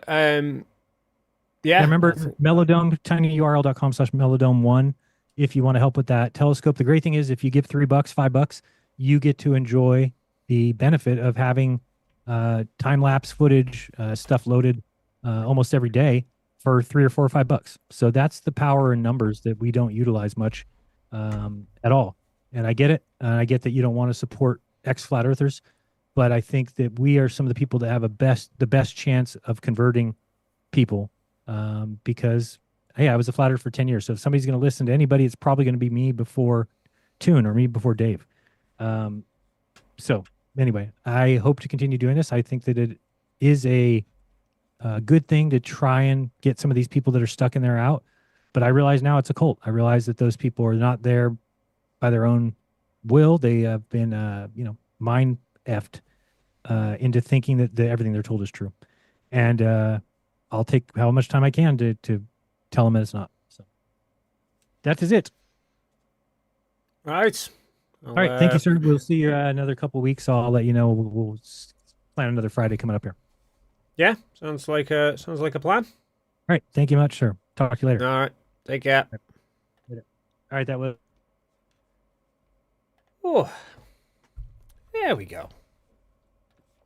Slightly over the 2-hour intended time limit, by another 2 hours. But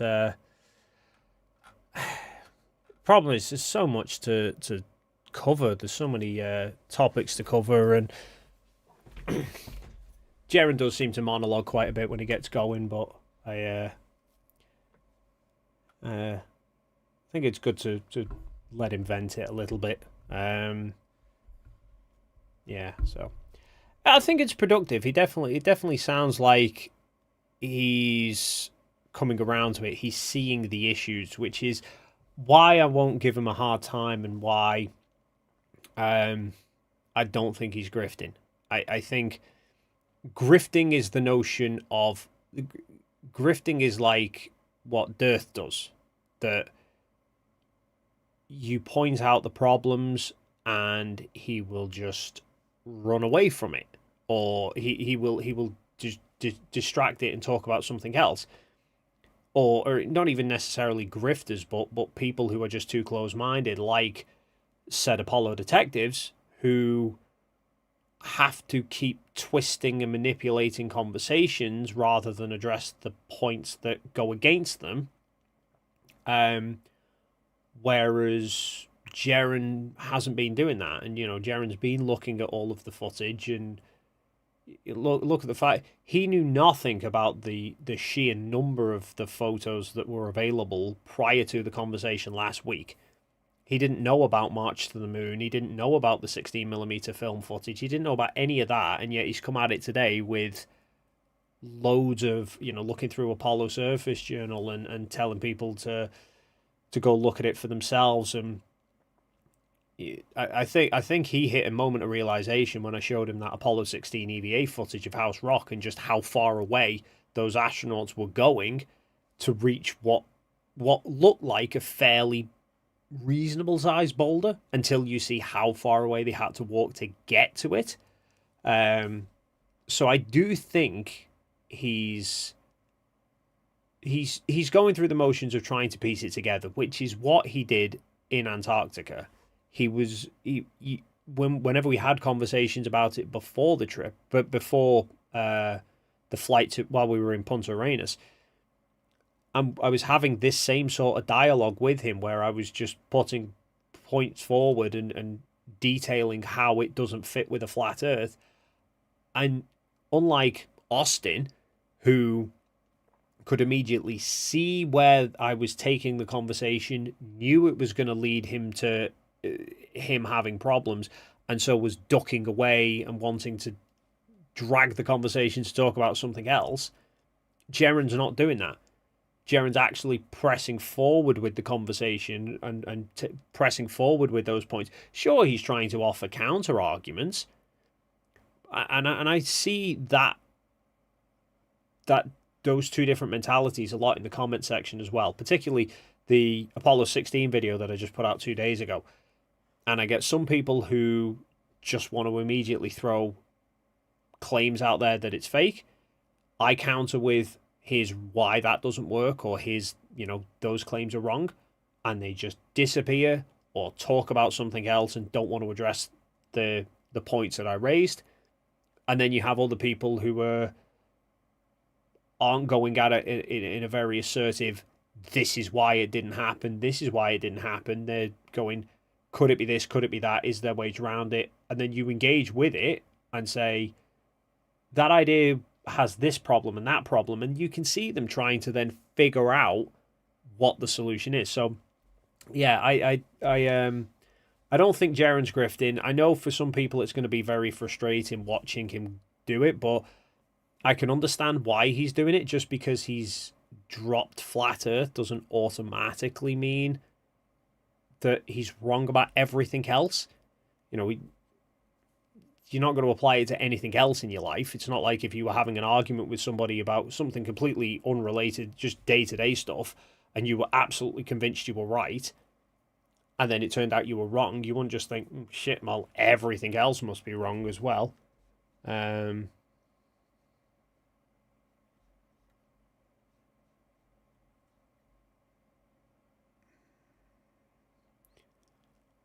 Jack, I don't know. Looking for a money-making opportunity, would you though? I mean, obviously, you know, he's, you know, anybody would like to make some money doing a live stream and stuff, but I think he's, well, I mean, twice in that he did big plugs to I forgot his name. The guy for the wanting the hydrogen alpha telescope. That's unrelated to Jeran, and yet he's trying to send people to donate to that and not him. So yeah, I don't know. I can see, you know, he's obviously going through a thing at the moment where he's had a fairly steady income from YouTube, and that is now going. Melodome, thank you. Yes. But yeah, I think if it was about the money, I think it would be focusing on himself, like Dearth does. You know, Dearth is clearly doing it for the money because he's continuing to press people to give him money. He's actively go and buy my app and go and give me money for this. But anyway, I need to crack through with these super chats because it's already 1:30 in the morning. Val for £2. Body language is a familiar subject. Ha. Yeah, I think they're trying to read too much into body language, especially just off one random clip. It's annoying. I know they did a post. They did, obviously, everyone knows the Apollo 11 post-flight press conference, and everyone knows the Apollo 13. Oh, they did a third one for Apollo 13 as well. Both of those well documented. There's loads of records of that. I was hoping to try and find Apollo 12, and I know they did one because I found 2 short clips of it, and I thought I had a sneaking suspicion that the guys who were on Apollo 12 would be a lot more light-hearted and easier to watch, because it was, well, Al Bean and Pete Conrad, who were both big jokers. So I was really hoping I could find their press conference to show Jeran, but I couldn't find it. I'm not sure it's got it. Jack Fetter, $2. Thank God for visionaries like Jeran. I think he's getting there. Dave's Waffle House for £4.20 says top man for the grift. I don't know whether that's aimed at me or Jeran, but I'm assuming Jeran. But like I said, I don't think he's grifting. I think he's just. I can understand there's a reluctance that, you know, again, you've already had a major flip of one thing that you were convinced you were right about. I can see a reluctance to want to get rid of another one, but I don't think he's closed off to the idea of doing it. I think he's just wanting to make sure that he's got the information, which is why I'm happy to have the conversations with him like this, and I do think he'll get there in the end. Design Song 1 for $5. Jeran's concerns hits like someone generating a car because they can't repair the engine with their Play School toy set. I think there is a lot of complicated aspects to it that you aren't naturally easy to understand. Like people's concepts of orbital mechanics and the speeds required, and Jeran's mindset of, you're already in orbit, just burn your engine and just do this. And I think it's not understanding the bigger details of that, which is he's not going to know that until someone explains it to him. And then addicted to globing for $10, all hand built. So that was in reference to the Saturn, the Saturn V. So it's more a case of loss of skill labor as opposed to loss of technology. Pretty much, yes. If you look, there's the computers that they had for Apollo weren't like a silicon chip like you've got these days. They were hand woven wires, like individually hand woven wires on this entire circuit board. I think it was Curious Droid did a video as well that was talking about the F1 engines, and he said there was a component of it. I think it might have been the fuel pump of the F1 engines that they gave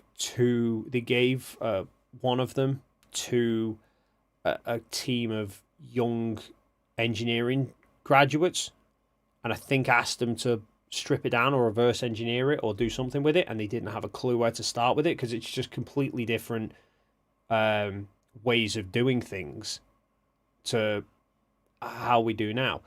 When they say technology, the problem is the technology that Don Pettit was referring to when he said it was basically the Saturn V, that we don't have that equipment anymore. And to rebuild it from scratch would be reverse engineering the ones that they've got in museums, which would then be having to spend the time to learn how the originals were built, to then figure out how to rebuild them yourself again. It would take so much time and effort to do that it would just be quicker to design a new one from scratch based around modern equipment. But obviously then a case of not just let's build a modern version of a Saturn V, because you're only still going to have spending a ton of money to put 2 people on the moon for a day, rather than what they were hoping to do with Artemis, which is have a way of having people there for potentially weeks.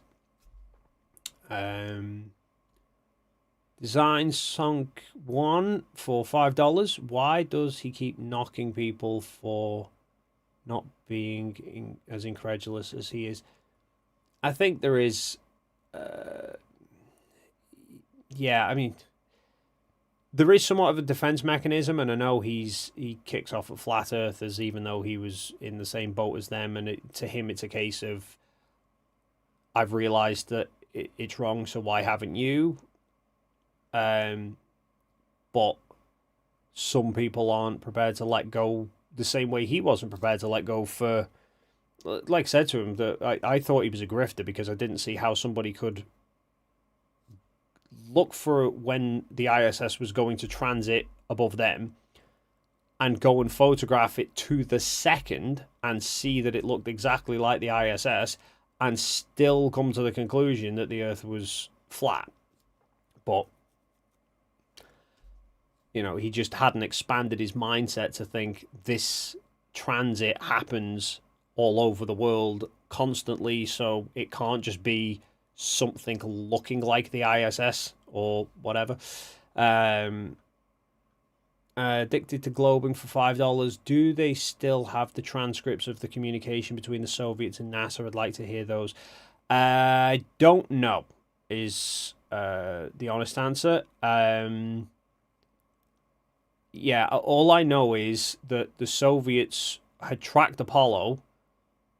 I think the Soviets got to lunar orbit first, but they weren't going to be able to get to... I think they were hoping to have it landed before Apollo 11 got there, and then when they realized it wasn't, they then decided to reach out to NASA. But that will have been sort of private back channels. That would have been more like getting on the phone to them and saying, just to let you know this is what's going on, rather than any sort of logged communications, I imagine, but I don't know. I'd have to look into it. Then Val for just gifts 5 memberships. So we have 5 more fans of Rusty, who is still asleep. Bless him. And then 78 Mitsu for $10. When I was at school, I helped write the targeting software for the Apollo project using the retro reflectors placed by the Apollo missions. They are exactly where they're supposed to be. Yeah, I know quite a few people have brought up the retro reflectors, but I know one of the problem is, again, in going, how would a conspiracy theorist explain that? Arguably, they could say that the retro reflectors were put there by unmanned craft. I mean, the retro reflectors piss all over anybody that thinks the Earth is flat, but they could say, they landed surveyor probes before Apollo missions, so they can argue and say, well, the surveyor probe had a retro reflector on them, and you're really just targeting a surveyor landing site, not an Apollo one. Conspiracy mindset, but it's when you throw everything else, which why problem is there's always a piece of evidence that'll wake somebody up to a conspiracy, or that a conspiracy is not true. Like for Jeran, it was the Antarctic sun, but Ranty was the photo of Blackpool Tower. I can't remember what STSDs was. Rachie sort of just generally came around to it. So there's various different things. Everyone will have something that just makes it click for them. And so I think there's going to be different points with regards to the moon landings that just makes people think, hang on, that doesn't fit. Like Jeran, it might be that footage from House Rock. It might be the bag getting flung and just being physically impossible to do in Earth's gravity. But yeah, I think the retro reflectors, I'm sure I've heard some suggest that they could have just been landed there by unmanned craft. Design sunk one, again, $5. How did they get the suits dry cleaned for the ride home? Conspiracy. They had a built-in laundrette. They just, Derek the Dullard for £10. Dave, please buy Rusty some delicious treats and tell him he's a very good boy. He deserves the absolute world. Hang on. I'll pass the message on. You're a good boy.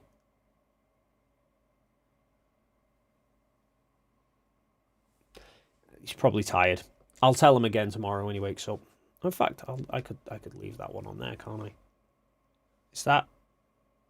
Yeah. Turtle moves for £2 in the HAL voice. What are you doing, Dave? Is that the HAL voice? Can't remember. And then Anonymous. I can't see the rest of that name. Oh, there we go. Anonymous Freak for $2. The Shining Typewriter equals Older Universal 39. 1 equals I not equal to L. Okay. Yeah, I think Kubrick was just one for throwing Easter eggs into films and little notes here and there, and yeah, it's probably just, I think it's people just reading too much into it, like they did with Chicken Pot Noodle in Antarctica on Jeran. Which is why I really like the fact that Jeran and I were in Antarctica together, because there's so much of all of this links back to Antarctica and is stuff that he can then relate to. Addicted to Globing, $5. Any idea where Candace Owens stands on this? I believe she interviewed Bart about it. Yeah, I'm pretty sure she still thinks the moon landings are fake and gay because she's just, yeah. I think she's... You're warm, aren't you, dog? I know. Yeah. I'll wrap up and then we'll get out of here, all right? Yeah, Candace, I think, is just... she's very much buying into conspiracies very quickly, and she's had Bart on. I'd happily go on and explain why have this same kind of chat with her, but I don't think it's going to happen. In fact, obviously her producer Mark Herman was on the trip to Antarctica.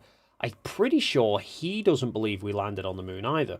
He wasn't a flat earther. He was, fully aware that the Earth's a globe, but I think he's of the mindset that they didn't land on the moon either. And I actually spoke to him on one of the last nights there, and because I think at that point the Bart Cybrell stuff had either been filmed but not been published, or was about to be filmed, and I was basically telling him about the various debunks I've done of Bart, and did actually say to Mark, if you want, I'll happily go on to Candace's show and talk to her about it and explain it. And he said, "Oh, I'll let her know and I'll see, but I'm not sure she'll go for it." So,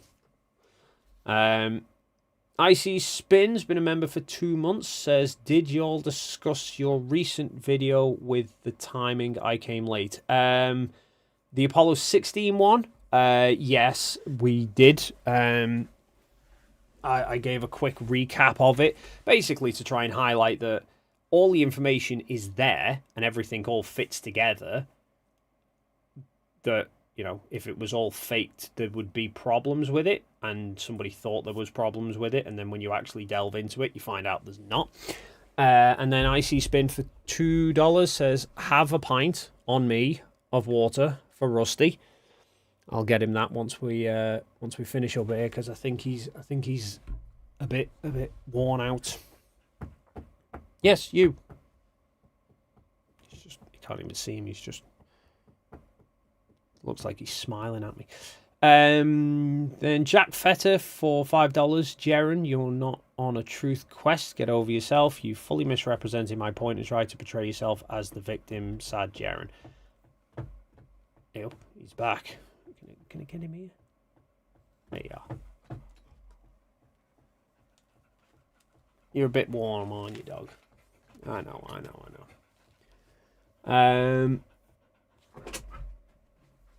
Right, where am I at there? Yeah, Jack. I do, like I said, Jack. I do think he is. I just think he's reluctant, but I'm not surprised by it, shall we say. I never expected him to just drop everything in one go, but I do think he'll get there. And then Addicted to Globig for $10. "NHS gave me a bill for the birth of my son. Then I moved to the US with my American wife. My son should have been covered by my insurance. Never paid the bill. He's 21 now. Good luck, NHS." NHS bill? Oh, the point of it was meant to be free. Anyway. Icy Spin for $2. "You should do a stream with Globy McGlobeface." Yeah, I might be up for that if he is, at some point. And then Jack Fetter for $5. "Jeran saw the 24-hour sun firsthand. Having to see it firsthand can't be the metric. If he hadn't gone, he'd just be denying the pics and vilifying you online." Yeah, he probably would. You're right. But I think. I know. I think he'd had conversations like that before. I don't think he was completely closed-minded to it pre-Antarctica. I know both I'm pretty sure both Toon and FTFE had said beforehand they suspected Jeran would come back not a flat earther. So even prior to the trip, and you could see the conversations, like it's not like we just went to Antarctica and then it was, oh shit, the sun doesn't set. Oh, well, maybe yeah. He was doing streams months beforehand. Like when he first said he was going, where he was talking about it and saying, you know, if it does this, it has to be a globe. If it does this, it has to be flat. Very much like Sovereign Soul did when he was talking to Will about what the sun would be doing in Chile. The difference was that Jeran stuck to his guns, whereas Sov decided to just just dismiss everything that he'd previously said. So, yeah, I do think that seeing the 24-hour sun for himself was the big one that made everything click. I think he would have got there eventually. There might have been something else that would have got it, but to be fair, the 24-hour sun is a pretty big, hard-hitting one, which is why it's changed so many people in one go. Whereas, like, you know, Ranty's epiphany at the Blackpool Tower photo, as far as I know, only Ranty actually changed his mind after seeing that one. It was just that was the one that twigged it for him.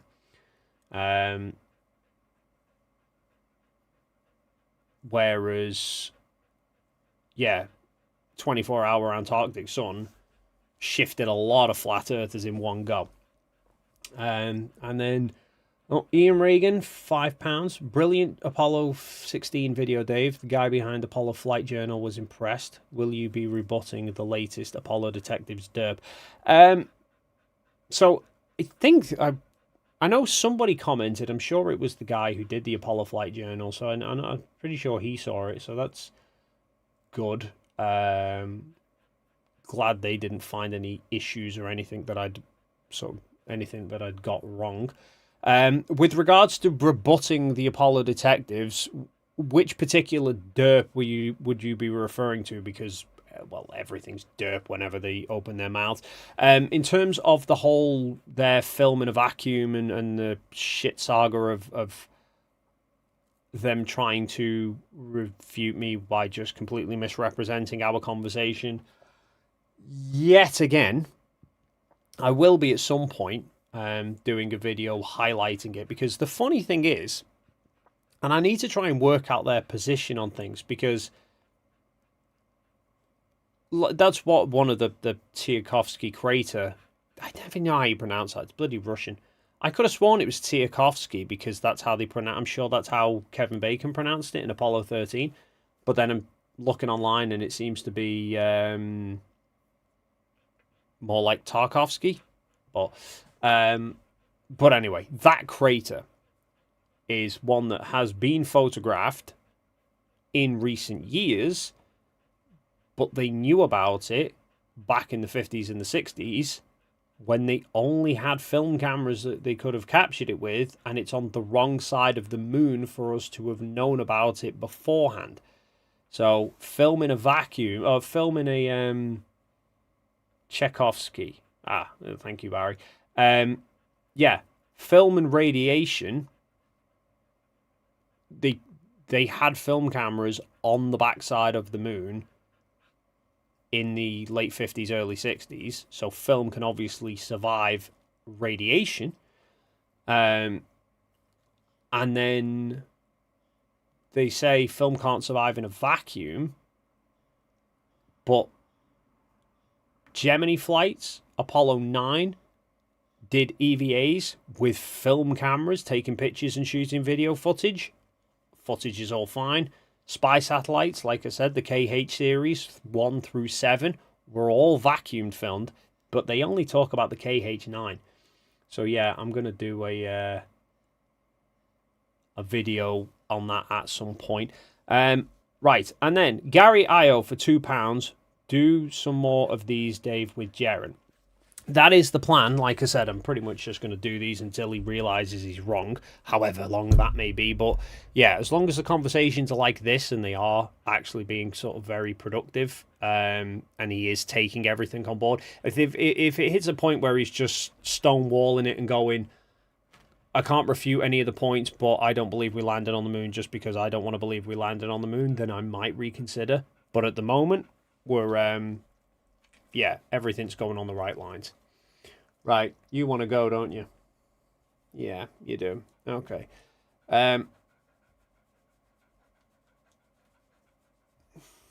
it's a Rubik's. If Jeran can make it to where I work, I can get him in free to see Apollo a capsule. It might be one for him to try. I remember when I was in New York in last January, and I went onto the USS Intrepid and saw the Mercury capsule, and Jesus, that thing's small. I wouldn't want to go in one of them. Right, anyway, I'm going to cut it now, everybody, because it was supposed to be a 2.5 hour live stream, and we're at 4.5 hours. It's 2 o'clock in the morning, and I need to go to bed. So I'm going to thank everyone for stopping by. I'm going to apologize for going on too long with everything. But yeah, this has been a good talk with Jeran, I think. And I think we will be doing some more at some point. And hopefully he'll come round to things in his own time. But yeah, thanks everyone. And we'll see you in the next stream.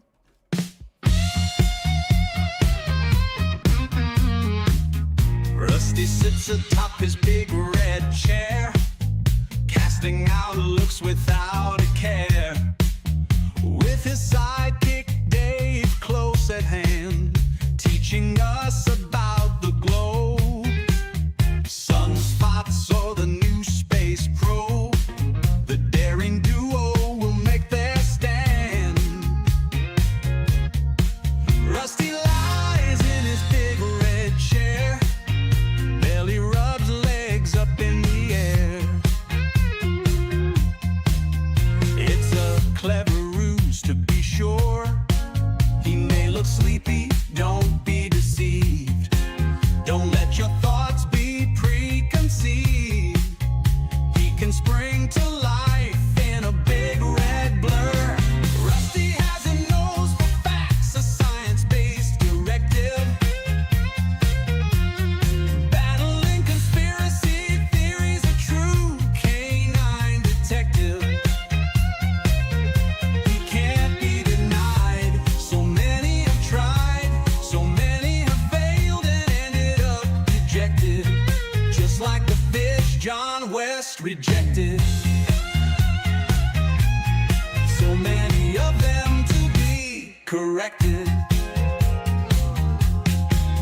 Rusty sleeps in his big red chair, those floppy ears still here, I swear. He dreams of conspiracies to come. Dave leaves him be, he knows the score. It's action that this hound lives for, and his foes must all eventually succumb. Rusty has a nose for facts, a science-based directive. Battling conspiracy theories like a true canine detective. He can't be denied. So many have tried, so many have failed and ended up dejected, just like the fish John West rejected. So many of them to be corrected. Yeah, too many of them to be corrected.